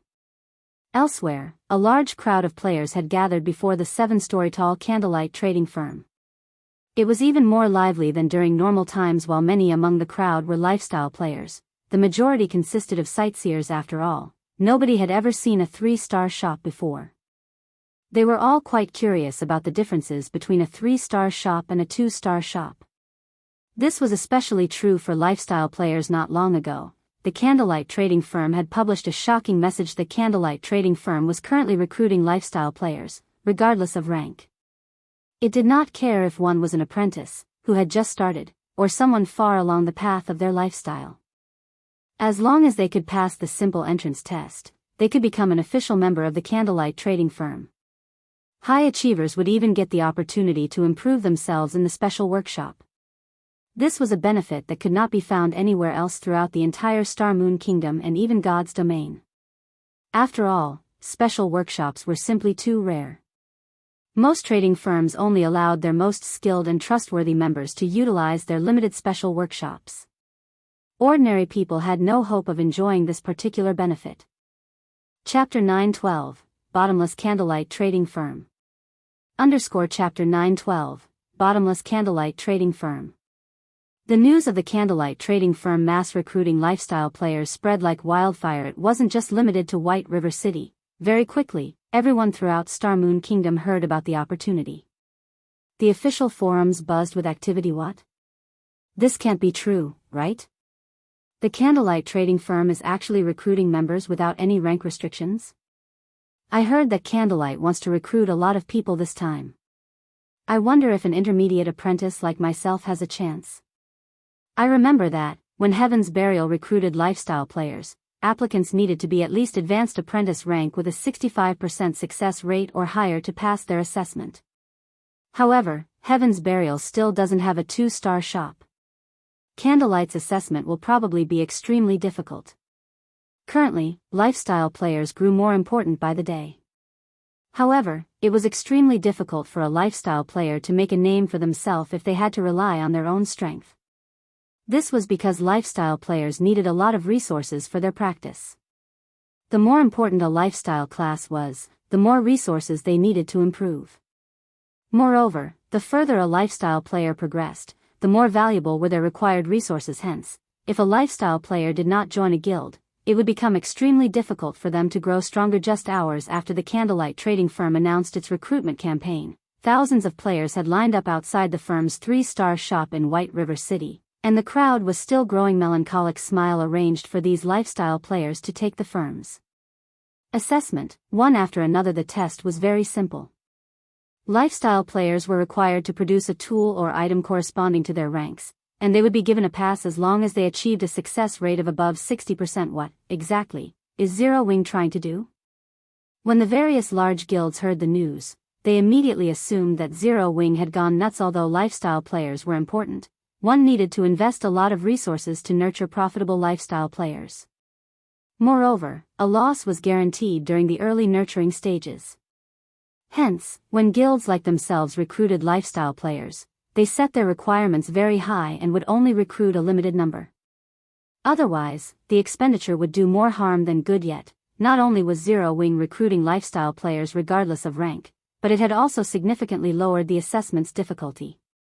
During Zero Wing's previous recruitment campaigns for lifestyle players, it had required a success rate of 70% or higher. In just half an hour, Zero Wing had recruited over 30 lifestyle players. Among them, only 7 were advanced apprentice rank, while the others were below that. This outcome worried the lifestyle players still outside of the Candlelight trading firm. They were afraid that the available slots would be taken up before their turn arrived. Contrary to expectations, however, more lifestyle players were accepted. Very quickly, over 100 players had been accepted into the firm. However, the Candlelight trading firm showed no signs of stopping its recruitment. Seeing this, the spies the various guilds had sent reported this information to their respective guilds. What? They have accepted over 100 apprentices? Has Zero Wing's upper management lost their minds? Could a 3-star shop really be that powerful? The various guilds that had received this message were stunned. Normally, they would only recruit around 40 lifestyle players when they gained an additional 1-star shop. If they recruited any more, there wouldn't be enough workshops and resources to go around. After the Candlelight trading firm upgraded one of its 2-star shop to 3-star status, the building had only gained 2 floors. Generally, it would be a miracle if they could recruit 200 players. Big Sis Melancholic, should we raise the assessment bar? At this rate, we'll fill the new workshops.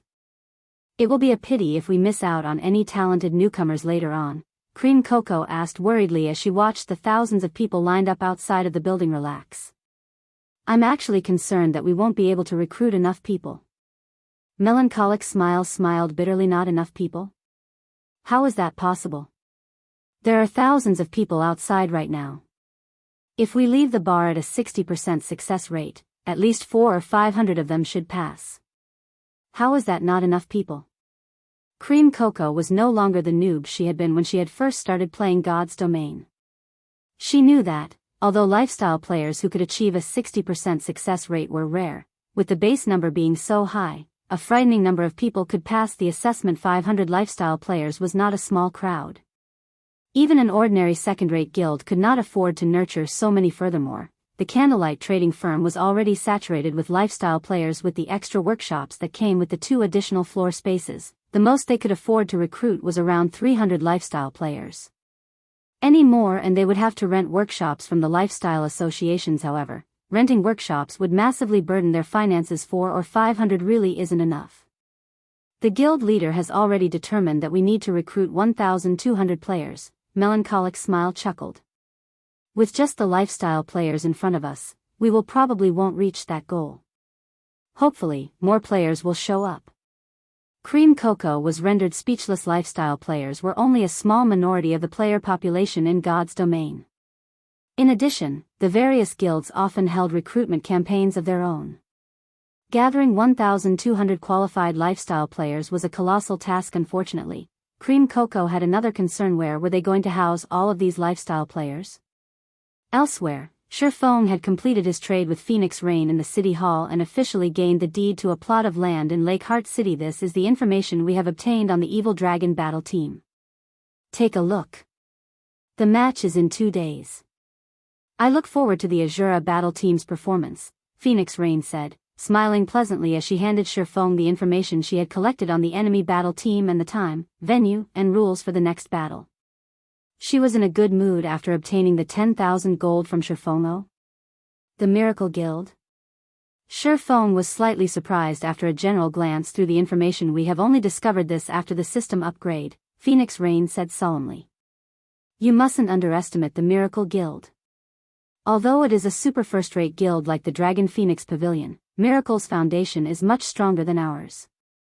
It can even contend with super guilds. When the time comes, the Evil Dragon Battle Team's roster will undergo a complete change. You best prepare for the match. Although Phoenix Rain had said as much, she did not think that the Azura Battle Team had any chance of winning after all. The Azura Battle Team had exposed too many of its trump cards. The Miracle Guild would definitely come prepared. If Miracle went all out in this match, the Azura Battle Team would be overwhelmed. After all, the difference between each side's strength was immense. Phoenix Rain only prayed that the Miracle Guild would not take the match too seriously. This way, she could haul in another fortune. Shifeng nodded silently in response to Phoenix Rain's advice. In truth, even without Phoenix Rain's warning, Shifeng knew just how powerful the Miracle Guild was in his previous life. When a Tier 3 mysterious flame had appeared in God's domain, the various large guilds had employed all sorts of methods to obtain it. In the end, however, a dozen or so experts from the Miracle Guild had secured the flame. Among the guild's experts that had fought for the mysterious flame, 2 other super guilds' top combatants had been present. That battle had become a classic within God's domain. To put it simply, defeating the Miracle Guild-led Evil Dragon Battle Team would be extremely difficult for the Azura Battle Team. As Shifeng hurried towards the Candlelight trading firm, a party of 6 arrived in the teleportation hall in White River City. The instant these players appeared, they became the main focus within the hall. Their equipment was too gorgeous to ignore. Even the lowest quality equipment was dark gold rank. As for these players' levels, that was even more impressive. Of the 6 players, 2 were level 40, while the remaining 4 were level 39. Even in an empire, this group would be a force to be reckoned with, much less White River City. So this is White River City? The standard of the players here is quite high. We're not here to sightsee, focus on the task at hand. Let's head over to Zero Wing to have a look. Chapter 913, Intermediate Shop. After these 6 players conversed among themselves, they left the teleportation hall and stepped onto the busy street as everyone watched. As soon as the group left the building, the leading white-haired, middle-aged man carrying a black and white spear summoned a giant snow-white wolf. The wolf was even larger than a lion. An assassin, wearing dark gray leather armor with 2 blood-red daggers hanging from his waist, summoned a black warhorse beside the middle-aged man. The warhorse sported silver armor and looked far more majestic than the horse's NPC soldiers used. The instant these 2 mounts appeared, they had immediately attracted the attention of every player on the street. Damn, who are those people? Their mounts are definitely not common rank. You're right. I've never seen any common mounts that look that cool. At the very least, they should be bronze, maybe mysterious iron, mounts. To current players, even common mounts were a luxury, not to mention mounts ranked bronze or above. Hence, when the players on the street saw these mounts, both envy and admiration filled their hearts. Some beautiful female players even sent the white-haired man on the giant wolf flirtatious glances. Nowadays, God's domain was increasingly popular. One frequently saw the game mentioned in the news. Moreover, powerful guilds were offering annual salaries ranging from 500,000 credits to 6 million credits, depending on a player's strength. To ordinary people, this was an astronomical amount of money. Seeing as the white-haired man rode a bronze mount or greater at this stage of the game, his salary must have been in the 7-digit range. Ha. Boss Blood, I think those beauties are interested in you. An elementalist, who wore a robe embroidered with runic symbols and exuded a refined air, poked fun at the white-haired berserker leading his group. It's a pity that these beauties will never catch Boss Blood's eyes. After all, his heart already belongs to someone. Why won't these beauties look at me instead? A level 39 skinny, male swordsman said as he side-masked. You really should learn a thing or two from the boss. If you put more effort into your improvement, you would have already reached level 40 and could amount to woo those beauties. The male assassin on the black mare snorted. How can I possibly compare to Boss Blood? Even now, I have not passed the test or obtained a title, unlike you, Kiran, who obtained your title half a year ago, the swordsman named Masked Angel said enviously. All right, that's enough chit-chat. focus on our task. I will head to Zero Wing with Kirin.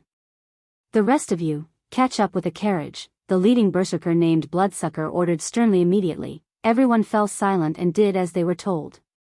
The 4 level 39s rode an advanced horse carriage and followed Bloodsucker and Kirin towards Zero Wing's guild residence. Although the advanced horse carriage was fast, it was still slightly slower than the Snow White Wolf and Black Warhorse. As a result, the gap between the two groups gradually increased. The party caused a commotion everywhere they went. Meanwhile, the Candlelight trading firm's entrance was overcrowded. Before anyone knew it, the Candlelight trading firm had recruited over 300 lifestyle players. With this number, everyone could see how powerful the firm's foundations were. The other trading firms in Star Moon Kingdom could not compare to this guild leader. We've reached our recruitment limits for the moment. Any more and we'll have to send these people to the lifestyle associations, Melancholic Smile reported worriedly as she looked at the numerous files on the newcomers. 1,200 people, this was already beyond what the Candlelight trading firm could handle. If they really recruited this many people, they would lose money each day, rather than make it. It's fine. Bring all of the information you have on the Candlelight's branch shops, Shifeng instructed, waving his hand dismissively and chuckling. In God's domain, shops were officially categorized by star ranks. However, one could also categorize a shop by its size. Players in his previous life had realized his and summarized the differences.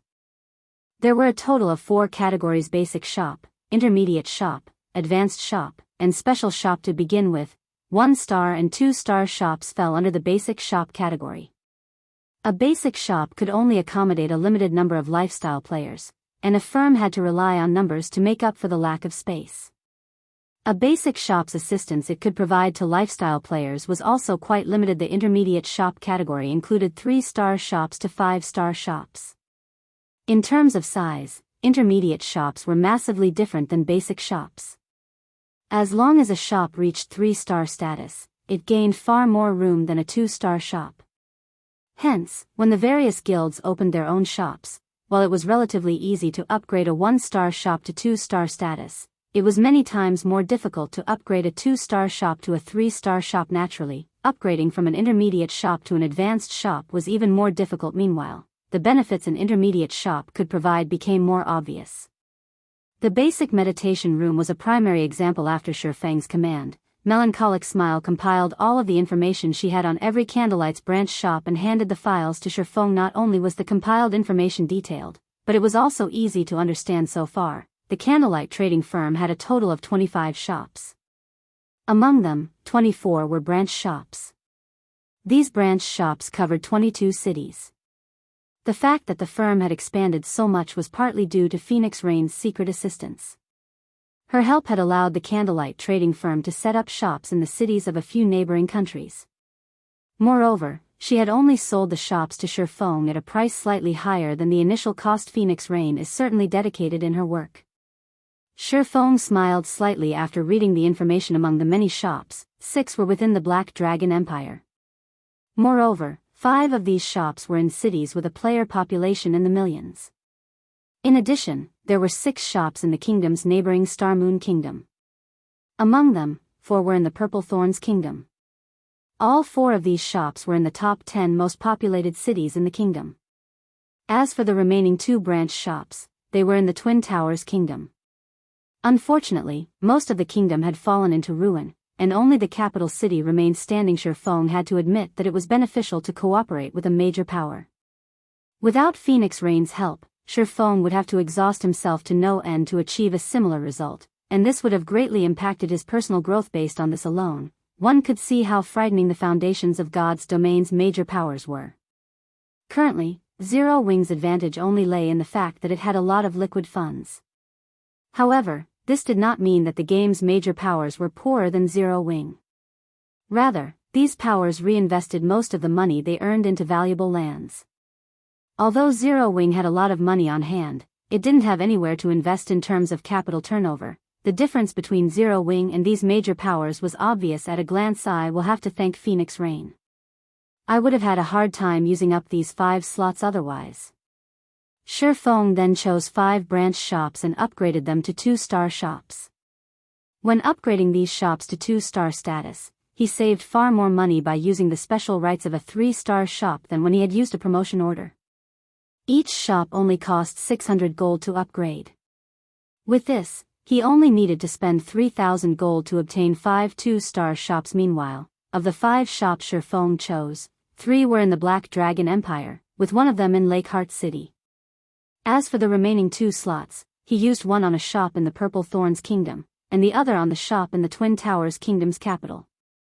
Hellscythe_Fluffy Goblin.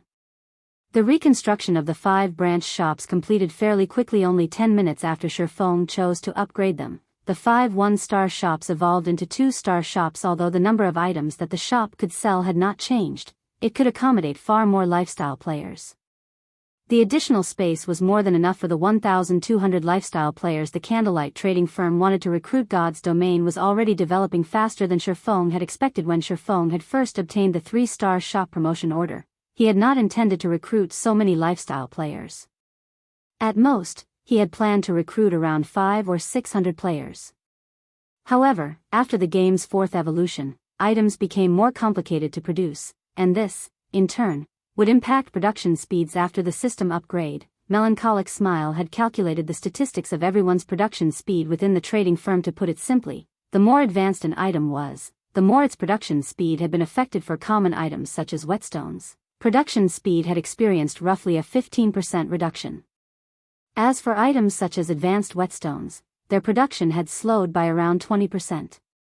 In other words, if a lifestyle player was capable of producing 5 advanced whetstones within a certain time before the system upgrade, then now, they were only capable of producing 4 advanced whetstones within the same period. As for items that only intermediate forgers or higher could craft, such as the strengthening device, their production speed had decreased by roughly 40%.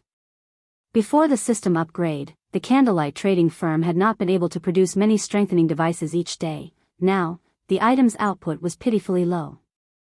Unfortunately, Sher Feng had already agreed to hand over 10 bronze mounts and 2,000 strengthening devices to the secret pavilion within 5 days, as well as the rest of the items within 12 days after the system update completed. If he failed to do so, not only would he have to return the 10 black cards he had received, but he would also be out of the items he had already paid. Hence, Sher Feng was very short on time. If he wished to increase production speed, he had 2 options: increase his current workforce's success rates or grow his workforce, as there was a limit to how much he could raise a lifestyle player's success rate. His only viable option was to bolster his workforce. However, Sher Feng did not have much hope of nurturing a large batch of excellent lifestyle players from the new recruits. Rather, he wanted the new advanced apprentices to take on the workload of the firm's basic forgers, while the basic forgers would take on the intermediate forgers' work. In turn, the intermediate forgers would take care of the advanced forgers' workload. This way, he would have a higher chance of completing his task within the allotted time. Following which, Sher Feng explained his plans to Melancholic Smile and had her begin preparations. After all, it would not be easy to sort so many people in a short time. Guild leader, I'm afraid that this will be very difficult to accomplish. Even with the help of the special workshop, Coco, Uncle Ironheart, and I only have a 40% success rate with the strengthening devices. Even if the firm's intermediate forgers have the help of the special workshop, they will only have, at most, around a 15% success rate. With such a low success rate, we'll be lucky if we break even, let alone make a profit.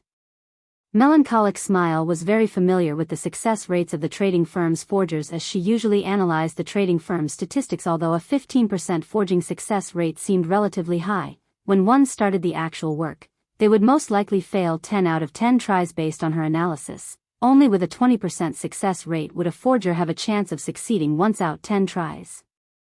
Only after reaching a 25% success rate would a forger notice a qualitative change. Once a forger reached that milestone, they would generally succeed once or twice out of 10 tries. If they allowed intermediate forgers to produce the strengthening device, they would be pushing their luck. Cream Coco, who stood beside Melancholic Smile, nodded her agreement. After a long period of research and experimentation, she decided that, as long as the system calculated success rate was below 20%, she would give up on making the item. After all, her chances of successfully crafting the item were too low. Even if she did produce the item, the firm would only take a loss. Wasting money was one thing, but wasting resources was another thing altogether. The resources in God's domain were limited. The materials required to produce advanced items were even rarer.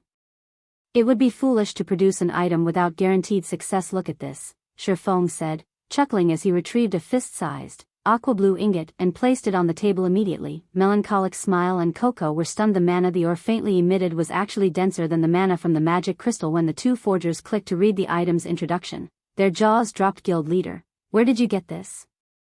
Melancholic Smile locked her eyes with Shifeng's, excitement evident on her face. Do you have a lot of them?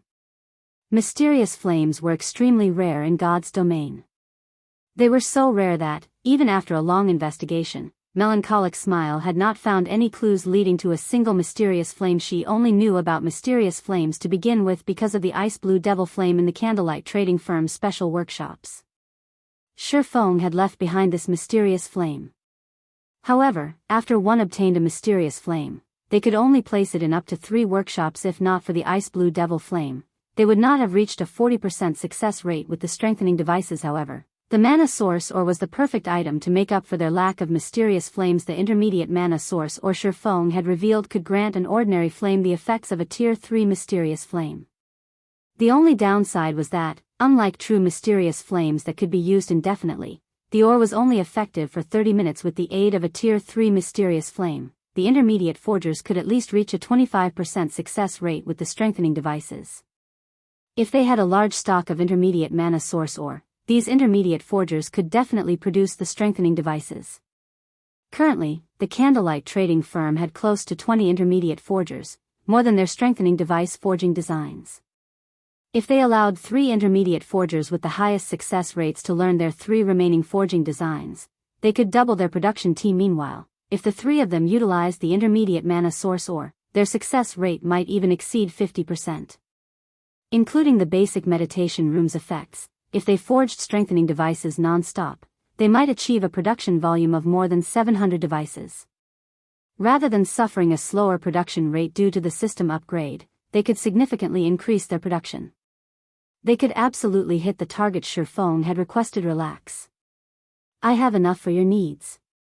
Shifeng nodded, laughing. He then took out a table-sized design and unfurled it. This was none other than the bronze engineering locomotive design that he had purchased from Sindhart. Melancholic, you're the most familiar with the trading firm's people. Look for a few trustworthy engineers and alchemists and work with them to produce this item.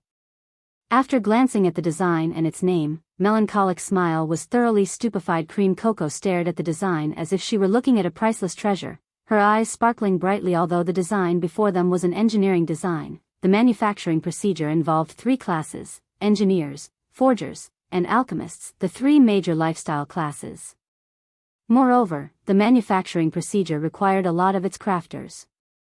The engineering locomotive was far more difficult to manufacture than the strengthening device. One mistake could lead to failure. Chapter 9:15, Difference in Mounts.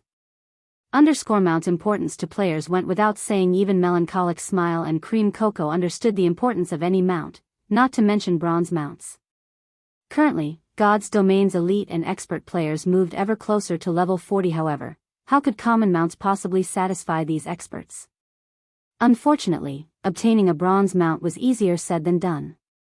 Even large guilds could only get their hands on a few, and these mounts were usually reserved for the guild's upper echelons.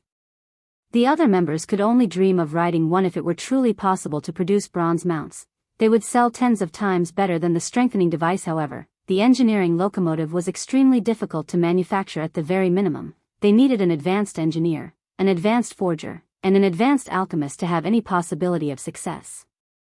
Even if they were equipped with a variety of support tools, they'd be lucky if they had even a 30% success rate of producing the locomotive. In addition, manufacturing the engineering locomotive was a tedious process. It would take a very long time just to produce one. Producing one per day would be an impressive feat. Guild leader, this engineering locomotive is too difficult to manufacture. It also requires so many materials. Even if we successfully produce one, the cost will be astounding. Are we really going to make this, regardless of the cost? Melancholic Smile's lips twitched slightly as she read the listed materials recorded on the design. The hardest part of crafting the engineering locomotive would be the power unit. The power unit alone required 30 magic crystals. Other components, such as alchemy arrays, also required magic crystals. After taking all of the miscellaneous components into account, they needed a total of 50 magic crystals to produce one engineering locomotive. In addition, the mount's manufacturing required certain rare materials such as fine steel ingots. A fine steel ingot was the product of refining fine iron with other materials, and one only had a chance of obtaining fine iron from mining hematite ore in the market. A refined steel ingot cost around 30 silver. That was practically the equivalent of a piece of level 30 bronze equipment. However, there were fewer refined steel ingots available on the market than level 30 bronze equipment. Meanwhile, the engineering locomotive required 20 refined iron ingots, a total cost of 6 gold. Based on market value, producing a single bronze engineering locomotive cost roughly 25 gold. In reality, though, as most of the materials could be sourced from their guild, they wouldn't have to spend that much. Even so, the final cost would still be around 20 gold. Based on their current success rate, it could cost anywhere from 100 gold to 160 gold to craft one engineering locomotive. Meanwhile, a single bronze mount currently sold for around 300 gold. It was not nearly as profitable as the strengthening devices. The only advantage the engineering locomotive had was its demand. If they offered the mounts for sale, someone would buy them if the price were reasonable. If they wished to save more money, they would need the help of a master engineer. Although there was only a single rank difference between an advanced engineer and a master engineer, the latter could increase the success rate of producing the engineering locomotive by around 30%. After including the bonuses from various tools, they could achieve a success rate of 60% or higher. With such a high success rate, they could reduce their total cost to 40 gold or lower. They could also produce the mounts much faster. How many advanced engineers do we have right now? Shi Feng realized how high the production cost was. However, he had already signed an agreement with the secret pavilion. They had to manufacture the engineering locomotives regardless of the cost. Moreover, producing the engineering locomotive would allow lifestyle classes to rapidly gain proficiency. We only have 2 people at the moment. There are 3 others who are close to reaching the advanced engineer rank. Melancholic smile replied. 2? Shi Feng frowned. Based on their current manufacturing speed, producing 10 engineering locomotives in 5 days would be cutting it very close. Have them begin the process. I'll help to produce some of the components as well. I'll contact them right away, Melancholic smile said. She was momentarily stunned when she heard that Shi Feng would also take part. Hurriedly, she continued, if they find out that our guild leader will be leading this project, they will die from excitement. In Star Moon Kingdom, the majority of players addressed Black Flame by his title as the Sword King.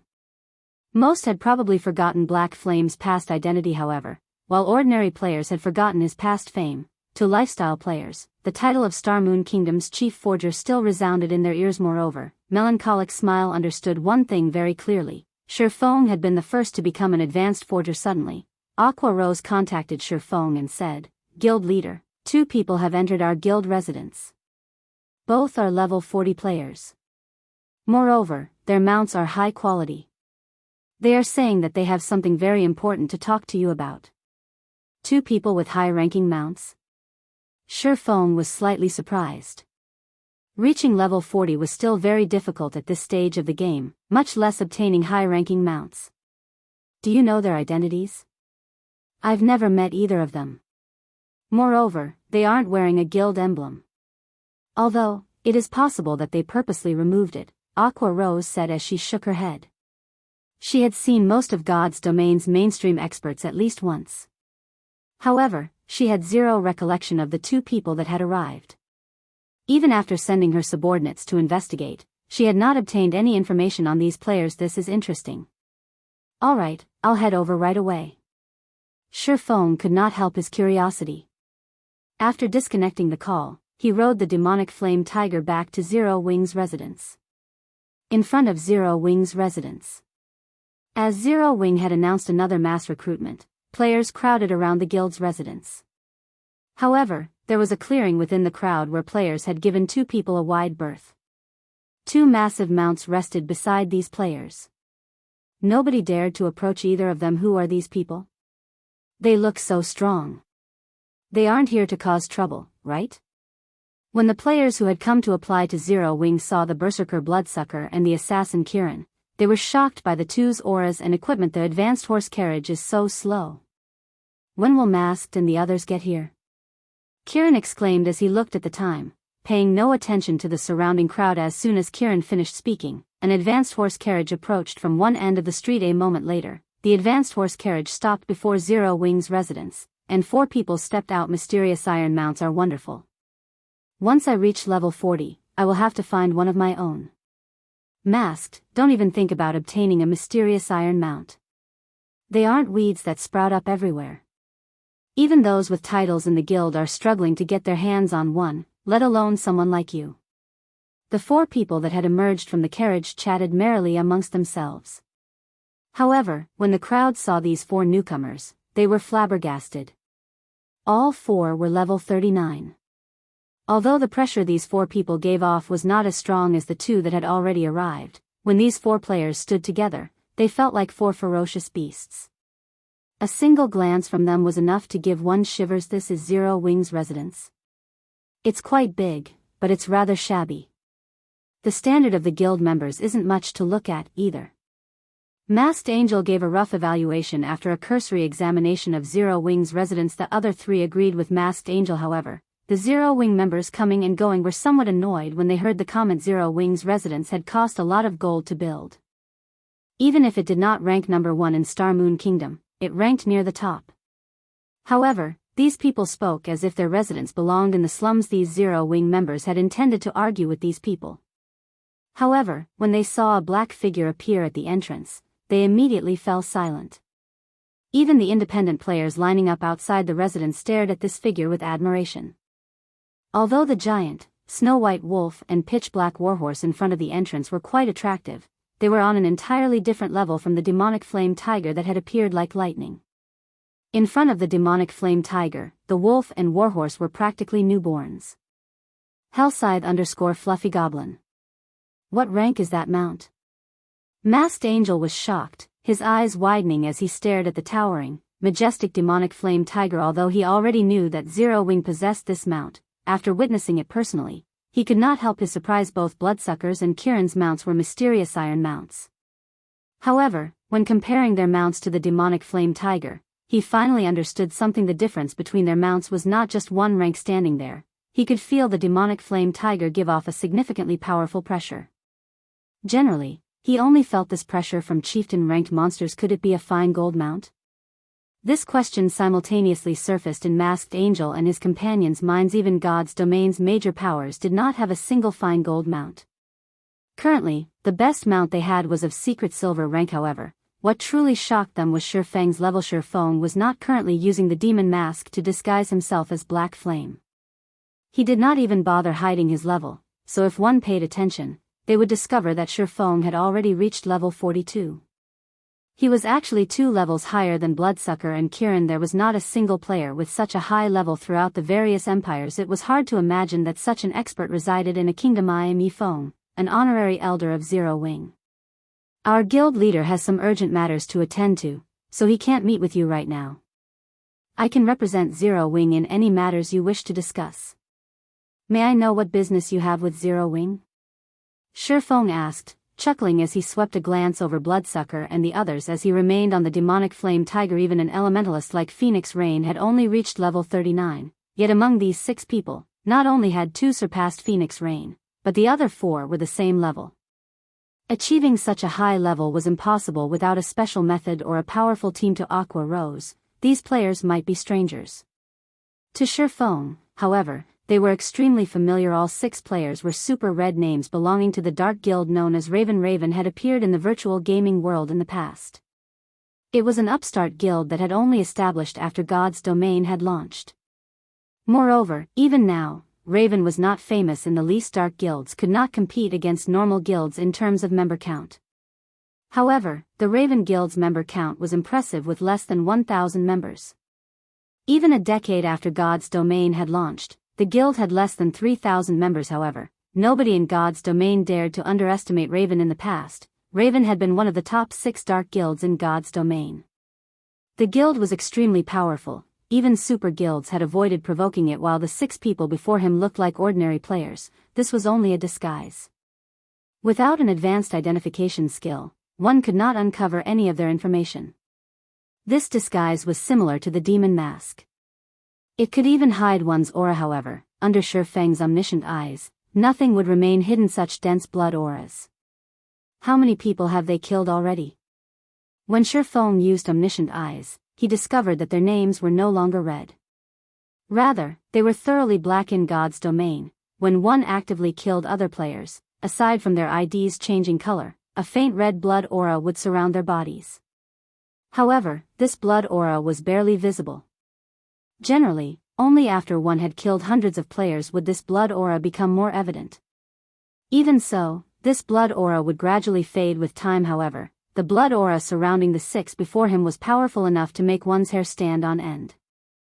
Currently, their blood auras had thickened into a bloody mist that enveloped a radius of 4 to 5 yards around them. Shi Feng could not even begin to fathom just how many players these 6 people had killed to achieve such a dense blood aura. However, this was still not why their IDs had turned black in God's domain. Only players who had committed unforgivable sins would sport pitch black IDs. This was a type of curse. This curse could allow players to grow stronger. In return, however, cursed players were restricted to areas controlled by the dark forces. If NPC guards in an ordinary NPC city found them, the consequences would be unimaginably severe. Hello. My name is Bloodsucker. This place isn't suited for our discussion. Why don't we look for somewhere more private to talk? Bloodsucker suggested, smiling faintly as he looked at Shi Feng. All right, follow me. Shi Feng nodded. He then led Bloodsucker and the others into Zero Wing's residence. After Shi Feng entered the guild residence, the crowd outside of the residence grew excited. Their eagerness to join Zero Wing grew. Inside the reception room of Zero Wing's residence, as Shi Feng was about to prepare some refreshments for Bloodsucker and the others, Bloodsucker stopped him. I believe that Elder Yi Feng has already used an advanced identification skill on us, right? Bloodsucker said, smiling. I'm certain that you already know who we are. As you've seen, we are red players, or to put it another way, dark players. Shi Feng nodded without attempting to hide his actions. Now that God's domain had already been operating for so long, most guilds had a few people with advanced identification skills. Hence, there was no point in hiding his actions. We are members of the Dark Guild Raven. You might not have heard of us as our guild has only recently established, but as for Raven's strength, you have seen for yourself. We have come here today seeking to cooperation with Zero Wing. Bloodsucker explained. Cooperation with Zero Wing? How do you wish to cooperate? Shi Feng asked curiously. Generally, dark guilds and adventure guilds minded their own businesses and tended to avoid each other. Moreover, Raven possessed powerful financial backers. The guild did not have that many members either, so it should be very easy for the guild to develop. Raven shouldn't need to cooperate with any other guild. That's right. We've investigated Zero Wing thoroughly. On the surface, while it might look like Zero Wing has a lot of experts, there are only a few true experts in the guild. If Zero Wing wants to progress in the dark arena, relying on these few experts is not nearly enough. Even the Azura battle team's victory in the next match is unlikely. Furthermore, since the system upgrade, the various major powers have begun to invest heavily into the dark arena. It will be very difficult for Zero Wing to earn money there in the future. You've already seen our strengths for yourself. If Zero Wing has Raven's assistance, your guild will have a fighting chance for the position of the dark arena's organizer. Not only can Zero Wing earn an astronomical sum of money each day, but you can also gain various rare materials. With these resources, Zero Wing will be able to expand easily and afford to nurture its lifestyle and expert players. I'm sure you can see the benefits of such an outcome. When Bloodsucker finished his proposal, he snapped his fingers immediately. Several pieces of Bloodsucker and Kiran's equipment revealed the special glowing effect of epic equipment. Bloodsucker and Kiran's weapons, in particular, were epic weapons. With this array of equipment, they could rank at the peak of God's domain. What do you want in return? Shi Feng asked, somewhat interested. Just as Bloodsucker had said, in the eyes of ordinary players, Zero Wing seemed like a guild full of experts. However, in the elite dark arena, Zero Wing was bland. Currently, only he, Fire Dance, and Violet Cloud could reliably win a fight. Unfortunately, Aqua Rose was still a little off the mark. Chapter 9:17, Proof of Strength. Hellscythe_Fluffy Goblin. The Dark Guild Raven maintained a relatively low profile during the early stages of God's domain. The guild always moved covertly. The guild's desire to maintain a low profile was evident by the lack of guild emblems on Bloodsucker and his companions. If not for Raven trying to display its strength to gain Zero Wing's trust, the group would never act so flamboyantly. Shifeng had to admit that this was one of the benefits that Zero Wing enjoyed as it moved closer to the top of God's domain. Whenever he had an issue, people would oftentimes take the initiative to offer their cooperation if Zero Wing were a third-rate guild or an unrated guild. Meeting people like Bloodsucker would be impossible, not to mention inspiring these people to find him. Shifeng's straightforward question had left Bloodsucker slightly stunned. He had initially thought that Shifeng would play with words, driving him to state his conditions. After all, during negotiations, the side that revealed their terms first would be at a disadvantage. However, he had never imagined that Shifeng would ask him so blatantly. He wasn't used to this. The guild had sent him, specifically, to negotiate with Zero Wing because he was one of the guild's stronger members. Now, however, all of his subtle arguments he had prepared to persuade Shifeng and his efforts to show off Kirin and his team's strength had gone to waste. What? You don't have any conditions? Shifeng chuckled. No, it's just that your straightforwardness surprised me a little. After all, Raven is only a small, unknown guild, Bloodsucker said, shaking his head. Since Elder Yifeng has said as much, I'll tell you Raven's conditions. In return for Raven assisting the Azura battle team, we want 50% of the income you gain from the Dark Arena. You guys sure are ballsy. 50% is too much. I can offer you 20% at most.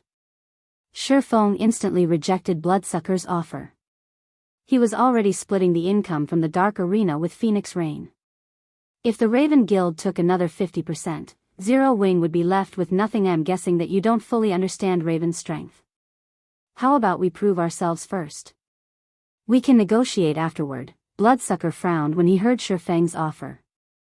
However, he was not surprised by it.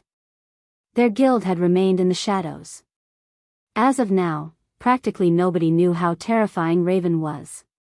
If not for the resources the recently launched mind space system required, they would not have sought out Zero Wing for cooperation. In his opinion, Shifeng had only offered such a low percentage because he didn't know Raven's true power. However, once they showed Shifeng that, with Raven's assistance, Zero Wing's chances of becoming the Dark Arena's organizer would improve, he would agree to 50%. After all, this was a sure profit exchange. Proof? Shifeng understood Bloodsucker's train of thought.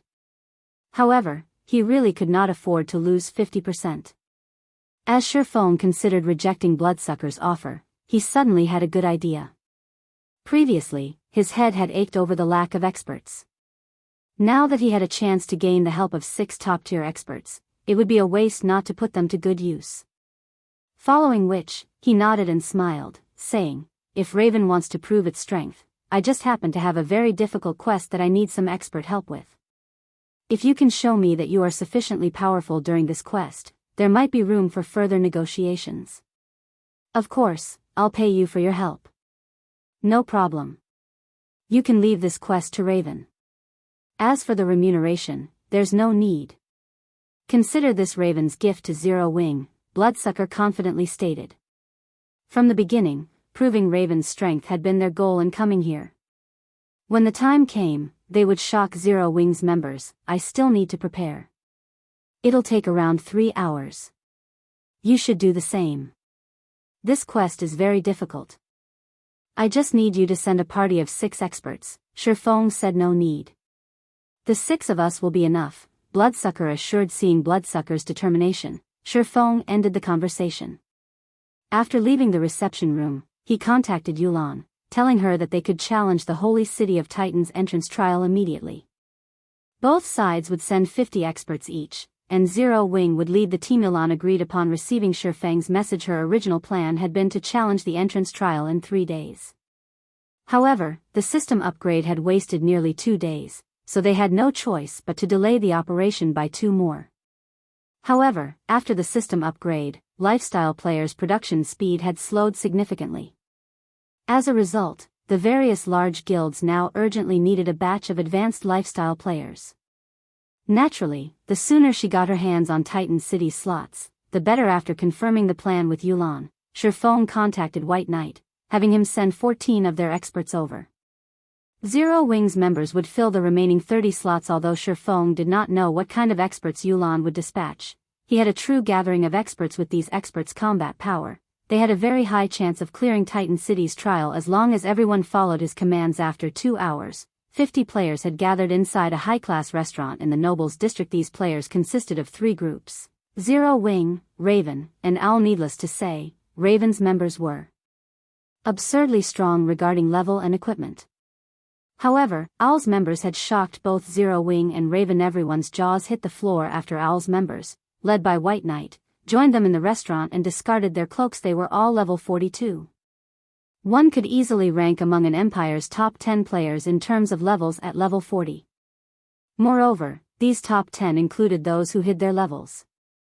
Yet, White Knight and his team were all level 42. Aside from their high levels, every member of White Knight's team wore absurdly powerful equipment. Among them, 4 possessed equipment on par with Bloodsucker and Kirin. As for White Knight, the group's leader, his equipment surpassed Bloodsucker's. The Ranger's aura was also incomparably sharp. Due to this, Bloodsucker felt pressured. Who are these people? Bloodsucker watched White Knight and the others, shock filling his heart. Are they Zero Wing's hidden experts? Kirin and the others also felt immense pressure from Owl's members. Previously, they had felt nervous when they met Fire Dance and Zero Wing's other top-tier experts. Now, an even more frightening group had arrived. Their hearts, which had brimmed with confidence, now faltered. Theoretically, level 40 players should stand at the very forefront of God's domain, yet so many level 42 experts stood before them. They even began to wonder if there had been a flaw in the reports they had received. Shortly after White Knight and the others had arrived, Yulan led a large group of players into the high-class restaurant. Chapter 9:18, Holy City of Titan. The high-class restaurants in the Nobles District were famed for their luxury. Even large guilds' elite members were reluctant to dine in these restaurants. These players would rather have a few drinks at a bar or eat their fill of ordinary food to get more bang for their buck. Upon joining Shifeng and the others in the restaurant, Yulan glanced at the various players. Immediately, she was shocked. How does Zero Wing have so many experts? Yulan had already thoroughly investigated Zero Wing, so she was very aware of Zero Wing's current combat power. She had never imagined that Zero Wing still had secrets. Owl's and Raven's members were the source of her surprise. Even the lowest among them was level 39, with the majority having reached level 42. Zero Wing's team composition overwhelmed the team she had struggled to establish among her players. The highest was only level 39, while the others were level 38. Although there was only a difference of 2 or 3 levels, the gap between level 39 and level 40 was like the difference between heaven and earth. Unless one had equipment that could reduce level requirements, otherwise, they could only wear level 40 equipment upon reaching level 40.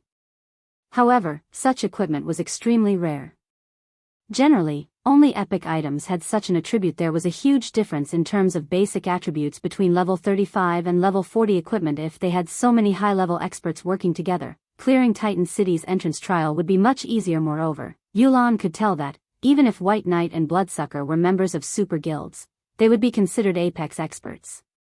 It would be very difficult to find an expert in Underworld that could contend with these two. Big Brother Wolf, do you know that Ranger and Berserker?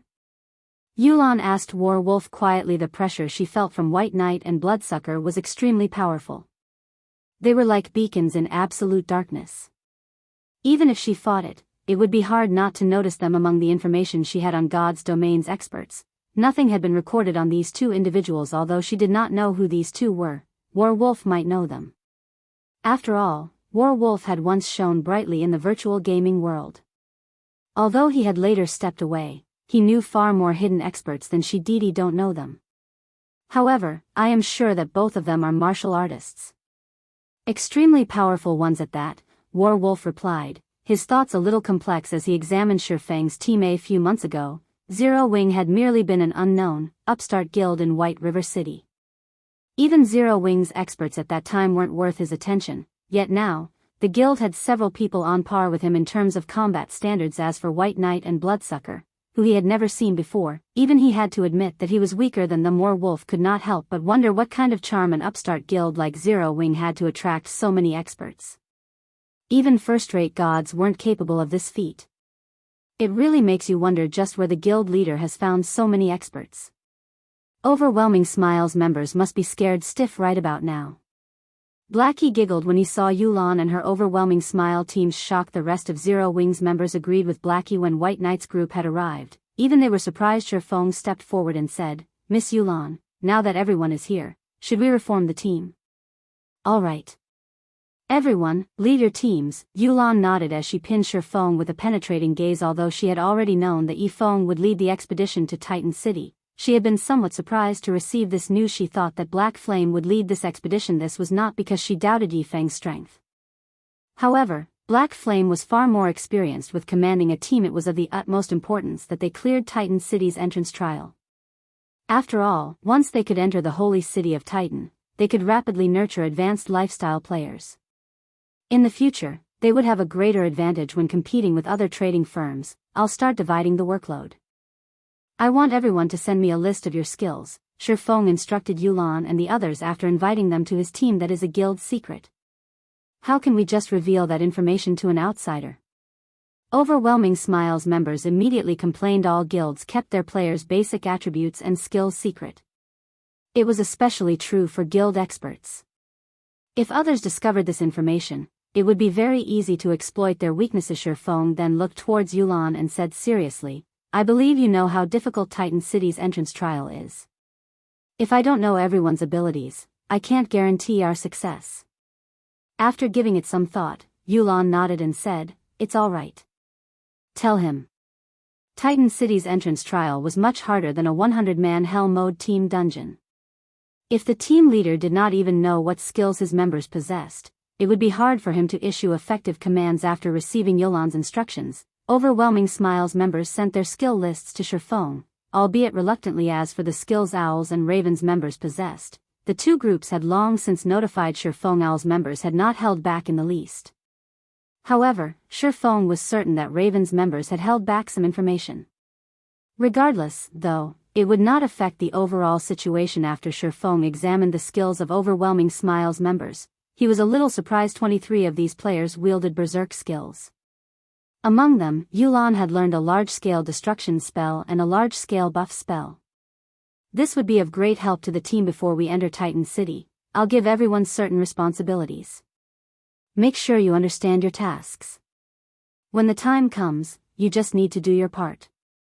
Shifeng then called up his system interface and split everyone into groups. Shifeng had split the team of 100 players into 5 teams of 20. Among them, one team would serve as the main force while the remaining 4 would serve as support. Raiding Titan City's entrance trial was different from raiding a 100-man team dungeon, where players only had to deal with one boss at a time. The entrance trial resembled a field battle. Only, the team would face far more danger. In the entrance trial, one could encounter a powerful boss at any time. It was even possible for multiple bosses to appear at once. It would not come as a surprise if one mistake led to a team wipe. Hence, they needed to prepare before they challenged the trial. There was only one MT on the main team, Cola. This decision confused Yulan and the others. Cola was only level 40, while the Guardian Knight White Knight had brought was level 42. In terms of techniques, the Guardian Knight was also much stronger than Cola. No matter how they looked at it, Cola should not be the main team's MT. Even if Shifeng placed Cola on the main team, he should include another MT. How was a single MT going to tank a boss? However, Shifeng did not bother to explain his decision. He had chosen Cola because he had previously passed the epic rank Dragon Scale shield to the MT. With this shield alone, none of the other MTs could compete with Cola. Not to mention, Cola was using the Tier 1 set equipment for Guardian Knights. Comparing basic attributes, he was stronger than Moonlight Knight, Owl's level 42 Guardian Knight, by a large margin. He was the best choice to serve as the lead MT. After the various tasks had been distributed, Yulan took out a golden key and began to chant an incantation. In the next moment, a pair of tightly shut, black stone doors appeared in the hall. The stone doors towered over 3 meters high, and there were countless magical runes carved into the door's stone. As the thick, heavy doors slowly parted, a terrifying aura surged out, and everyone immediately felt a powerful mental suppression weigh on them. This mental suppression could rival that of Grand Lords. However, every player here was an expert. Even if the mental suppression affected them, the effects were minimal. After everyone calmed their nerves, Shifeng took the lead and stepped through the doors. One after another, the other players followed him.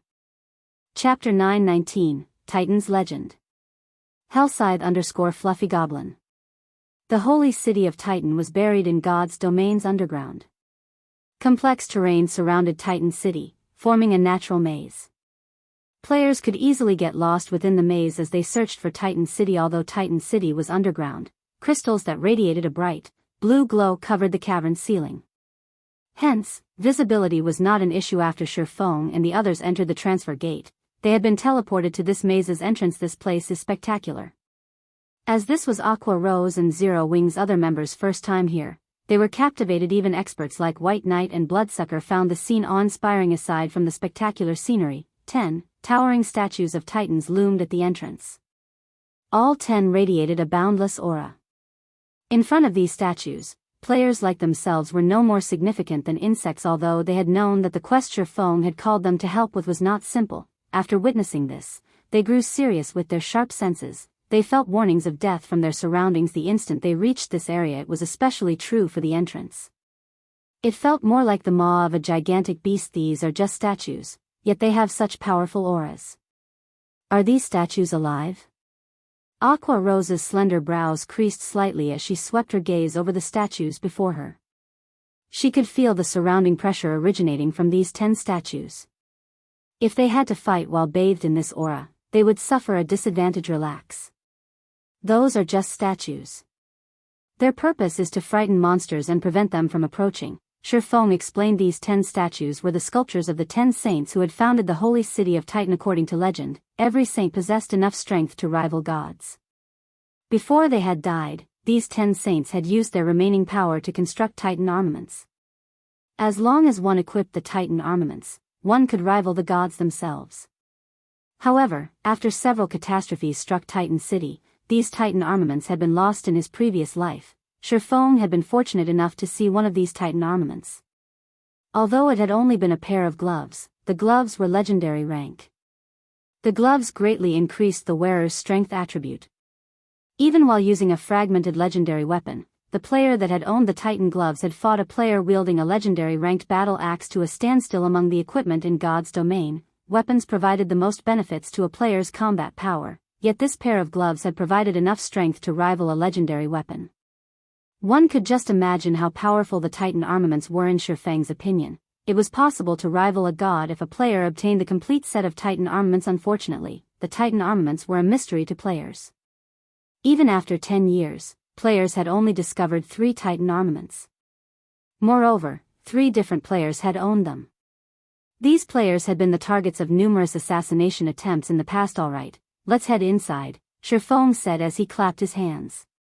After everyone took up their formation, they officially entered Titan City's entrance. Trial. After several minutes of traveling down the straight pathway, the team halted. Leader, there are 4 paths ahead. Which one should we take? Aqua Rose asked Shifeng. Should we send someone to scout ahead? Each path felt equally dangerous to her, so it was impossible to determine which path they should take. Which path did you take last time? Although Shifeng knew which path they should take, he still asked Yolan. We investigated all 4 paths the last time we were here. Among them, a great lord guards the first path, while the next 2 are littered with traps and ambushing monsters. A large number of mobs guard the last. After we had killed those monsters, we discovered that the path led to another crossroad. In the end, we took the path with the Great Lord. However, after a short distance, 3 Great Lords annihilated us, Yulan explained. Truth be told, they had gathered almost no information before they reached an abrupt end. Hence, Yulan had thought to search for experts to challenge the 3 bosses. When Overwhelming Smiles members recalled the 3 Great Lords that had ganged up on them, a chill ran down their spines. There were not many players who could face a Great Lord, not to mention 3 Great Lords simultaneously. Moreover, even a 100-man team would be hard-pressed to deal with one Great Lord here because, aside from the Great Lord itself, there were many monsters traveling with the Great Lord before they had dealt with the three Great Lords. The weaker monsters had swarmed and slaughtered them. So, that's the case. Let's go down the path with the crossroad, then. Shifeng nodded generally. The path with a boss, it should be the correct option. Taking the path with the crossroad is a waste of time. Yulan explained that might be true in other virtual reality games, but in God's domain, it is only half correct, Shifeng said, chuckling. This is an entrance trial. Our ultimate goal is to pass through the maze, not to defeat the bosses, isn't that right? In reality, all four paths led to Titan City. If a team were strong enough, they could choose the most difficult path, which contained various bosses. This path was also the most direct and would save the most time. In contrast, the path with the crossroads, as Yulan had said, would be time-consuming. However, it was the safest path among the Fortilans group had grown comfortable with the mindset of using brute force to resolve issues. Hence, they had chosen to challenge the most difficult path after entering the entrance trial. It was no wonder why they had only traveled a short distance before team-wiping the first time Shifeng had come here in his previous life. He had been just as ignorant. He and his team had insisted on taking the most difficult path and killing all of the bosses. In the end, they suffered team wipe after team wipe. Fortunately, unlike Yulan's group, his team was not as simple-minded. When they challenged a boss, they had a cleric stay some distance away from the team to revive everyone in the event that the boss slaughtered them. This way, they could challenge the bosses endlessly. Moreover, as this was an entrance trial, no matter how many times players died here, they would not lose any EXP after reviving, although, they would lose some skill proficiency after Yulan and the others heard Shifeng's reasoning. Realization dawned on them, following which, Shifeng led everyone down the path with the crossroads. As they progressed through the maze, Shifeng often deliberately took the wrong path, leading the team into difficult situations and traps. However, with the team's abilities, overcoming the traps and level 40 or so elemental beings wasn't an issue. After walking for nearly 2 hours, the team arrived before a large temple. The temple was as big as 5 football fields, and a pair of tightly shut iron doors sealed its entrance. A steel statue with glowing red eyes that stood over 10 meters tall walked back and forth before these iron doors. There were also groups of smaller steel statues patrolling the temple grounds like trained soldiers. Steel Slaughterer, Elemental Being, Grand Lord, Level 44 HP 50,000/50,000,000. Steel Guardian, Elemental Being, Lord, Level 42 HP 7,000/7,000,000. Steel Watcher, Elemental Being, Elite, Level 40 HP 120,000/120,000. Cola, you'll tank the Steel Slaughterer later. The other MTs will each handle one Guardian. White, lure those elite monsters to us first. All magical classes will assist to clear out the elites. Go. Chapter 920, Epic Shields Effects. Hellscythe_Fluffy Goblin. Sister Yulan, should we go? Why is a Grand Lord here? It's stronger than any of the bosses we faced before. Trying to fight that is suicidal. Shifeng's commands had left overwhelming Smiles members speechless. Although Shifeng's orders sounded simple, carrying them out would be very difficult. Monsters surrounded the temple. There were at least over 400 Steel Watchers. Moreover, there were as many as 6 Steel Guardians. Any 20-man elite team would struggle against a Lord-ranked monster. Just luring a fraction of the Steel Watchers would be a challenge. These monsters stood too close to each other. If they attacked one of these monsters, they would alarm them all. Over 400 Watchers would chase them down. Everyone, get ready. Yulan understood exactly what Shifeng was trying to do. However, while realizing this plan was difficult, she had committed to Shifeng's leadership. Since he had not voiced any concerns with his plan, they had to believe in him. A short moment later, everyone fell into formation and prepared. Now, they only had to wait for the Ranger White Knight to lure the monsters. White Knight did not rush in luring the elite monsters. Rather, he stood to one side and waited patiently for the patrolling Steel Watchers to move past before he attacked. However, White Knight did not attack the elite monsters directly. Instead, He set up a trap along the Steel Watcher's path. Rangers were not just adept at ranged attacks. The class was also capable of setting various kinds of traps. White Knight had set a poison trap. When a monster stumbled into it, it would suffer a poison debuff and lose some HP every 3 seconds for 15 seconds. Traps were not limited by range, but by time. Even if a player were 100 yards away from their trap, it would still trigger after setting up a series of traps. White Knight distanced himself from the temple and waited for the patrol of Steel Watchers to return. After another few minutes, the Steel Watchers came back along their previous path. Without any suspense, one of the Steel Watchers triggered White Knight's trap, and its entire body took on a dark green hue. Although the remaining 19 Watchers noticed the abnormality, White Knight was outside of their perception range. Hence, the 19 Steel Watchers stood there ignorantly as they searched for the enemy. However, the poisoned Steel Watcher was different. Not only had the trap inflicted damage, but it also now suffered a debuff. It charged towards White Knight immediately. Traps were like curses. When a monster fell into a trap, it would detect its target after a certain amount of time regardless of how far the target was from it. Only, this period wasn't long. After the time passed, the monster would similarly lose its target if the player were still outside its perception range. However, once the poisoned Steel Watcher had moved 10 yards closer to White Knight and just before the allotted time passed, it triggered another poison trap. As a result, the Steel Watcher confirmed White Knight's whereabouts and continued to charge towards the Ranger in such a way. The Steel Watcher triggered a series of 3 traps, the traps luring it roughly 30 yards away from its companions. When the other Steel Watchers saw this, they cautiously followed the poisoned Watcher. Moreover, because of this Steel Watcher, for nearby patrol squads of Steel Watchers also began converging on White Knight's position. However, after a dozen or so yards, they abandoned their advance. After all, these monsters couldn't detect an enemy. Without a clear target, these Steel Watchers could not react properly. As for the Steel Guardians and Steel Slaughterer, they ignored the incident. Damn, that's possible? Minor Wind was stunned upon seeing this method. Minor Wind wasn't the only person present surprised. Yulon and the others also wore shocked expressions. With a single move, White Knight had lured the elite monsters away from the troublesome Lords and Grand Lord. With this, they didn't have to fear pulling the boss's aggro while they wiped out the elite monsters. Dealing with the bosses afterward would be much easier. After moving into the Watcher's perception range, White Knight knocked his arrows and fired 3 frost arrows at the poisoned Steel Watcher. The 3 arrows sped through the air and struck the poisoned elite. 6, 618-6, 627-13, 216. Not only did the poisoned Steel Watcher instantly lose a large portion of its HP, but its movement speed and attack speed had also been reduced. Just before the poisoned Steel Watcher reached White Knight, the Ranger had depleted its 120,000 HP, and its heavy body fell to the ground with a loud boom. As for the Steel Watchers following closely behind, at Shifang's command, the team's ranged classes bombarded the monsters with AoE attack and control skills.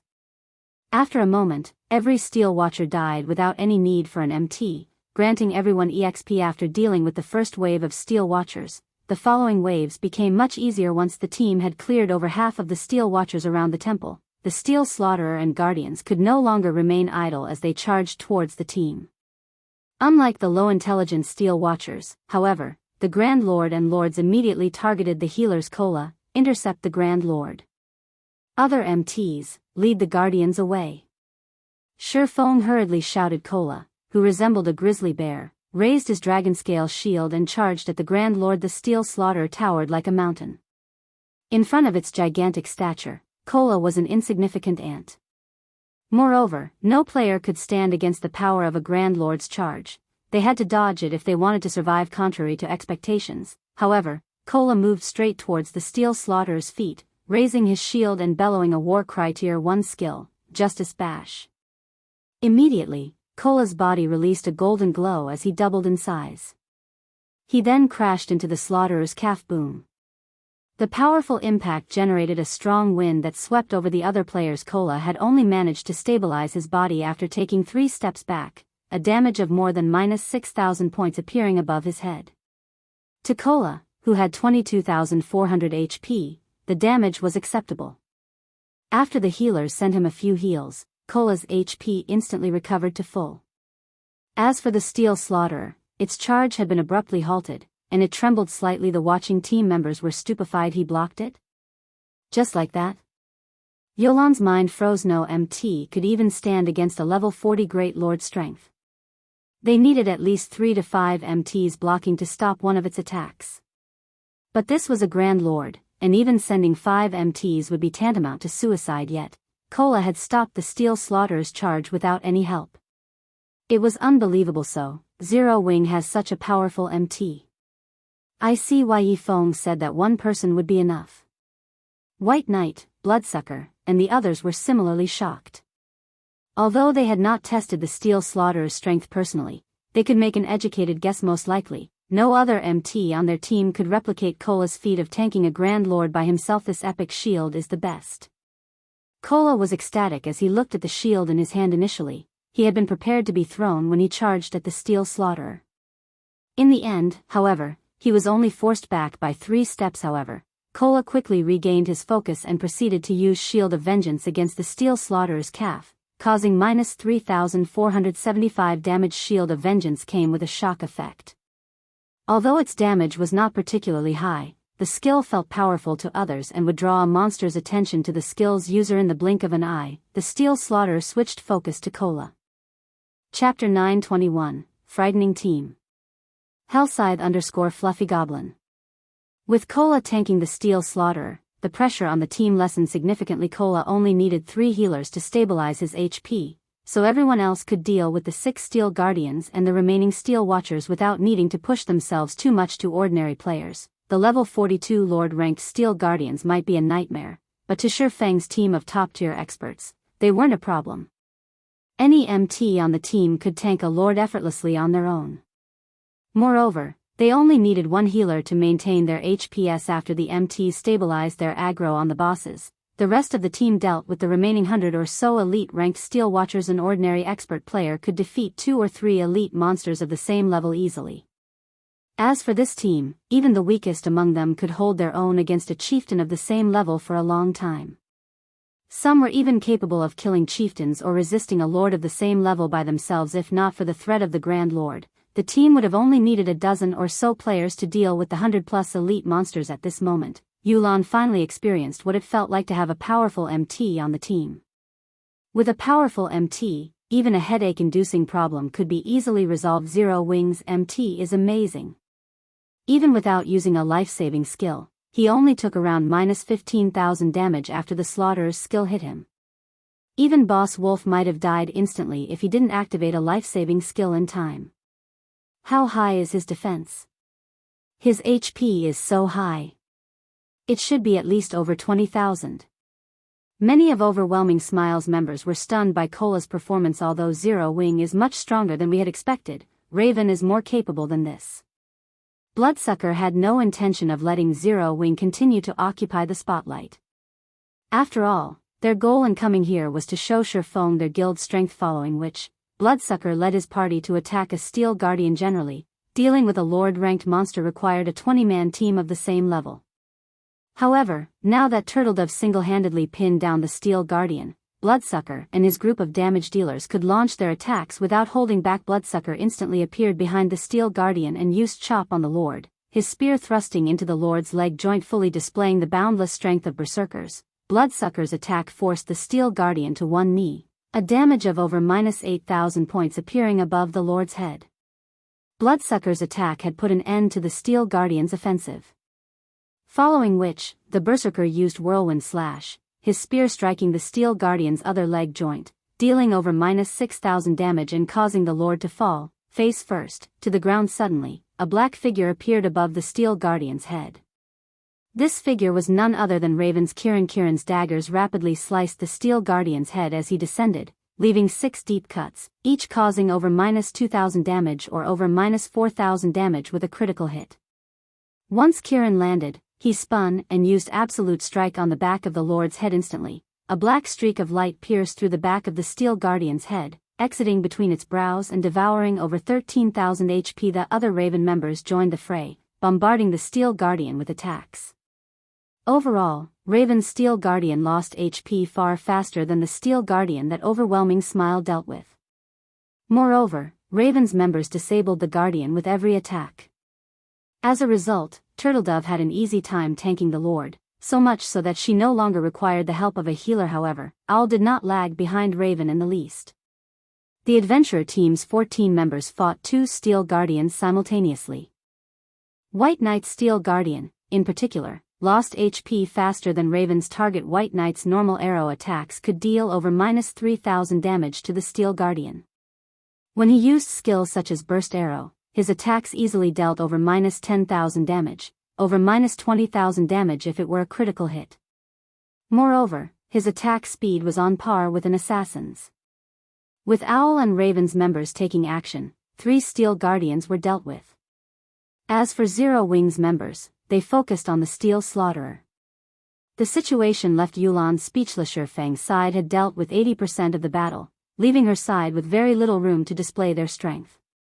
Her side only needed to deal with 3 Steel Guardians and the remaining Watchers. Yulan even began to suspect that, even if her team of 50 stood idle, Shifeng's side could finish the battle by themselves in less than 10 minutes. All 6 Steel Guardians and the 100+ Steel Watchers were dead.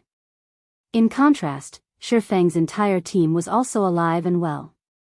Now, only the Steel Slaughterer remained. As the team began to think that they would easily pass this stage, the Steel Slaughterer stomped its feet with a loud boom. The ground shattered. The following impact sent everyone flying. Although the players only received between -1,000 and -4,000 damage, they were all thrown 50 yards away from the Grand Lord. The Steel Slaughterer then raised its hands. A gigantic, blue magic array formed in the sky, countless arcs of lightning gathering at the Slaughterer's hands. Anything these blue arcs touched instantly turned into ash. As if Armageddon had arrived, the team could feel a deathly aura loom over them. The boss is going to activate a team wipe skill. All MTs, stand at the forefront and activate your life-saving skills. Everyone else, stand behind the MTs. Drink a magic resistance potion. Guardian Knights, activate your magic resistance aura. Shifeng ordered, showing no signs of panic. After the monsters around the Steel Slaughterer died, the Grand Lord would activate a powerful AoE skill called Thunder Destruction. The skill's range covered the temple and its grounds, so it was impossible to dodge. Their only option was to survive it. On the other hand, if a team focused on the Steel Slaughterer without finishing off the other monsters, when the Grand Lord's HP fell below 70%, it would still use this move. After receiving this skill, the team would either be dead or crippled. Facing the lords and elites after that would only end with their deaths. Hearing Shifeng's command, everyone flew into action. All 10 MTs stood in front of the team and activated either Shield Wall or Protection Blessing. As for the clerics and oracles standing at the rear, they cast their respective shields on the MTs. Simultaneously, everyone drank a basic magic resistance potion. Although the potion did not provide much magic resistance, it was better than none at all. Suddenly, the Steel Slaughtener's fists hammered the ground. Immediately, blue ripples spread out from the Grand Lord. The collision from a single blue ripple forced the MTs back by 5 or 6 steps, shattering the support barriers around them and dealing around -8,000 damage to each. As for the others, the attack sent them flying. However, they received much less damage, only around -4,000. Quickly, heal everyone. Shifeng shouted the Steel Slaughtener's attack would only happen once, but multiple times. As soon as the healers finished casting the first wave of heals, the second shockwave struck, followed by the third, fourth, fifth, and sixth. Only after the 6th shockwave did the Slaughterer's attack end. However, because of this shockwave attack, nearly half of the team members had died. As for the MTs standing on the front line, only 5 of the 10 were still alive. At this moment, everyone finally realized that they had greatly underestimated Grand Lords. A Grand Lord's AoE skills were far more powerful than an ordinary Great Lord. If not for Shifeng's quick thinking, they might have team-wiped suddenly. The Steel Slaughterer split into 2, transforming into a silvery white and a pitch-black Steel Slaughterer. The team was flabbergasted. They now had to face 2 Grand Lords. Chapter 922, Splendid Cooperation. Hellscythe_Fluffy Goblin. That's a doppelganger skill. This will be tough. Bloodsucker frowned when the Steel Slaughterer split into 2. He had a bad feeling about this. One of the worst kinds of skills players could come across when fighting bosses were doppelganger skills, particularly doppelgangers like this that did not have weakened attributes. The only saving grace was that such doppelgangers usually shared HP, overall. However, the boss would be far more difficult to deal with than if it simply gone berserk and gained a huge boost to its attributes. Now that nearly half of their team was dead, their likelihood of defeating the two Grand Lords was very low. First of all, they only had half of their MTs. Secondly, the Grand Lords' overall combat power had not simply doubled. If the two Grand Lords superimposed their attacks, they would deal double the damage. Against such a powerful attack, even an MT like Cola would die without every healer focused on him. If these Grand Lords used that shockwave move again, we might as well give up.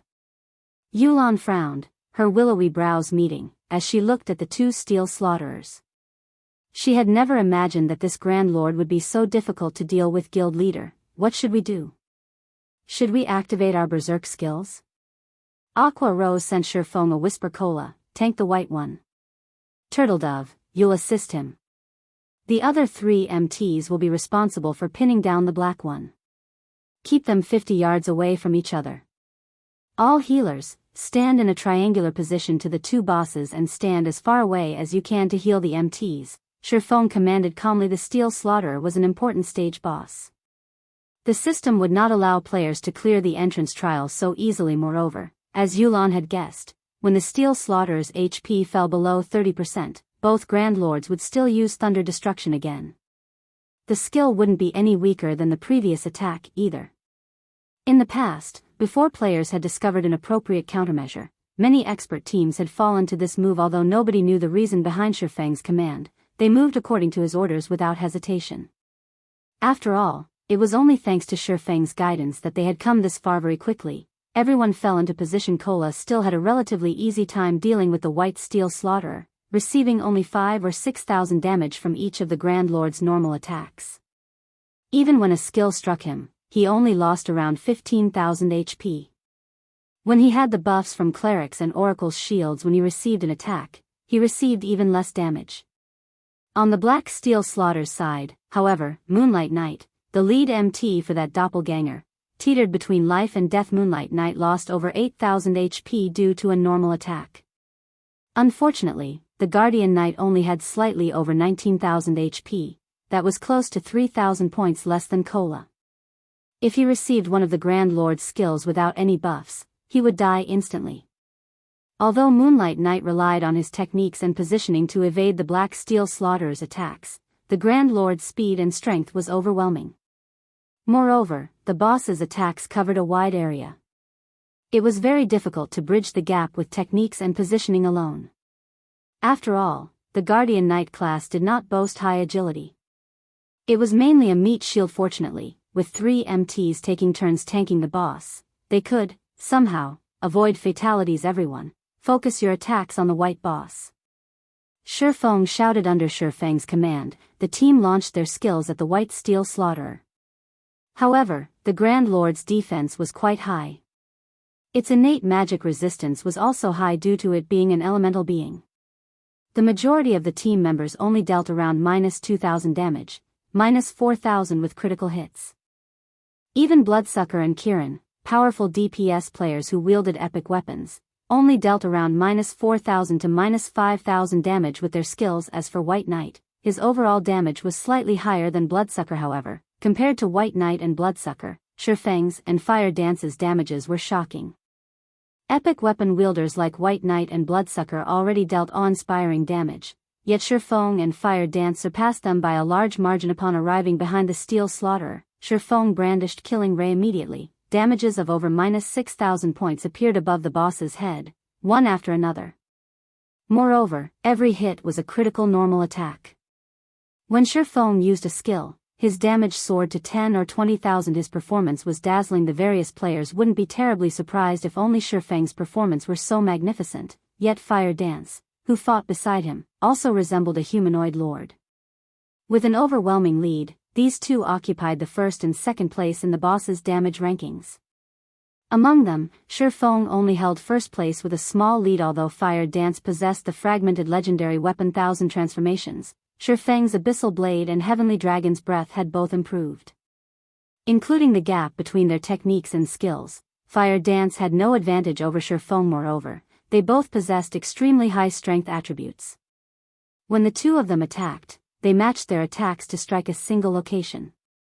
One person's strength might not cause a significant impact, but with their strengths combined, their attacks affected the Steel Slaughterer. Unfortunately, such combination attacks were difficult to achieve. If both individuals had not reached a certain combat standard, accomplishing such a feat was practically impossible overall. Sherfong and Fire Dance's occasional combination attacks against the Steel Slaughterer's joints had greatly lessened the burden on Cola and Turtledove. The healers could now split their concentration and focus more on the MTs on the other side. How are they accomplishing this? Am I seeing things? They can actually combine their attacks to shake such a powerful Grand Lord? Everyone was dumbfounded as they watched Sherfong and Fire Dance's attack rhythms, which closely resembled each other's. They had never imagined that players could use this method to deal with bosses, although they, as experts, could also match their attack rhythms with others. Sherfong and Fire Dance's achievement was not that simple. These two were even capable of accurately striking the same position as if they had discussed this beforehand. In addition, they were fought impressively fast, which increased the feat's difficulty exponentially. The intricate control required to combine two sources of strength could easily cause an expert to go mad. This was no longer a lack of techniques.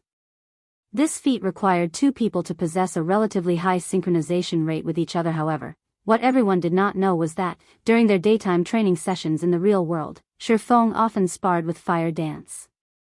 Hence, they were very familiar with each other's attack patterns. Otherwise, they wouldn't be able to cooperate this seamlessly. How high are their attributes? Bloodsucker and White Knight had not only noticed the two players' perfect coordination. They were actually more curious about Sherfong and Fire Dance's basic attributes. Without sufficient strength, even if Sherfong and Fire Dance could combine their attacks, they would not shake the Steel Slaughter. Previously, Bloodsucker had thought that Sherfong and Fire Dance was only slightly stronger than him in terms of attributes. After witnessing this, however, he finally understood just how wide the gap was between themas for White Knight. He was curious about the Guild Zero Wing. After witnessing Black Flame's performance, he had already begun to reevaluate his opinion of the upstart guild. Yet another two monsters had emerged from Zero Wing. Feng Xianyang has truly doomed Underworld. Yolan's eyes twitched as she watched the team's damage statistics against the boss. Even now, Feng Xianyang wanted to annihilate Zero Wing and replace it as White River City's overlord. After watching this, however, Yulan realized how foolish the man's actions were previously. She had not had a clear grasp of Zero Wing's top experts. Now, she understood. She also how wide the gap was between Zero Wing's main force and hers, which she formed with Underworld's connections. It was no wonder why Zero Wing had not feared the Dragon Phoenix Pavilion and later dared to offend King's return. Now, it seemed that Zero Wing's main force was no weaker than the main force of God's domain's major powers. One would even be hard-pressed to find frightening damage dealers such as Sherfong and Fire Dance on those teams, not to mention a powerful MT like Cola. With such a composition, they could collect top-tier equipment as fast as those major powers, following which, the Steel Slaughterer's HP decreased at a rate visible to the naked eye. Very quickly, its HP fell to 30%. Suddenly, the Steel Slaughterers on both sides stomped the ground, forcing the players away doomed. Everyone knew that the battle was over when they saw the Grand Lords prepare to use Thunder Destruction simultaneously. One boss using this skill had already left them standing at death's door. If both bosses used this skill simultaneously, the stacked damage would undoubtedly blast them through that door. Everyone, hide beside the white boss. Moonlight, you three hide beside the black boss. You'll be responsible for tanking the boss. Blackie, give Moonlight Night Guardian of Light. Cola, activate Dragon Scale Body. Sherfong shouted Guardian of Light could reduce the damage the target received as well as heal the target. Meanwhile, Dragon Scale Body would increase Cola's defense by 200%, HP by 300% and recovery ability by 500%. After activating Protection Blessing as well, Cola could even survive without any healing. The Black Steel Slaughterer was simply too far away. It was impossible for the other three MTs to reach the White Slaughterer in time. Hence, he had to leave the MTs with Moonlight Knight to fend for themselves. Fortunately, they had a skill like Guardian of Light, so they could save at least one of them. Otherwise, without anybody tanking the Black Steel Slaughterer, the two Grand Lords would obliterate the team after Shifeng issued his orders. Everyone burst into action shortly after. Both Steel Slaughterers activated Thunder Destruction. The power their skills contained was no weaker than the last time. The only difference was that each Steel Slaughterer only launched 3 shockwave attacks instead of 6. What's going on? Everyone was confused when they noticed that no one had died. They should have received 6 damages. This time, however, they had only suffered 3. Moreover, none of the Black Slaughterer's shockwaves had hit them. As for Moonlight Knight's side, all 3 MTs had survived. Did the shockwaves offset each other? Yulan suddenly thought of their positions. They just so happened to be standing in line with the 2 Steel Slaughterers.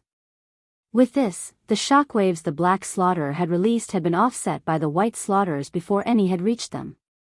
They hadn't suffered any damage from the Black Slaughterer's attacks. Yulan wasn't the only one who had realized what had just happened. Bloodsucker and White Knight had reached the same conclusion. They all turned to Shifeng, who was reorganizing the team's formations, every one of them wondering just how smart Shifeng was to think of such a solution so quickly.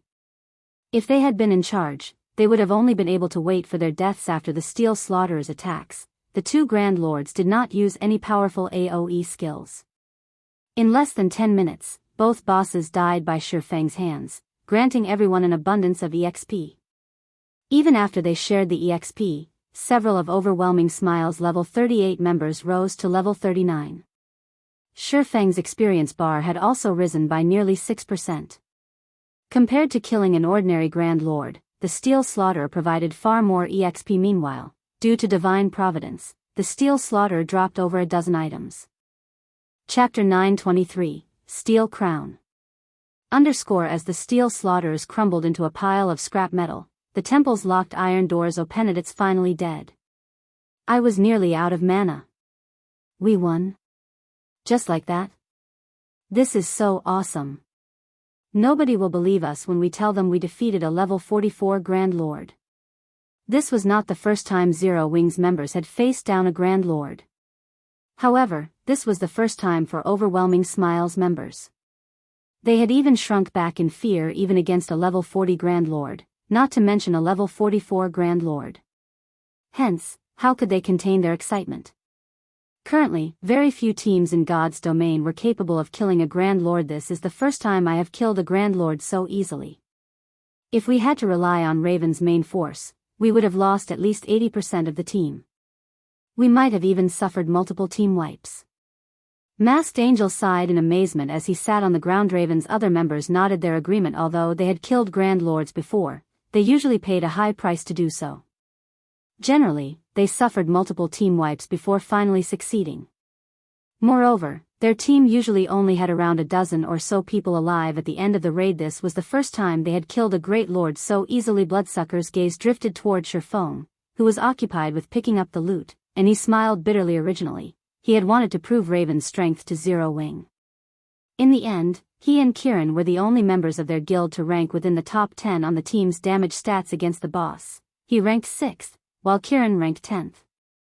As for everyone else in their party of 6, they ranked beyond the 20th place. It was difficult to boast about such results with his DPS statistics. He could rank within the top 5 among Raven's main force, yet he only ranked 6th on this team, showing that there were 5 people stronger than himself.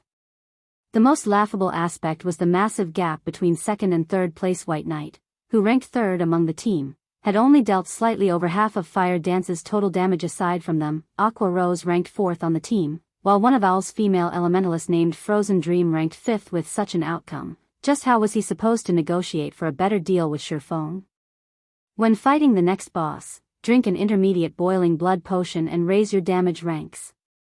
I don't want to be at a disadvantage during out negotiations, Bloodsucker whispered to his party members. The intermediate blood boiling potion could increase a player's damage by 20% for 10 minutes.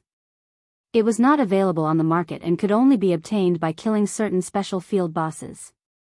It was extremely rare. Boss Blood, are you sure that you want to use such a precious potion here? Our guild only has a dozen or so of these potions, Kirin asked worriedly. This time, as a precaution, the guild had given each of them a bottle.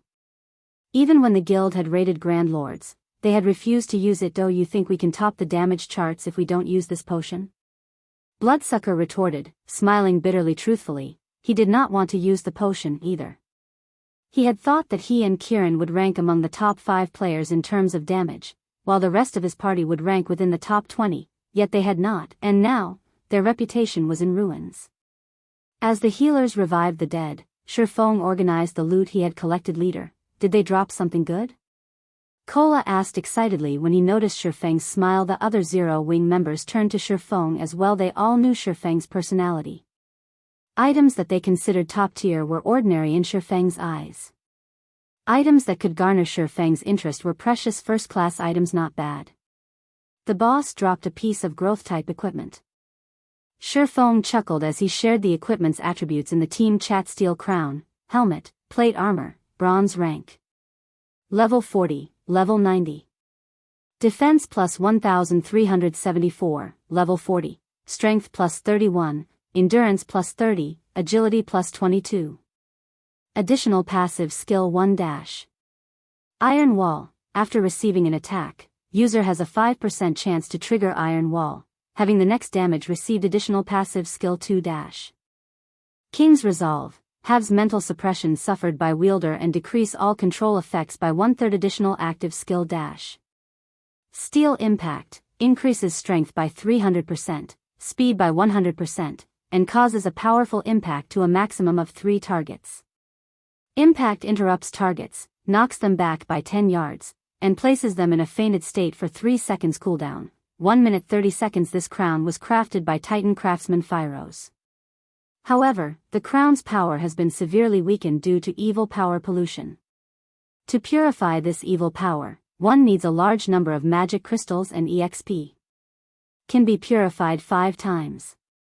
First purification requires 100 magic crystals and 200 million EXP. Every member of the team unconsciously gasped when they saw the steel crown's attributes. The crown was a treasure for MTs.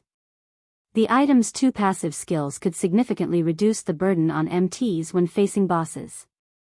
As for the Steel Impact skill, it could be useful during crucial moments to prolong or interrupt a boss's channeling before it executed. A powerful skill with the 300% strength increase, an MT could easily take on a Grand Lord of the same level for a few moments. Furthermore, as the Steel Crown was growth-type equipment, both the crown's basic attributes and the skills would improve as the crown was purified. This helmet can practically rival epic equipment. Masked Angel drooled as he gazed at the steel crown. The steel crown did not have a class restriction. Any plate-wearing class could use it. However, it was most suited for an MT. This item was fully capable of raising an MT standards to a whole new level. The team's 10 MTs stared at the steel crown in Shifeng's hands. However, Shifeng had already discussed the matter of the boss's loot.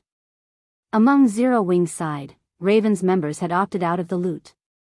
As for Owl's members, as they were returning a favor, Shifeng would pay them with coins. Beyond that, Shifeng and Yulan had agreed to take turns choosing items from the loot. The team with the highest damage would choose first. Now that Zero Wing's group had an absolute lead in terms of damage, Shifeng got the first pick. Overwhelming Smiles members could only watch on with envy. However, Yulan did not find this outcome unfair. After all, they had relied on Zero Wing to kill the steel slaughter. Among the loot, the steel crown was undoubtedly the most precious. However, there were many good items among the loot. 4 pieces of level 40 dark gold equipment had dropped. Currently, level 40 dark gold equipment was the best available outside of epic equipment.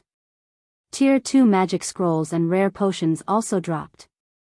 Even after splitting the loot, each side would reap a considerable harvest. Turtledove, where this, Shifeng handed the steel crown to the female knight. Turtledove me? Turtledove was somewhat hesitant.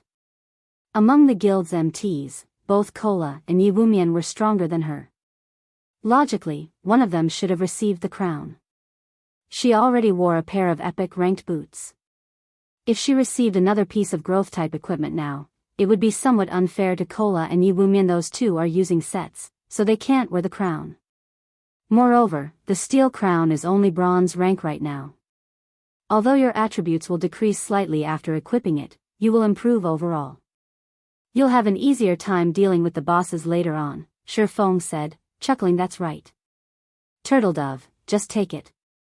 Both Kola and Yiwumian nodded in agreement. In reality, Turtledove's techniques were already quite impressive. She was definitely the third-ranking MT in the guild.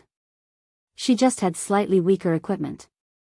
If Turtledove improved her equipment, tanking bosses would become much easier. Alright, then. After some thought, Turtledove accepted Shifeng's offer. She was moved as well, and she inwardly swore not to let anyone down. Chapter 924, An Extraordinary Items Hidden Effects Chapter 924, An Extraordinary Items Hidden Effects. After Turtledove equipped the steel crown, although her basic attributes had decreased slightly, her aura instantly changed. 5 ocean blue gems adorned the silver crown, which gave Turtledove a royal air. Moreover, Turtledove appeared far more relaxed. Clearly, the mental suppression around the temple released its grip on Turtledove. This crown is amazing. Wearing it actually calmed me down. With this, I don't have to worry about mental suppression against a high-tiered boss anymore. After equipping the steel crown, Turtledove felt a pleasant sensation wash over her body, her mind becoming much clearer than before. However, the greatest change she sensed was her body's flexibility. Her previous helmet could not compare to the steel crown. Growth-type equipment is similar to an extraordinary item. Aside from providing a huge boost to one's basic attributes, it generally provides some hidden effects. Shifeng explained God's Domain was a constantly evolving virtual reality game. During the game's initial stages, epic items were only slightly stronger than dark gold items in terms of attributes. However, as God's Domain evolved, epic items' true power would reveal itself, little by little. God's Domain had already undergone its 4th evolution. Certain epic items would start to display extraordinary hidden effects that would allow players to display more of their combat power. After the team rested, Shifeng led them into the temple. A long, narrow hallway, which led to a plaza, waited beyond the thick, iron doors.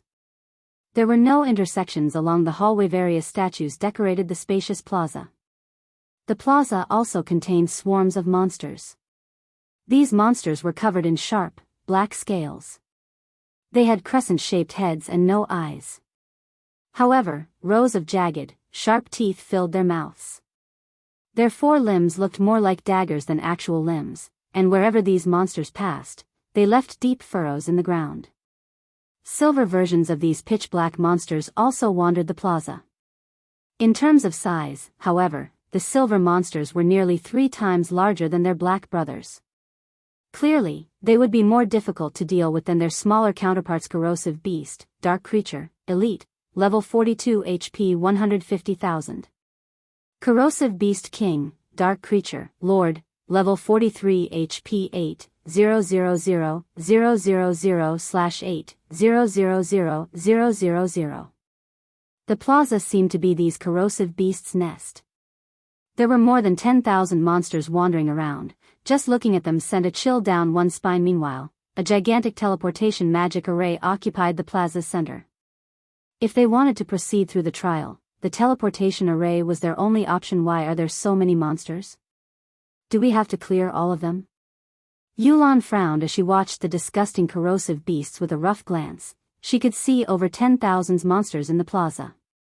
Among them, several hundred were silver corrosive beast kings. Taking out these monsters would be a massive undertaking. Yulan wasn't the only one who with a headache. Everyone was dumbfounded. This was the first time they had seen so many lords in one place. These players even suspected that every one of these monsters would swarm them the moment they descended the staircase. The thought of facing hundreds of lords made everyone more than a little tense. There was no way they would survive so many. As their team stood there, shocked over the sight of so many powerful monsters, a pair of steel doors on the other end of the plaza opened, and a group of players emerged. Why are there other people here? Yulan muttered in surprise as she watched the players from across the plaza. It seems you're not the only one who obtained a Titan City pass. We need to move faster now. Although Shifeng found the situation strange, he was not particularly shocked. The holy city of Titans entrance trial was not a dungeon. It was just an extremely dangerous special map. In addition, it was categorized by levels, with every 10 levels sharing one map. Players between level 36 and level 45 would share one map, and players between level 46 and level 55 would share a different map. Any player who obtained the pass could venture here. God's Domain was massive, and with so many players, it'd be surprising if no other top-tier players managed to find their own pass. Unfortunately, the other party was clearly a powerful team, based on the fact that they had come this far, and Shifeng didn't want to benefit another team in the entrance trial. The trial's 4 paths had 3 main stages, with each having a different challenge set for the first stage. However, all 4 paths would converge here for the second stage. The 4 paths also shared the same final challenge. The first team to clear the final stage would gain an additional benefit, reputation for the holy city of Titan. It was usually extremely difficult to raise one's Titan city reputation, so this was a massive benefit for the first team that cleared the trial. At the same time as Shifeng and the others discovered those players, that group of players had also discovered Shifeng's group boss Peerless. There's another team over there. Should we get rid of them? A level 40, burly assassin suggested, making the gesture of slitting one's throat while he stared at Shifeng and his team ignore them. We'll decide what to do after we pass through this area. It won't be too late to get rid of them if we meet them later, Peerless, the group's leader, said as he waved his hand at the assassin. Get ready. We need to clear this area quickly. Understood. As if this were not their first time here, the team burst into action. Leader, the other team is making its move. Aqua Rose asked softly, should we watch them for a moment first? Naturally, Shifeng understood Aqua Rose's concern. With their team's strength, taking on 7 or 8 lords at once might be easy, but against several hundred lords, even Shifeng felt powerless. Hence, their best option was to observe the other group as they cleared this stage. This way, they would increase their chances of clearing the stage as well. However, Shifeng had no intentions of letting the other side get ahead of him. Titan City's reputation was on the line, and he must have it. Although there were a lot of monsters in the plaza, their numbers weren't the largest cause for his headache. The corrosive beasts had an extremely abominable ability which could rapidly deplete players' durability. With this ability, it was impossible to defeat them all before their equipment broke. MTs and plate armor classes, gather around me, Shifeng said. He then revealed a large number of strengthening devices. Each of you, take 2 of these strengthening devices. After using them, 30 of you will form a protective circle while the other melees will serve as replacements when needed. All ranged DPS and healers will stand in the middle. We'll charge for the teleportation array. As soon as Shifeng said so, everyone understood his plan. They didn't actually need to kill all of these monsters. Rather, they needed to reach the teleportation magic array. Unfortunately, while this task might be easy for MTs, it was very difficult for melee classes. There were also countless corrosive beasts. They were all bound to receive some damage. If the healers only had to focus on a few MTs, they could bear it. However, they had to keep as many as 30 people alive. There was also a fairly long distance between the staircase and the plaza's center. If their healing failed to keep up with the damage the melee classes received, everyone would die before reaching the teleportation array. Shifeng's decision was definitely risky. However, Yulan and the others could not think of a better plan. Hence, they had to put their faith in Shifeng once more. Moreover, 2 groups of players were charging into the plaza. This would reduce the number of monsters they had to deal with. If they started moving after the other side had cleared the stage, it would be far more difficult to succeed. By the time everyone finished preparing, Shifeng had noticed that the other team had begun to move. Immediately, he shouted, "Move out." Chapter 925, King of Corrosion _ Chapter 925, King of Corrosion. The instant the team rushed down the staircase, the nearby corrosive beasts noticed them. The monsters turned their heads towards Shifeng's group one after another, and quickly, they swarmed towards the group like a tidal wave. The corrosive beasts were different from ordinary elite monsters. A layer of corrosive fluid coated their bodies. The corrosive fluid would reduce the durability of anything that touched it, whether it be weapons or equipment. If the equipment were secret silver rank or below, it would be rendered useless after receiving a few of the corrosive beast's hits.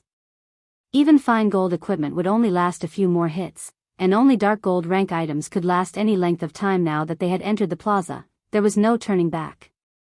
Against the tidal wave of corrosive beasts, the team's only option was to reach the teleportation array within the shortest time possible. Shortly after the team met the corrosive beast army, although the elite monsters did not break through the team's defensive formation, after several bouts, everyone wore grim expressions. My weapon. My equipment. What are these monsters?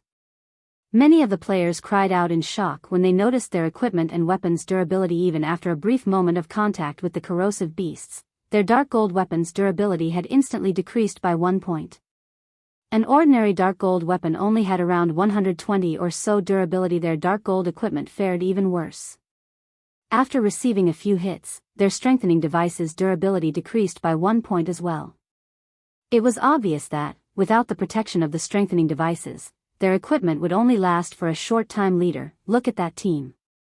It seems that they came prepared, Fire Dance said as she pointed at the other team. As she was not standing in the other ring, attacking with her throwing knives, she could focus on their distant competition. That's a smart move. Shifeng was slightly surprised when he turned to watch the other team. Instead of using a circular defensive formation as they had, the other team employed a V-shaped formation. Their most durable MTs served as the spearhead while the others followed closely behind. When the other team attacked, they would try to push the corrosive beasts standing before them away, forcing these monsters into the corrosive beasts behind them and buying some time. During this short period, the team pulled away from these monsters, with neither side having the opportunity to clash. In addition, the magical classes in the middle of the formation used one tier 2 magic scroll after another. The magic scrolls they used all contained AoE spells. Whenever a corrosive beast king charged at the team, these magical classes used a series of magic scrolls to knock back the oncoming corrosive beasts and beast kings, allowing the team to move faster despite both sides starting towards the teleportation magic array at the same time. The other team was much faster. Boss Peerless, your method is really effective. We'll reach the teleportation array in half the time of our previous attempt. That's right. Boss Peerless is the best. We'll definitely clear the entrance trial. That team is pretty stupid. At this rate, we won't have to worry about them. Ha ha ha. I hope they can clear this stage, though. The fact that they reached this stage shows that their weapons and equipment are excellent. We might be able to earn some top-tier equipment. Everyone on Peerless' team chatted cheerfully among themselves. As both teams were fairly far apart, they couldn't tell who the other team was. However, as they had experienced the first stage's difficulty personal, they knew that the other team must possess high-quality weapons and equipment. Otherwise, reaching the second stage would have been impossible. Team leader Yifeng, we can't continue like this. These corrosive beasts are wearing out our equipment too quickly. Yulan said anxiously after examining the team's situation. Why don't we start using magic scrolls as well? The monster's corrosive ability was much stronger than she had expected. If not for the strengthening devices, their equipment would have long since broken. However, there was still a long distance to the teleportation array. Moreover, more corrosive beast kings approached. In the beginning, they only had to deal with 1 or 2 at a time. Now, over a dozen attacked simultaneously. They weren't even a third of the way, yet so many lords bombarded their team. Soon, they may have to face dozens of corrosive beast kings. The corrosive beast kings were many times stronger than the corrosive beasts. Not only were they stronger in terms of attributes, but their corrosive abilities were also stronger by a large margin. Even Kola, who used an epic shield, was having a difficult time against these lords currently. Their only way to break through was to utilize the same method as the other team, which employed AoE magic scrolls. Although their team had not prepared to use these scrolls, they had brought some with them. Unfortunately, using large-scale destruction spells would only add to the chaos of their situation. Large-scale destruction spells did not differentiate between friend and foe. Even if they cleared out the monsters in an area with the spell, they would have to wait until the spell's effects were over before proceeding. In the end, the monsters they had left behind would catch up while they wasted time. No rush. We'll use them after we reach the halfway point. Shifeng rejected Yolan's suggestion. Using magic scrolls with impact effects was certainly a method that many teams had employed in Shifeng's previous life. However, the second stage had another hidden mechanism. When 2 or more teams were halfway to the plaza's center, they would awaken the slumbering king of Corrosion, Sayla Taiban. Now that the other team had passed the midway point, Shifeng did not want to do the same too soon. At the very least, they should wait until the other team completed 2/3 of their journey. This way, the king of Corrosion would target that team rather than theirs, which had just entered the king's domain. Hearing Shifeng's rejection, Yulan was momentarily speechless. However, since Shifeng's leadership had already proven successful, it would not be wise to oppose his commands now. As time passed, more corrosive beast kings converged on both teams. In the blink of an eye, each team faced over 100 lords. Even Peerless' team began to slow due to the large number of monsters. However, when Peerless' team was a quarter of a distance away from the teleportation array, Shifeng and the others reached the halfway point immediately. A pillar of green light rose from the center of the plaza, releasing a dense, green fog. As this fog passed over the area, everything it touched heavily corroded, eroding hundreds and thousands of little holes across the ground. The scene sent chills down everyone's spines. What's going on here? Peerless stared at the pillar of light, his expression twisting into something ugly. This was not his first time here. Rather, it was his third visit.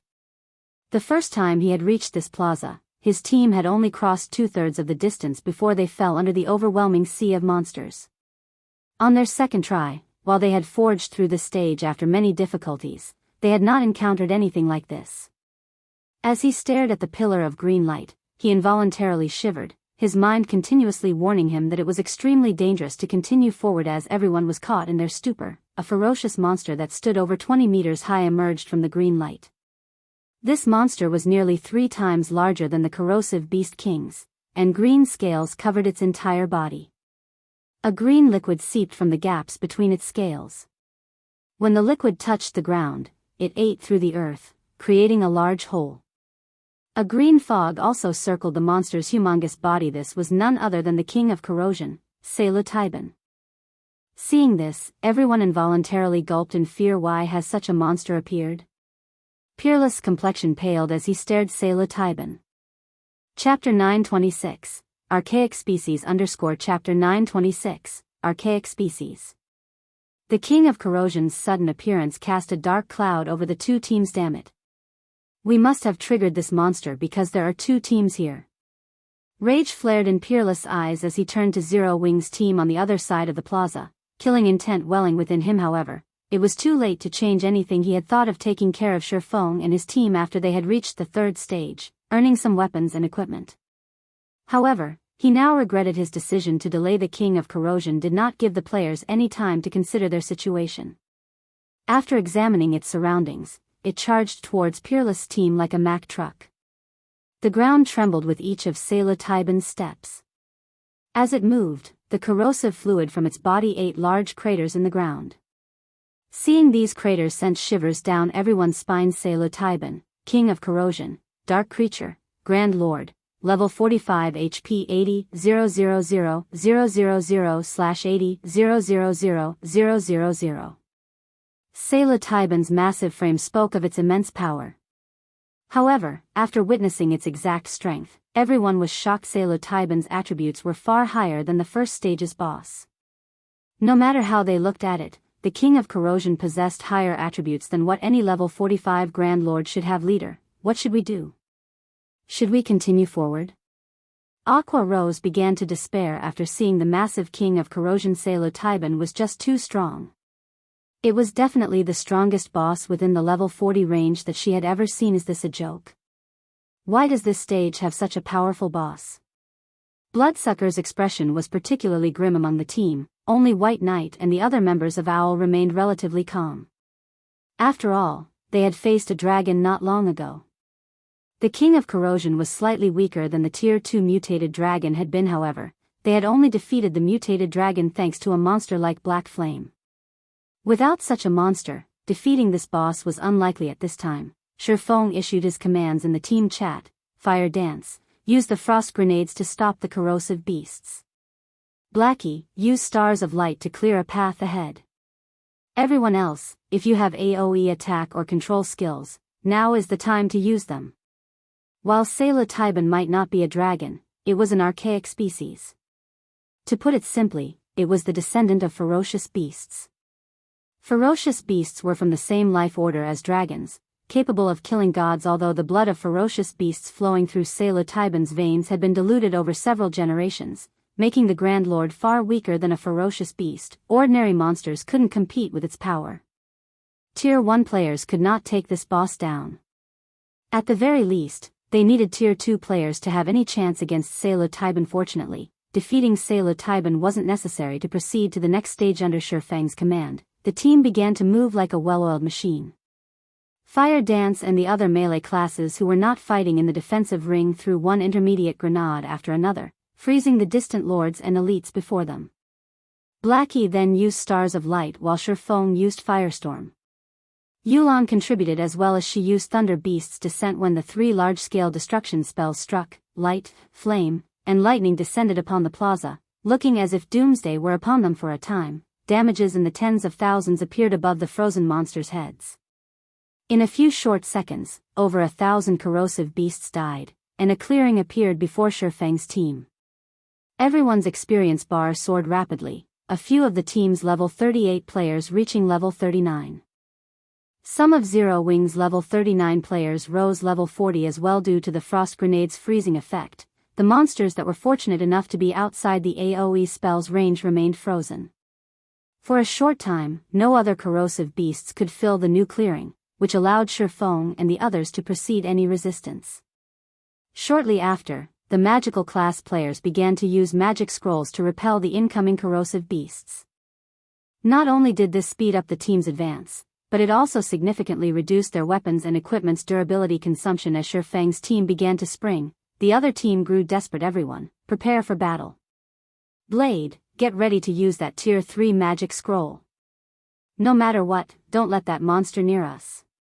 Peerless knew that there was no point in regret now. He needed to deal with the problem before them quickly. If they could hold on until they reached the teleportation array, victory would be theirs. Boss, we have prepared that magic scroll for the third stage. If we use it now, a summoner in his mid-20s voiced his concern. Just use it. Fortunately, it isn't our only trump card for the third stage, Peerless growled as he gnashed his teeth. He didn't want to use the tier 3 magic scroll, either. Just before Titan reached their team, the summoner named Blade used the tier 3 magic scroll he held. Suddenly, a golden magic array appeared above them. A gigantic beast then descended from the array, knocking away the surrounding corrosive beast's blade. Use the golden lion to lure the boss away. Peerless ordered. The king of corrosion was simply too dangerous. Even if it simply stood still and did nothing, the corrosive mist around it could claim their lives. They could only rely on the tier 3 great lord they had summoned to hold it off. The golden lion, which stood over 10 meters tall, then pounced on Taiban. However, before it crashed into the king of corrosion, Taiban swiped its claws at the lion peng. The attack sent the lion flying, its massive frame crashing into a crowd of corrosive beasts. What? Everyone's jaws dropped. A single hit had sent a level 55, tier 3 great lord flying. The golden lion was actually 10 levels higher than Taiban. Even if it weren't a match for the level 45 grand lord strength, there should not be too much of a difference. Yet, the one attack had thrown the golden lion over 30 yards. This was unbelievable. Fortunately, the golden lion had attracted Taiban's attention. Rather than stomping towards Peerless' team, the king of corrosion approached the fallen lion, one step at a time. Seeing the boss change targets, Peerless and his team released a sigh of relief. Taking this opportunity, they made a mad dash for the teleportation array. Unfortunately, the golden lion wasn't doing well as the king of corrosion trampled upon its body, its HP decreasing at a rate visible to the naked eye. Peerless and his companions shuddered in fear as they watched as the golden lion's HP plummeted. Peerless' team sped towards the teleportation array when the golden lion had less than 10% of its HP remaining. Peerless and the others were finally inside the teleportation array. Damn it. Damn this thing. It made me waste a tier 3 summoning scroll. A cold glint flashed in Peerless' eyes as he glared at the golden lion, which was on its last breath. He had hoped to take the lion with them through the second stage. However, that was no longer possible. This had severely disrupted his plans. He shouted sternly, "Blade, remove the summoning. I want those people to die." Understood, the summoner understood Peerless' intentions. While it was no longer possible to leave with the golden lion, that did not mean they should let others take advantage of it. Immediately, he cancelled the summoning. Feng's team still had to cross another quarter of a distance or so to reach the teleportation array. With the king of corrosion's strength, that was more than enough time to annihilate the team. Sure enough, the moment the golden lion vanished, Taiban's gaze shifted to Feng and his players. Chapter 927, Complete State _ Chapter 927, Complete State. We are letting them off too easy. Blade clicked his tongue as he watched Shifeng's team. Boss Peerless, should we activate the teleportation array now? Wait a moment. I want to watch the King of Corrosion kill them. Peerless shook his head. The entrance trial's third stage was not any easier than the second. It would be far more difficult to proceed without the Tier 3 summoning scroll. He wanted to kill Shifeng and his companions himself. However, he was satisfied with the knowledge that the King of Corrosion would massacre them. Psilocybin's corrosive fluid could cause a tremendous amount of damage to one's equipment. It might even destroy the other team's weapons and equipment. This was a better outcome than killing them and taking a single item from each. Hearing Peerless' words, his people turned to watch Shifeng's team with anticipation. Psilocybin's movement speed was very high. Before Shifeng and the others had crossed 100 yards, the King of Corrosion was less than 50 yards away from the team. They couldn't help their panic as the boss approached. The Grand Lord's pummeling of a level 55 Great Lord was still fresh in their minds. If even a Tier 3 Great Lord could not hold off this boss, players such as themselves had no hope. Even if all 10 of their MTs worked together, they couldn't defend against the King of Corrosion's attack style. Deal with him. Everyone else, hurry. Shifeng's lips hooked up into a smile as he watched the incoming Psilocybin. Others might not know the King of Corrosion's power, but he did. Although Psilocybin was an archaic species, it had a fatal weakness: it couldn't respond to sudden changes very well. Even a slight turn required it to waste roughly 2 seconds. Expert players would have plenty of time to dodge its attacks. However, they first had to draw the King of Corrosion's aggro. Shifeng instantly appeared before the King of Corrosion. Seeing this, Psilocybin swiped its claws at Shifeng.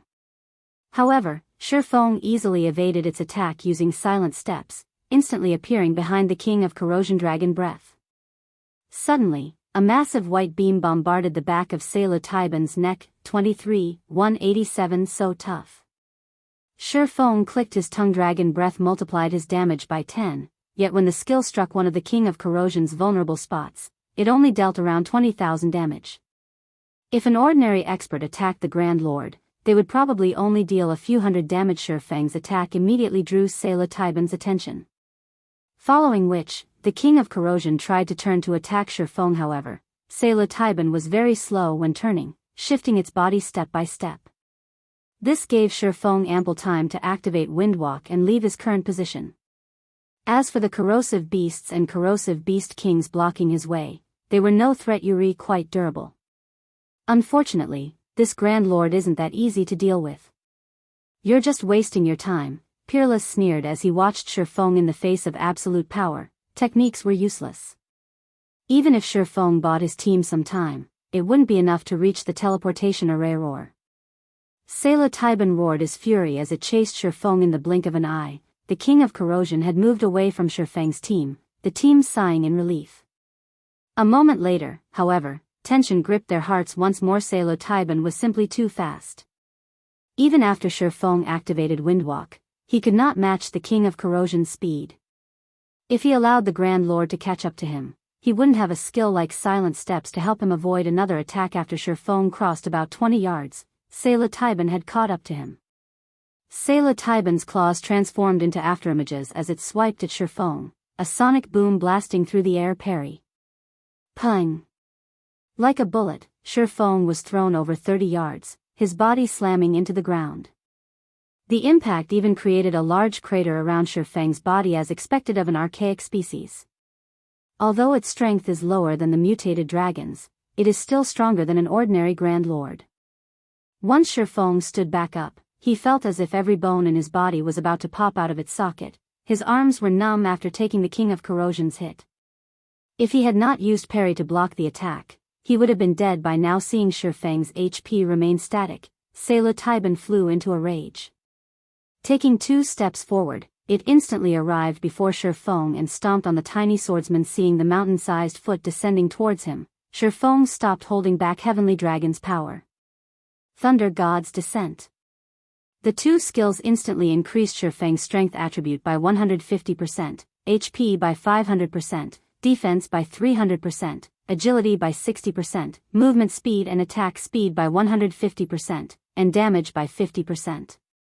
He also received a 50% damage reduction. Shifeng's HP climbed to 122,800. As for his defense, even Cola couldn't match his after receiving these massive buffs. Shifeng swung Killing Ray towards the King of Corrosion's feet chop. 3 arcs of blue light gathered at a single point, tearing space itself apart. This spatial tear then extended towards Psilocybin's feet. Boom. The powerful shockwave from the impact knocked the surrounding corrosive beasts back. Suddenly, there were no monsters within 20 yards of the King of Corrosion. Is he an NPC? When the dust settled, everyone's jaws hit the floor as they stared at the shockwave's epicenter. No one could believe their eyes. Shifeng had actually blocked the King of Corrosion's powerful attack. Moreover, he had caused Psilocybin to shudder slightly. Although Shifeng was buried up to his knees, he had only received around -7,000 damage from the attack. To Shifeng's over 120,000 HP, this damage was nothing. The upgraded Heavenly Dragon's Breath is wonderful. I won't even have to activate twofold Berserk at this rate. Shifeng flexed his muscles, joints popping. Although he felt somewhat stiff, overall, Shifeng's combat power had not been affected when he had faced the mutated dragon. He had been suffering a weakened soul state, reducing his attributes by nearly half. He had relied on dragon's domination to overcome the mutant. Now that his soul had recovered, although his strength was still not a match for the King of Corrosion even after activating Heavenly Dragon's power, the gap was not as wide as it had been. In addition, with his extremely high skill completion rate, he wouldn't have a problem defending against the Grand Lord's normal attacks. However, his sacred sword, Killing Ray, was the main reason that he could contend with Psilocybin. Killing Ray increased his damage by 100% against dark creatures. However, just after Shifeng pulled his legs out of the ground, the enraged King of Corrosion swung its claws at him once more as if it were trying to swat a fly just in time. Let's see how you fare against this. Shifeng did not dodge the attack. Instead, he used his sure kill skill, Flame Burst. A miniature sun then collided with Psilocybin's claws. Chapter 928, Holy City's Treasure. Hellscythe _ Goblin. The instant Psilocybin's claws met the scorching light, a tear appeared on its originally impenetrable green hand. The corrosive gas that surrounded its body also began to vanish. Boom. As an explosion shook the area, Psilocybin's attack was repelled. In contrast, Shifeng only took a step back, not receiving any damage. He blocked it? How is that possible? Neither Peerless Team nor Zero Wings Team could believe their eyes. The King of Corrosion was capable of overwhelming a level 55 Great Lord. Moreover, the last time Shifeng had blocked the Grand Lord's attack, he had received quite a bit of damage. Now, however, he actually stood there unscathed. They felt as if they had just watched someone block an oncoming train with one hand. Boss Blood, I don't even think Guild Leader Bloodfang is a match for Yifeng's strength, Kirin said in shock as he stared at Shifeng. Indeed. Purely in terms of strength, he has surpassed our guild leader, Bloodsucker said with a serious glint in his gaze. The strength Zero Wing displayed before them had already surpassed the information they had on the guild. After Shifeng successfully repelled one of Psilocybin's attacks, the King of Corrosion launched a series of attacks. Shifeng used Killing Ray once more to repel the Grand Lord's attacks. Boom. Boom. Boom. Shifeng blocked every one of Psilocybin's attacks. The combination of fire and the sacred sword is amazing. Shifeng smiled. Aside from its slow-turning speed, Psilocybin had another small weakness. Fire attacks would deal double the damage against the Grand Lord. As a result, the combination of both bonuses allowed Shifeng to match the King of Corrosion's strength. Unfortunately, Flame Burst's uses were limited. He could not stand against the King of Corrosion for long. However, Shifeng had no intentions waiting for his death. He had deliberately caused the King of Corrosion to appear. If he had wanted to play it safe, he could have allowed Peerless Team to reach the third stage first. Psilocybin was the only reason he had not. In the past, many teams had reached the entrance trial's second stage. Many teams often challenged the trial at the same time. Initially, when players encountered the King of Corrosion, they had treated it as if it were undefeatable. They only attempted to shake the boss off and proceed to the next stage. However, as players reached higher levels and obtained better equipment, they started to raid the King of Corrosion for its loot. In the end, when a team of players finally killed Psilocybin, the Grand Lord had dropped a treasure that nobody had expected: the Holy City's emblem. Every guild in God's domain had treasured this item even after 10 years. The holy city of Titan's passes were extremely rare. Countless guilds had sought the pass as players could not enter Titan's city without it. However, the holy city's emblem could also transfer players to Titan City. Unfortunately, it could only transfer 10 players. However, unlike the Titan City pass, the holy city's emblem was not a consumable, it could be used indefinitely. Moreover, the emblem could send players to the holy city directly. They didn't need to challenge the entrance trial now that there were 2 teams in the second stage. Feng wouldn't pass up this opportunity. The King of Corrosion was not undefeatable in the past. Through countless teams' experimentation, players finally discovered an effective way to defeat Taiban. With his current team's strength, if they used that method, they could do the same. Following which, Feng activated Wind Rider and flew towards the teleportation magic array. Realizing where Feng was flying to, Taiban also dashed towards the teleportation array. Boss, that person's flying towards us. We need to leave. If that monster charges over here, it'll be difficult to escape, Blade hurriedly advised. Although corrosive beasts would not approach the teleportation array, there was no guarantee that the King of Corrosion would not. On the off chance that it entered the teleportation array, the consequences would be unimaginable. Peerless gnashed his teeth. However, he still gave the command to leave, saying, "Let's go." Although he was reluctant, he had to admit that Feng and his team were far stronger than he had expected. If they clashed, they might fail the trial again. This was their final chance. There was no room for failure. Following which, Peerless and his team activated the teleportation magic array, transforming into a beam of light and disappearing from the plaza. Shortly after Peerless' team left, Feng entered the teleportation array as well. Just as Peerless had guessed, the enraged King of Corrosion ignored the teleportation array and charged onto the platform. However, before Taiban reached the array's center where Feng stood, Feng reversed the flow of mana in the teleportation array. The teleportation array instantly transformed into a magic barrier. The green mist around Taiban began to scatter. Its basic attributes also plummeted. The Grand Lord's HP, which had been 80 million, fell to 60 million inches. The past, nobody had thought that the teleportation array in the plaza's center could do such a thing. Everyone had only thought of using brute strength to kill the King of Corrosion. As long as the magic barrier was active, the King of Corrosion could not leave the area. Of course, players couldn't use the teleportation array either. This was the equivalent of sealing off their own path of retreat, and unless they defeated the King of Corrosion, there was no way to proceed to the third stage. Now that the King of Corrosion had been weakened, even without Flame Burst, Feng only received around -3,000 damage from clashing with the Grand Lord. However, Feng no longer faced Taiban's attacks head-on. Rather, he evaded the boss's normal attacks. After the Heavenly Dragon's power ended, Feng activated the power of darkness, increasing his attributes by 60%. He then used the Aura of Water's activatable skill, Life Bloom. With the skill's powerful healing, he could last against the King of Corrosion until his entire team had entered the magic barrier. Cola, activate the power of darkness and tank it. Everyone else, add support from the sides.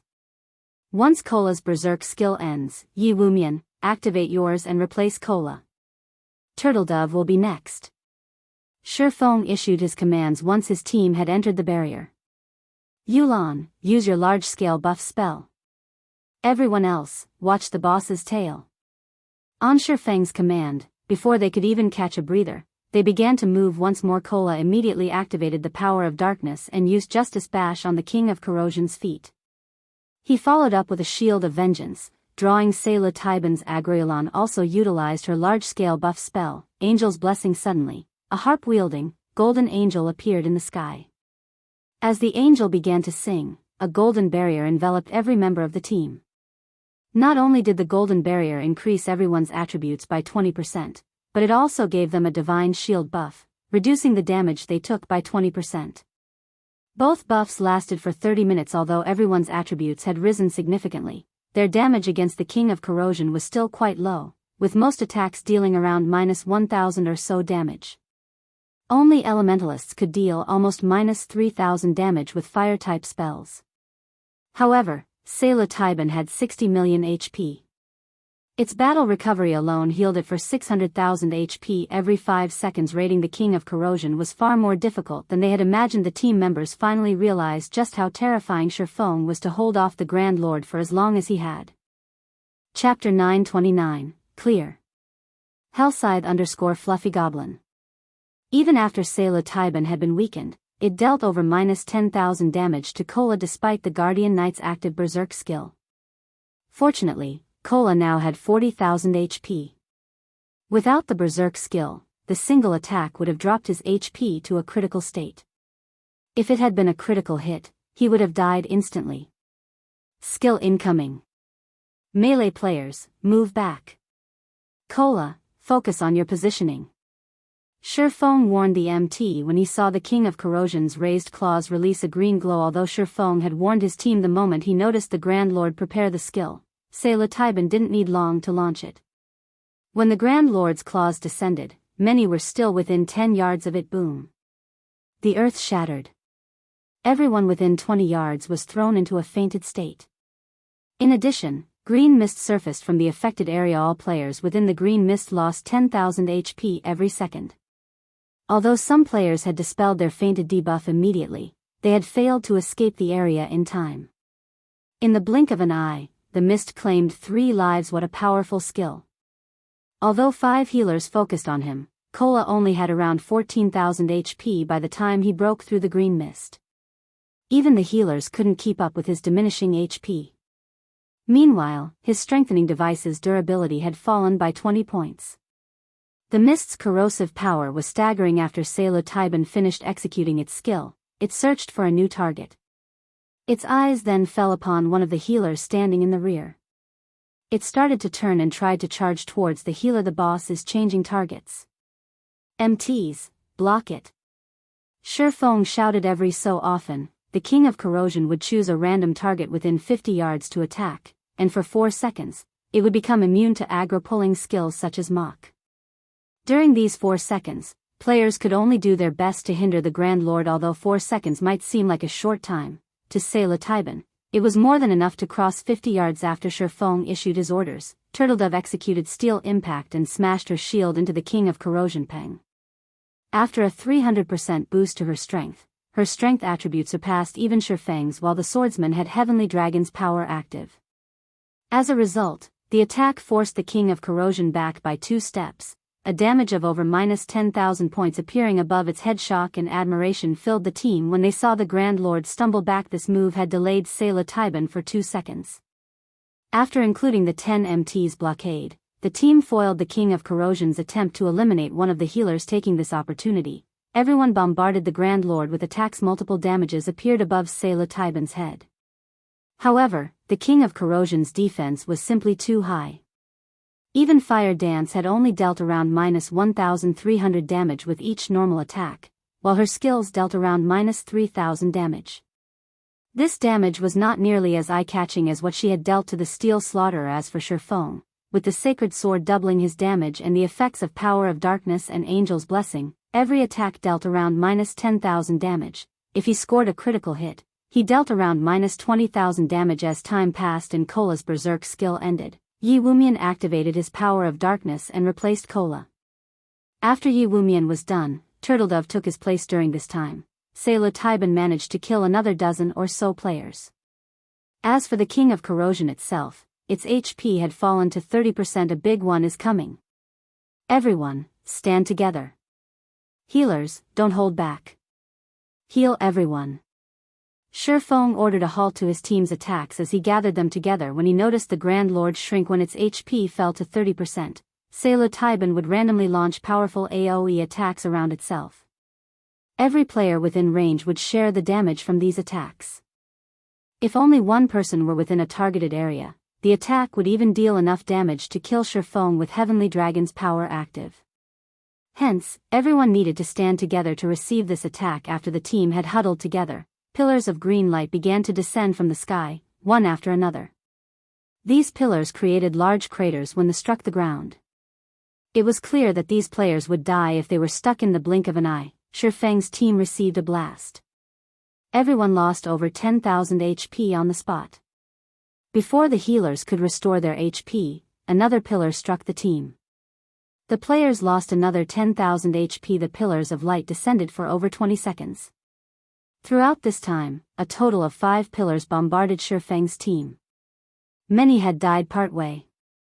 In the end, less than 50 people remained. Unfortunately, while Candlelight cast its skill, its HP had recovered, climbing from 30% to 50%.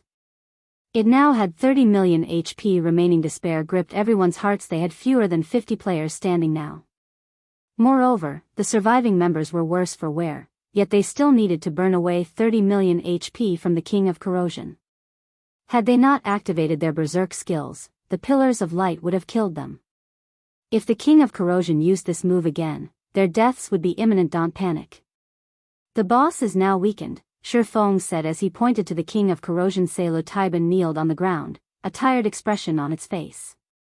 Seeing this renewed everyone's confidence immediately. Everyone launched a bombardment at the Grand Lord. Sure enough, as Shifeng had said, everyone's attacks were now dealing 50% more damage to the King of Corrosion. Moreover, both the Grand Lord's strength and speed had decreased by 30%. This significantly reduced the burden on the MTS. Candlelight's HP rapidly fell. In just a few moments, its HP dropped from 50% to 30%. Soon, it fell from 30% to 10%.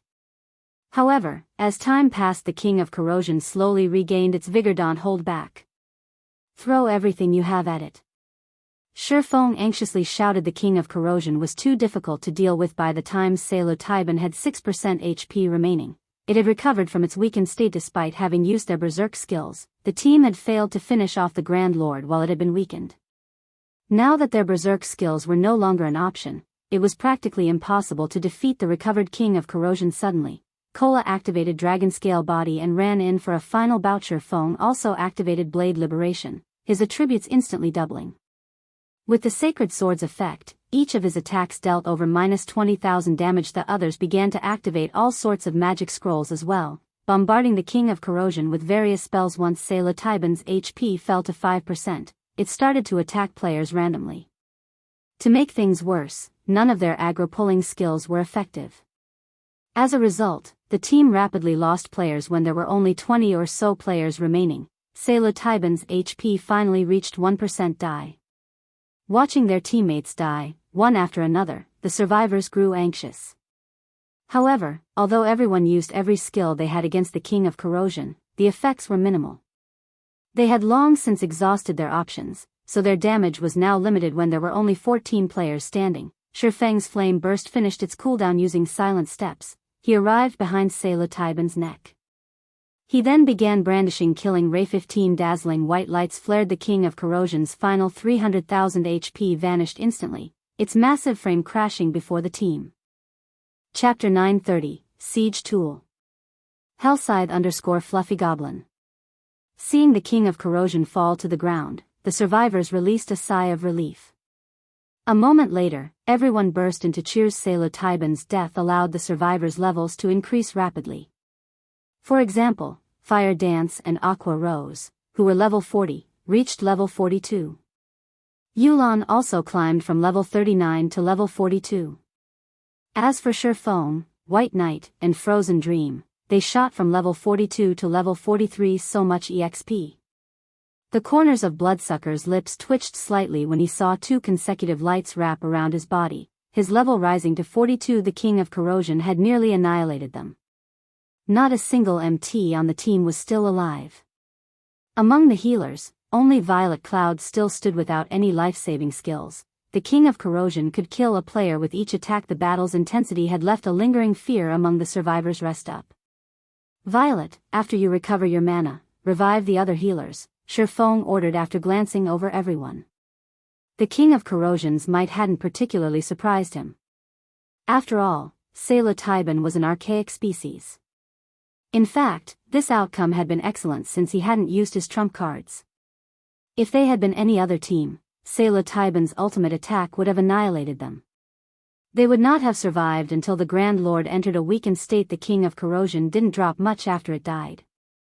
Even after Shifeng had used Divine Providence, it had only dropped 9 items and some coins. Among the items, 5 were materials. After splitting the coins among the team, each person only obtained around 40 silver. They did not even have enough to pay for their repair fees however. Among the loot, Shifeng only had eyes for a flashing silver emblem. This was none other than the Holy City's emblem.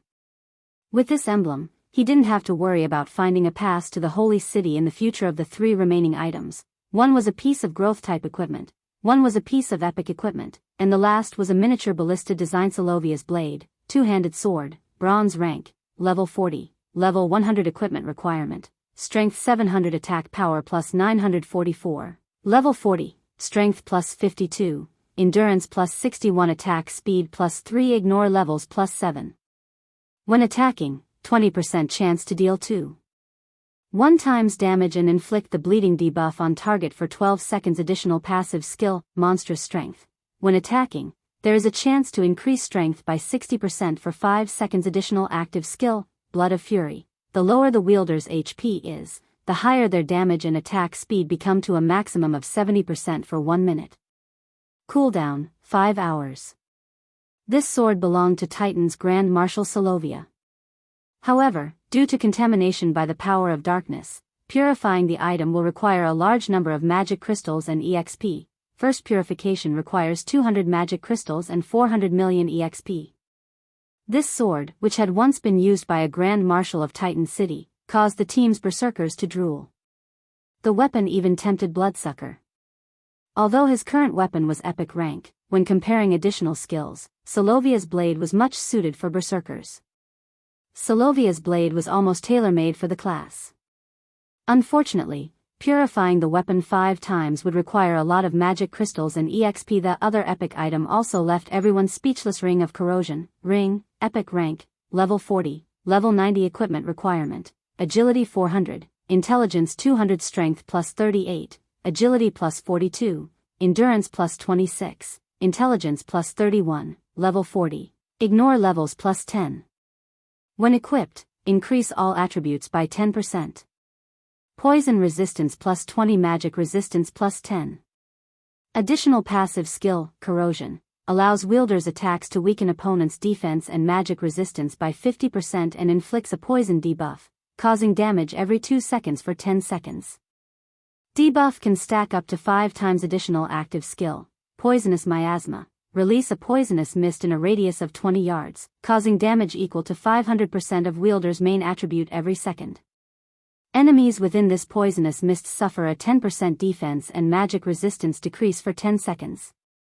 Cooldown, 30 minutes. Ornaments were already extremely rare in God's domain, much less an epic ranked ring. A ring that improved a player's DPS was even rarer. Overall, the Ring of Corrosion was even more valuable than Solovia's blade. The instant Shifeng revealed the Ring of Corrosion's information, the players gasped. After everyone had revived, Shifeng looked to Yulan and asked, "I choose the Holy City's emblem. Which item will you choose?" Overwhelming smiles. Members wished they could walk away with it all.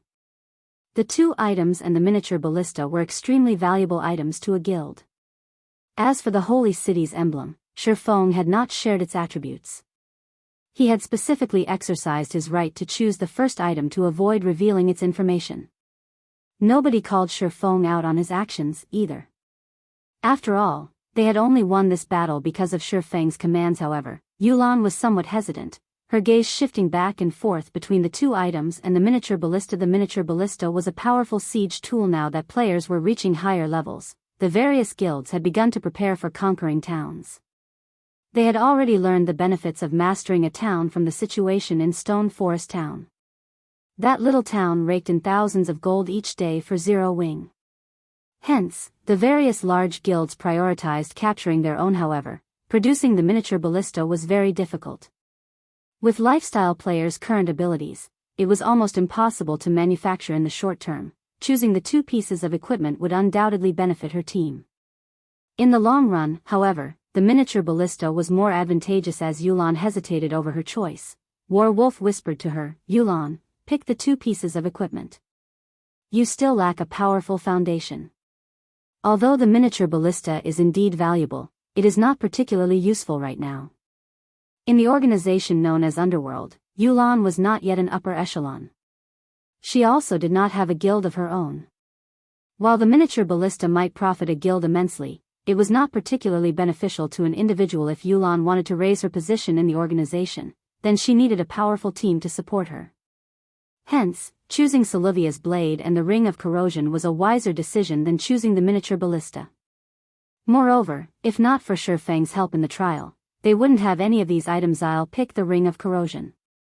Yulan felt that War Wolf's opinion was quite reasonable. Although Underworld might be an organization, not everyone within the organization was of a single heart.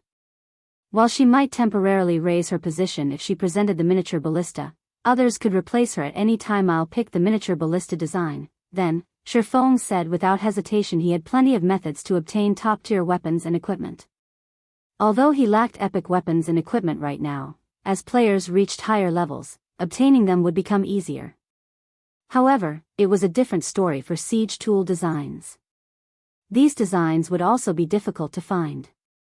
They couldn't be obtained by simply killing a few powerful bosses.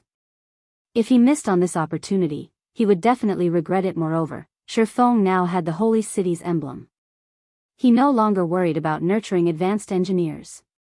He could even nurture master engineers. It wouldn't be long before he could manufacture the miniature ballista. The thought of using the miniature ballista to capture a town excited Shifeng. After Shifeng finished distributing the items and everyone had rested, Shifeng reversed the flow of mana in the teleportation magic array once more. Suddenly, a small, golden teleportation magic array appeared a short distance away from the central array.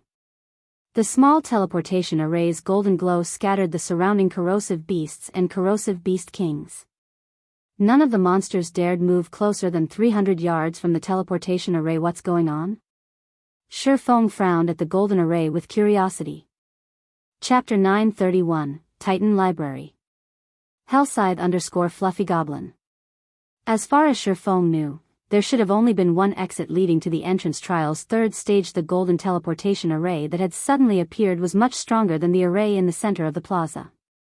The mana density around each teleportation array made that obvious. With this new development, the team turned to Shifeng and asked, "Leader, should we go over and take a look?"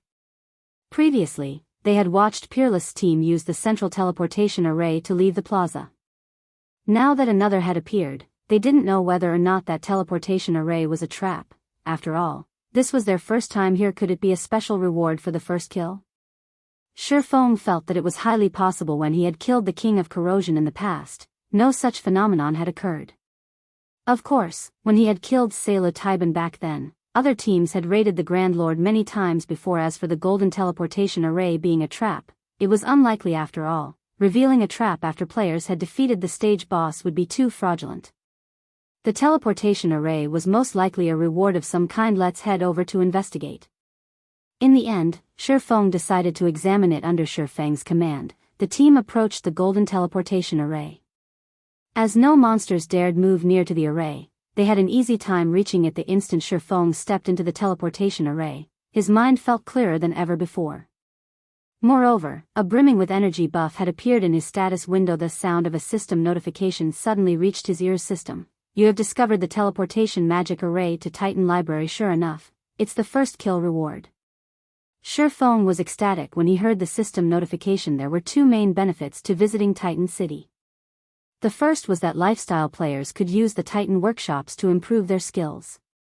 The other was the Titan Library, which all players dreamed of exploring. Generally, for players seeking the Titan Library, they first needed to reach the third stage and then take the path to the library.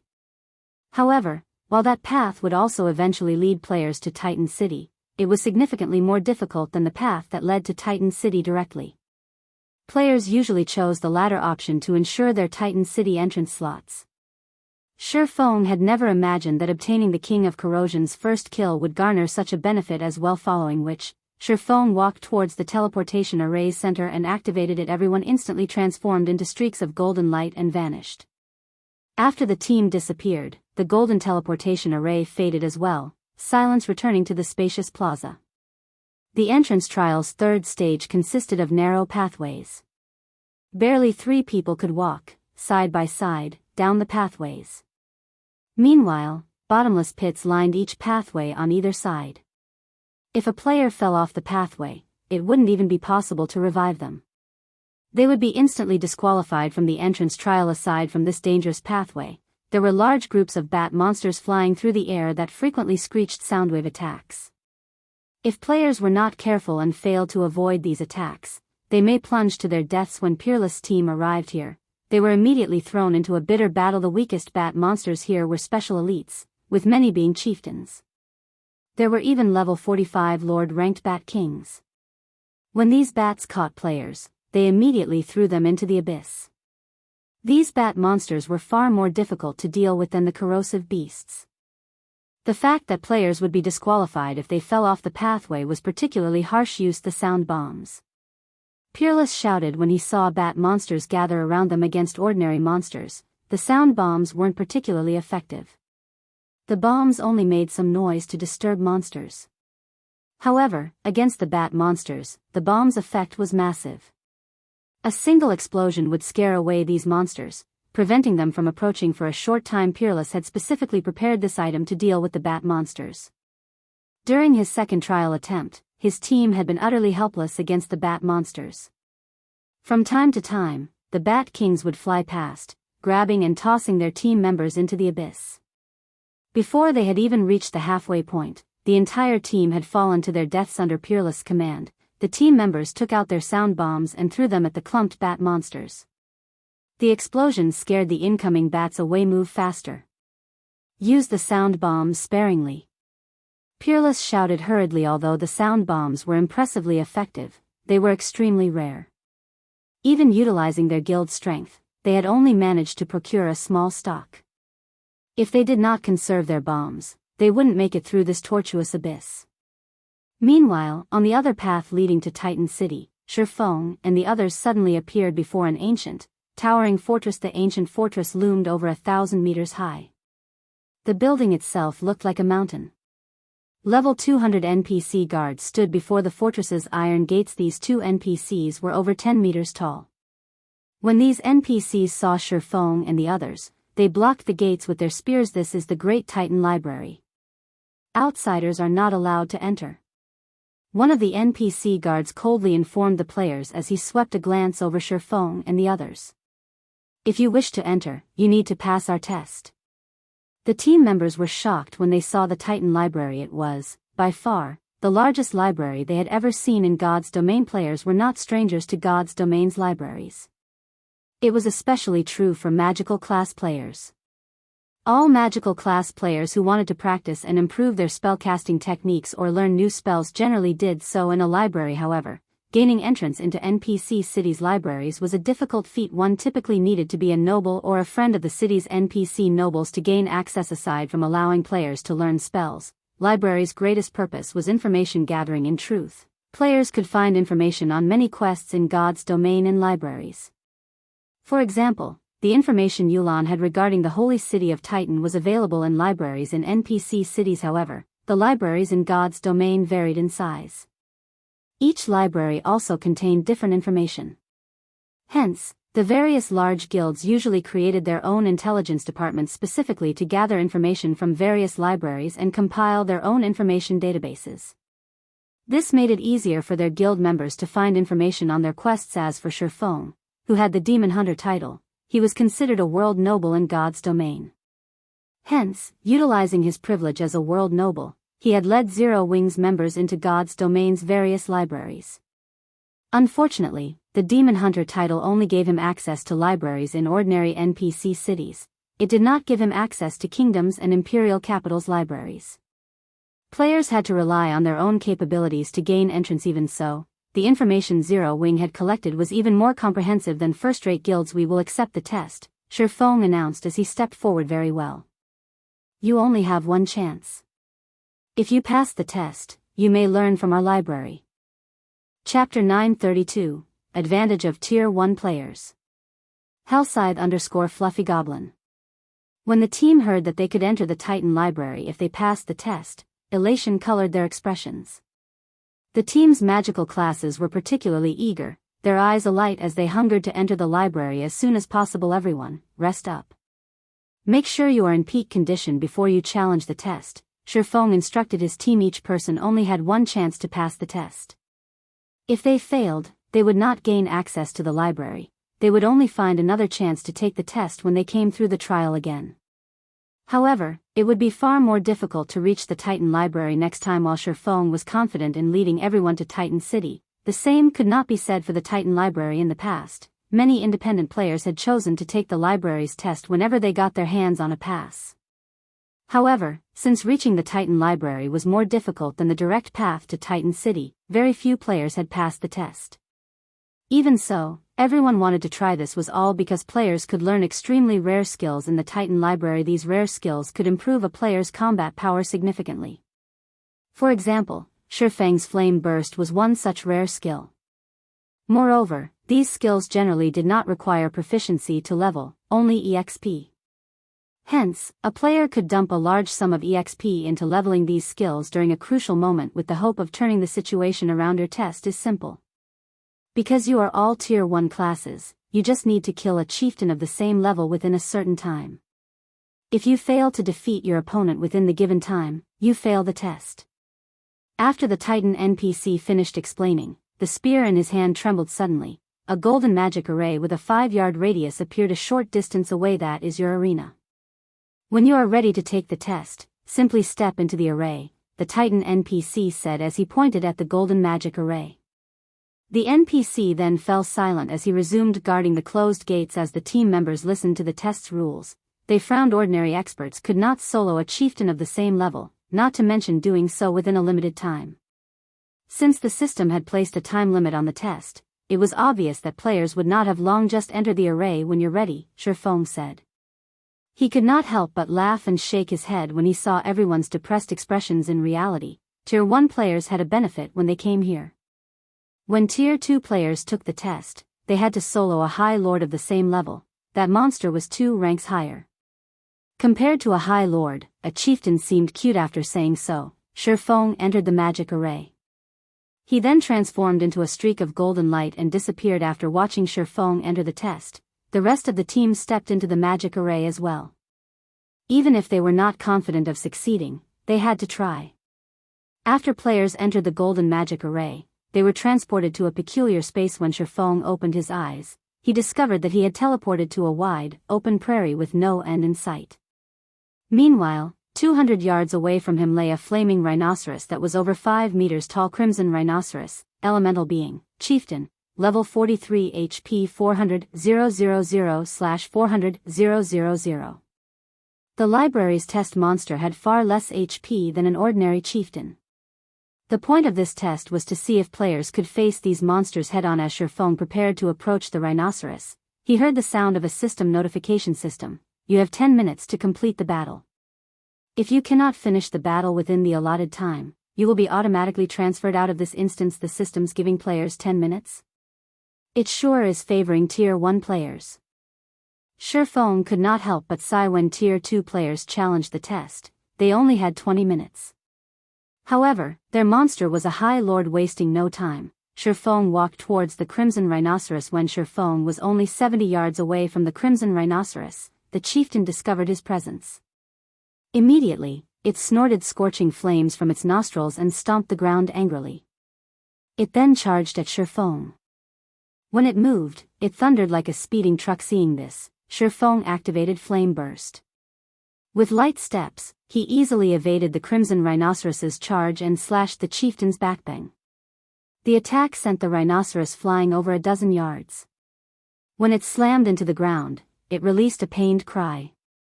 A damage of -28,167 points appeared above its head. Shifeng then activated Silent Steps and appeared behind the Crimson Rhinoceros. He brandished his swords at the chieftain, every slash leaving a deep cut. Suddenly, Shifeng's attack triggered Killing Ray's lightning effect. Combined with Flame Burst's effect, the attack dealt -67,846 damage. Before Shifeng had used all of Flame Burst's attack counts, the Crimson Rhinoceros burst into flames, disappearing from the prairie and leaving behind a black iron token. The token was the required proof he needed to enter the Titan Library system. Congratulations! You have killed the Crimson Rhinoceros. Time remaining, 9 minutes 52 seconds. System, you will return in 5 seconds. Please prepare. After Shifeng picked up the token, he quietly waited for his teleportation away from this map to him. The library's test was not a challenge in the least. He had long since surpassed chieftains of the same level in terms of strength. Even without any special techniques, he could easily kill an ordinary chieftain of the same level, not to mention one with weakened HP. In front of the Titan library, many members were still preparing themselves mentally. When a figure suddenly appeared in the golden array, they turned to look. What? Someone has finished already? It's only been a few seconds. Did the monster kill them? Those who hadn't taken the test yet grew even more nervous. However, when they saw Feng emerge, their jaws dropped. Sent he too fast? None of them doubted that Shi Feng had passed the test. If he couldn't do it, no one could. However, he had cleared the test astonishingly fast. Not even 20 seconds had passed since he had entered the array that was a chieftain they were talking about. A party dungeon's boss. This wasn't some ordinary monster they usually farmed. Why haven't you guys taken the test yet? Shi Feng glanced over the group before the gates. There were over 24 players who had yet to take the exam, and they were all Yolan's subordinates. He then advised them, relax. The test isn't as difficult as you imagine. Although the monster is indeed a chieftain, its HP has been reduced. Yolan's subordinates were speechless. Even with reduced HP, a chieftain was still a chieftain, yet Shi Feng talked as if it was some random mob that was too easy to slaughter. Shortly after Shi Feng had returned, Fire Dance stepped out of the magic array as well. Following which, one player after another emerged. Why are there so many people ahead of me? When Bloodsucker returned, he saw a large group already standing before the iron gates. Even Violet Cloud was among them. He was confused. He could accept monster-like damage dealers such as Shi Feng, Fire Dance, and White Knight completing the test faster than him. But Violet Cloud was a cleric. She was a mere healer. Chapter 933, Grand Wizard. Hellscythe_Fluffy Goblin. As more people returned from their tests, the difference between Zero Wings' side and Overwhelming Smile's side became glaringly obvious. In the end, 21 of the 30 Zero Wing members had cleared the tests. For Overwhelming Smile's 50 members, only 15 had passed. All of Owl and Raven's members had cleared the test. Why does Zero Wing have so many experts? Yulan was shocked when she saw how many players from Zero Wing's side had passed. Although she knew that there was a huge gap between their teams, she had not realized how massive that gap was. Yulan wasn't the only person caught by surprise. Even an expert like War Wolf was astonished. They had formed their team by poaching experts from various sources.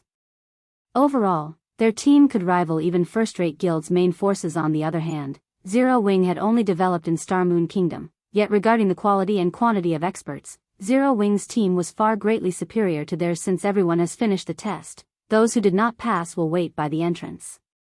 Those who passed can head inside, Shi Feng said as looked over the team. He had sensed Yulan and her group's confusion. However, he simply smiled at their actions. He then arranged for everyone to enter the library naturally. It was impossible for Zero Wing to surpass first-rate guilds in terms of quantity of experts. First-rate guilds had been developing in the virtual gaming world for a long time. In addition, these guilds weren't limited to developing in just one country, but multiple. In terms of member count, they exceeded Zero Wing by many times. Zero Wing was no match for them. Zero Wing's only advantage over these guilds was their number of top-tier experts. This was also why Shi Feng wanted to develop in other countries. There were only so many top-tier experts in Star Moon Kingdom. Unless they nurtured their own, they couldn't continue to build their forces of top-tier experts. Furthermore, they needed to recruit far more elite and ordinary expert players. Following which, under Shi Feng's lead, all those who passed their tests began entering the Titan Library one after another. The Titan Library was relatively ancient in God's domain. It was far older than any kingdom or empire's library. Those libraries could not compare to the information it contained. Suddenly a grey-robed man with a blurred face appeared before the team and said, "Young adventurers, welcome to the Titan Library. I am Warren, the manager here." Warren was not a Titan. He was the same size as an ordinary human. As if he were a robot, he spoke without emotion. However, the instant this man appeared, everyone felt as if they were suffocating. Warren's powerful aura rendered these players helpless. Although they couldn't accurately guess the library manager's strength, they did not doubt that the man could end their lives as easily as blowing out a candle. Shi Feng, however, knew exactly how powerful Warren was. He was a Tier 5 Grand Wizard. Moreover, Warren wasn't an ordinary Tier 5 class. He was a Grand Wizard who had mastered all 4 major elements. A Grand Wizard with mastery over 2 elements was already impressive. Tier 5 players generally only mastered one element, and it was exceedingly difficult to master another. In Shifang's previous life, disaster had befallen Titan City, and it was only thanks to manager Warren that this disaster had been mitigated. Warren had fought 3 Tier 5 abyssal monsters. Normally, it would take a small army of Tier 5 players to defeat just one Tier 5 abyssal monster, yet Warren had single-handedly defeated all 3. The news had spread through God's domain like wildfire. It was also then that players had realized just how frightening a Grand Wizard, who had mastered all 4 major elements, was. Now that you have come this far, you are allowed to search for one skill book to learn from. The Titan Library has stood for many years and has collected various skill books from all across God's domain. One can even find legendary Tier 6 skill books on these shelves. However, you only have 3 hours to find a skill book, and you only have 3 opportunities to learn from this library throughout your lifetime. There are also various restrictions in the library. The stronger the skill book is, the stronger the restriction will be. What kind of skill book you obtain will depend on your own abilities.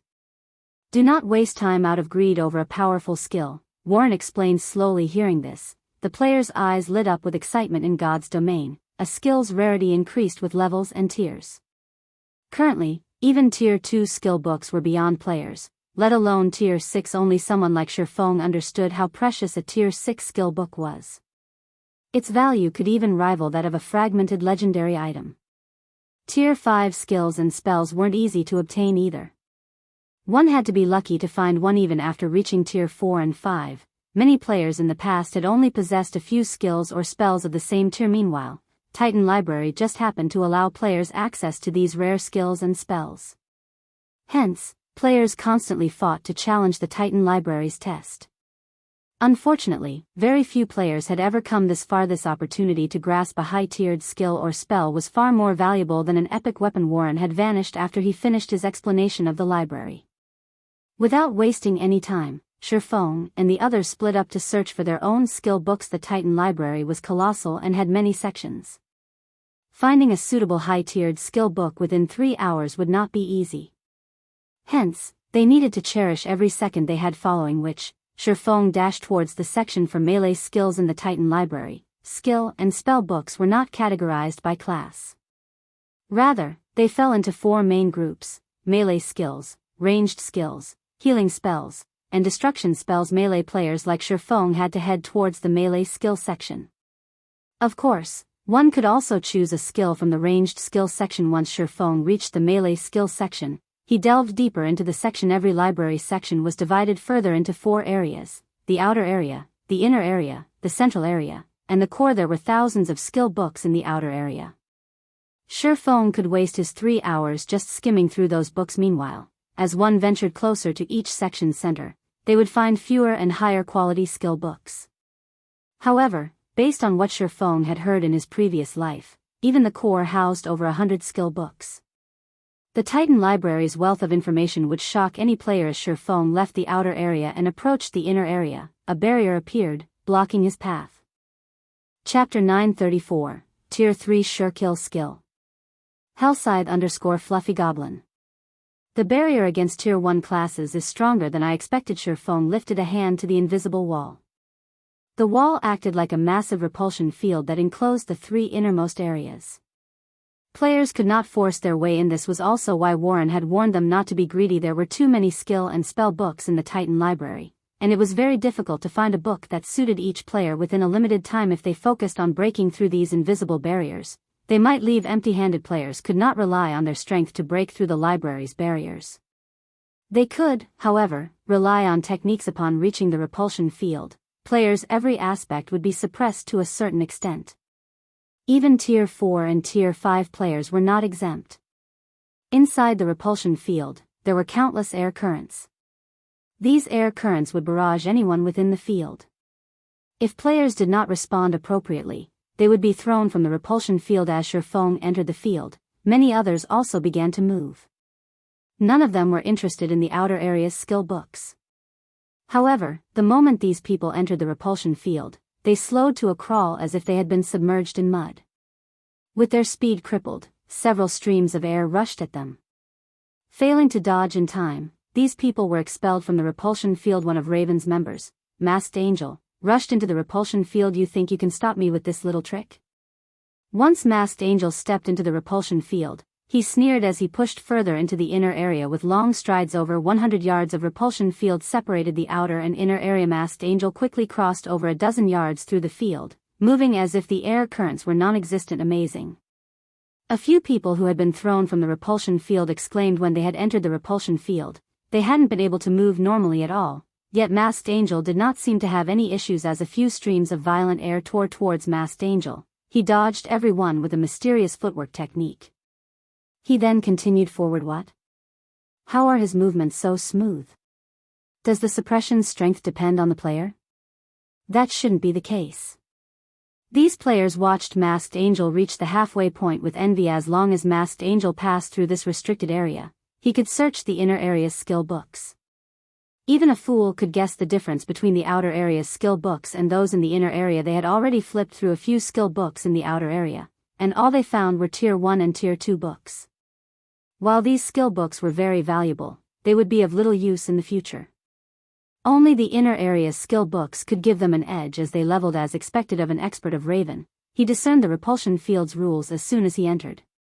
Feng was not particularly surprised when he saw Masked Angel move through the repulsion field with ease.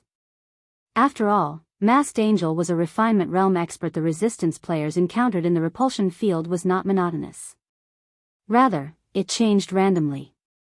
Players might encounter weaker resistance in some areas, and stronger resistance in others. It was like firing an automatic machine gun from a long distance. One or multiple bullets might cross some areas, while others wouldn't see any bullets. If someone attempted to charge through the repulsion field while ignoring this fact, they would quickly be expelled to the outer area. However, if one knew where the bullets would fly, traversing the repulsion field would be a simple matter. Unfortunately, adapting to the various resistances wasn't so simple. Once Masked Angel had ventured over 50 yards through the repulsion field, his expression darkened. He also began to stiffen. More air currents began to assault him simultaneously, going from the initial 3 to 5, to 7 or 8. The repulsion field began to grow more difficult. Finally, when Masked Angel was 70 yards deep, an air current struck him and threw him from the field. The spectating players in the outer area were dumbfounded. Masked Angel had been doing fine up until this point. Why had he been suddenly thrown from the field? Why did the difficulty increase so dramatically? Masked Angel's expression had twisted into something ugly. Do they even want us to pass through this thing? Others might not have realized what had just happened, but he was very aware. The moment he reached the 50-yard mark, the repulsion field rapidly grew stronger, going from strong to weak and weak to strong more quickly. Even Masked Angel found it difficult to cope with the changes. Furthermore, he faced far more attacks, making it more difficult to follow the resistance change. In the end, even after drastic evasive maneuvers, he had been removed from the field. After Masked Angel had been thrown out, Feng entered the repulsion field. To others, it might be difficult to cope with the constantly changing resistance, but to Feng, it was a walk in the park. He didn't even need to employ any techniques to avoid the incoming currents. Impossible. Masked Angel was momentarily stunned. It looked as if Feng strolled casually down a road. Even after the 50-yard mark, Feng continued comfortably. After a short moment, he had left the repulsion field behind and reached the inner area. What Masked Angel did not know, however, was that neither the resistance's strength nor the air current's attacks were effective against Feng's perception. After reaching the inner area, Feng casually browsed a few skill books. He did not hurry towards the central area. The barrier between the inner area and central area was many times stronger than the barrier separating the outer and inner areas. This barrier had even troubled God's domain's apex experts of the past. Extremely rare Tier 4 skills could be found in abundance in the inner area. Feng could also see plenty of Tier 3 Surekill skills. These Surekill skills were similar to Feng's Flame Burst. Flame Burst was a Tier 2 Surekill skill that players could learn at Tier 0. Meanwhile, the skill could be upgraded by sacrificing EXP. However, it could only reach Tier 2. Even with this limitation, though, its advantages were obvious. Learning Flame Burst did not require a particular tier. It did not require skill proficiency either. Surekill skills were extremely rare in God's domain, much less a tier 3 surekill skill. In the auction house, it would sell for more than an epic item. After all, many players in God's domain would hit their limit after reaching tier 3. It was incredibly difficult to advance. For these players, their tier 3 surekill skills would never grow old, allowing them to hold their top ranks among tier 3 players. However, this would not satisfy Shifeng. He still had plenty of time. He could attempt to reach the section's central area. God's domain's apex experts dreamed of the Titan Library's central area. Not only did the central area house tier 5 skill books, but it also held tier 4 surekill skills. However, as the difficulty of reaching the Titan Library increased as one moved up in tiers, very few apex experts could make it into the library in the first place, not to mention the central area. Since he was already here, he had to try. If it really were not possible to proceed further, he would simply choose a tier 3 surekill skill that was suitable, following which, Shifeng arrived before the next barrier. Unlike the inner area, there was no powerful repulsion field preventing him from reaching the central area. Instead, everything before him was shrouded in darkness. He could not see inside the central area whatsoever. Suddenly, someone flew out of the darkness and slammed into the ground. This person was none other than Raven's Bloodsucker. However, Bloodsucker was extremely pale, his face empty of blood. He seemed sapped of all energy. He looked like as if he had just fought through a long, life-or-death battle, completely exhausted. You need to be careful. It's very dangerous in there. Bloodsucker smiled bitterly as Shifeng walking over. I'll be logging out to rest now. Chapter 935, Sword Trajectory. Hellscythe_Fluffy Goblin. As soon as Bloodsucker finished speaking, he logged out of the game. Is the mental burden really so heavy? Shifeng frowned as he watched Bloodsucker vanish. After having observed Bloodsucker for a time, Shifeng was certain that the man was a Void Realm expert. Even in a super guild, he would be an apex existence. This was also why Bloodsucker had been so confident when he had promoted his skills to pass the Titan Library's inner test. A player had to rely on their techniques. Their skills and equipment wouldn't help them in the least. Shifeng found it hard to imagine how difficult it was to reach the central area for an expert like Bloodsucker to be rendered helpless when a player overdrew on their mental strength. They generally had to rest for 3 to 5 hours to recover. Even if one used an S-rank nutrient fluid to aid in their recovery, they would need to spend roughly an hour in the real world to recover fully. However, players were only given 3 hours to choose a skill book in the Titan Library. If Bloodsucker rested for an hour in the real world, he would not have enough time to challenge the barrier between the inner and central areas. This test is vicious. Shifeng clicked his tongue. If he failed once, he would lose a bottle of S-rank nutrient fluid. Moreover, even after recovering, he would only be able to choose a skill book from the inner area. If he did not rely on the S-rank nutrient fluid to recover, he would lose his opportunity to learn from any of the library's skill books. Only now did Shifeng understand why so many apex experts had faltered before reaching the central area. Fortunately, I still have a few bottles of S-rank nutrient fluid. Without them, I wouldn't qualify to challenge this test. Once Shifeng adjusted his mindset, he stepped into the dark barrier. As soon as the darkness swallowed Shifeng, he sensed something odd. Not only did the barrier rob him of his sight, but it had also rendered him deaf. Any expert's combat power would drop significantly if they lost their sight, not to mention losing both sight and hearing. With both senses suddenly muted, even staying calm would be a problem, not to mention fighting. Moreover, without being able to see or hear, one wouldn't even know what kind of danger they faced against the unknown. Even an expert player's mental state would crumble. Fortunately, Shifeng had experienced a similar situation in the battle tower. Although the circumstances hadn't been as severe, they were not that different. Hence, Shifeng remained calm and in control. Although he had lost his sight and hearing, he still had his sense of touch and smell. Something's coming. After venturing a few steps into the darkness, he felt the air ripple against several areas of his body. However, these ripples were extremely weak. In the blink of an eye, he felt a pricking pain where he had felt the ripples. Something hit him, and he was forced 3 steps back, following which, Shifeng tried to advance once more. In the end, however, he met the same outcome. After a few steps, he felt weak ripples, followed by the pricking pain. Particularly in the areas he had felt the previous pain, this pain doubled. So, that is how this works. It's no wonder why so many experts were helpless against this test. Shifeng smiled bitterly. After a few more attempts, it was too difficult to sense an incoming attack by air currents alone. As a Void Realm expert, he perceived his surroundings by pushing his 5 senses to their very limits. However, if he relied only on his sense of touch, it would be very difficult to predict an attack. Even if he evaded the moment he perceived the needles, he couldn't dodge them. Moreover, the pain he felt each time was frustrating, disrupting his calm. Since I can't dodge them, I'll have to block them. Deciding so, Shifeng unsheathed his swords and advanced. After the previous attempts, he had a general grasp of the needle's attacks. Aside from powerful techniques and acute senses, the biggest reason why experts could become experts in the first place was their brain's processing speed and their ability to memorize something instantly.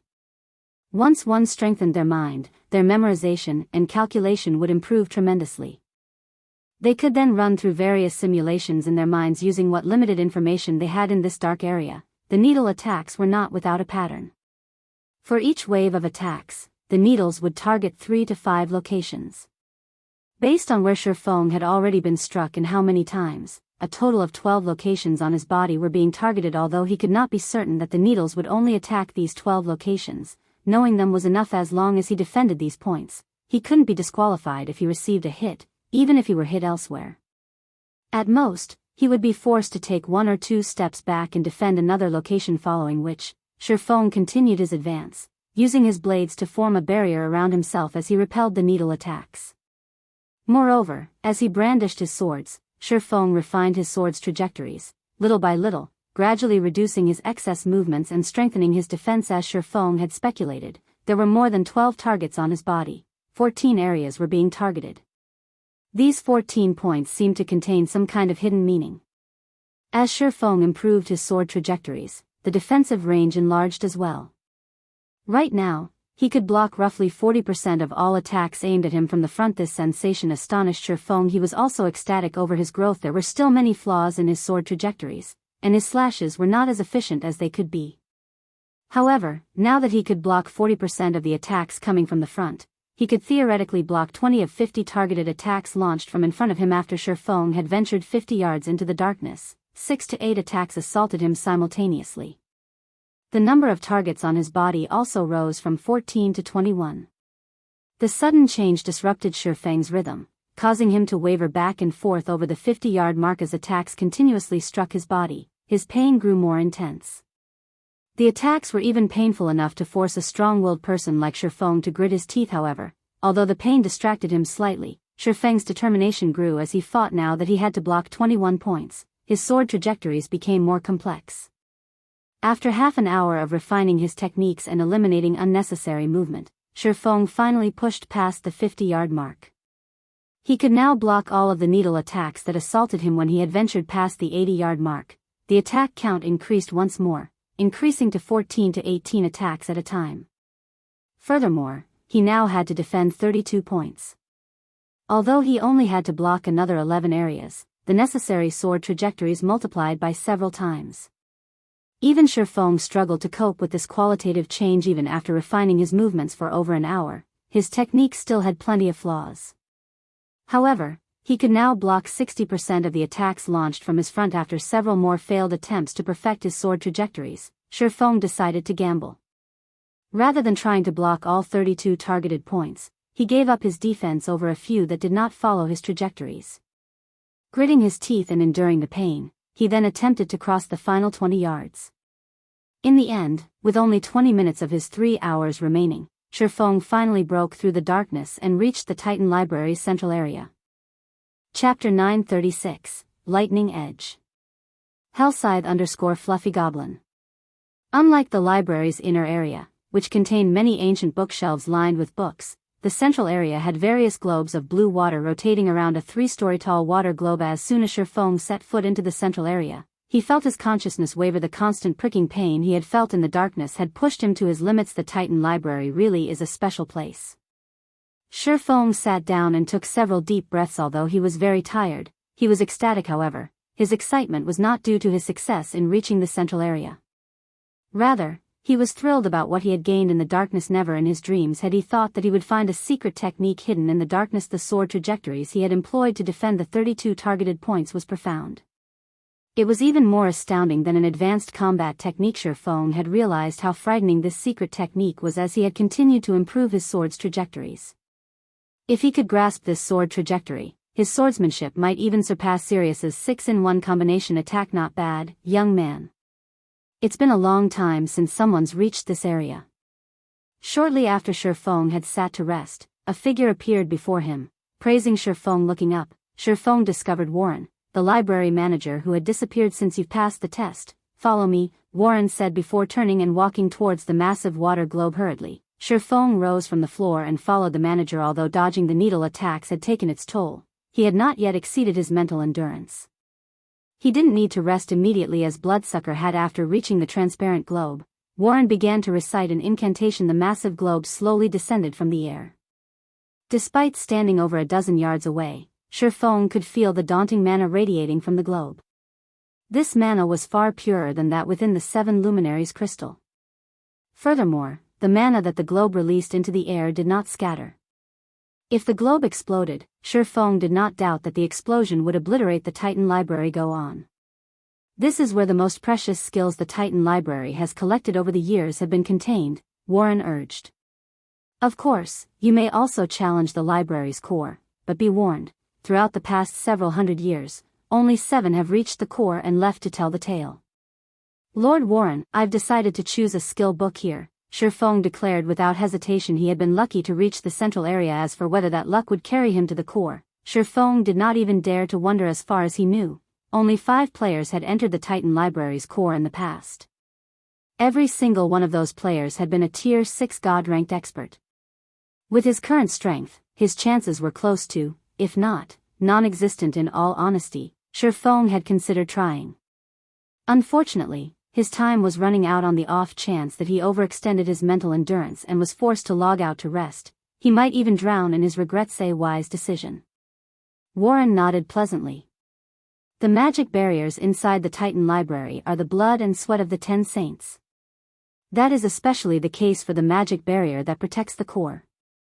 Without standing in the same realm as the 10 saints, challengers have no chance of success.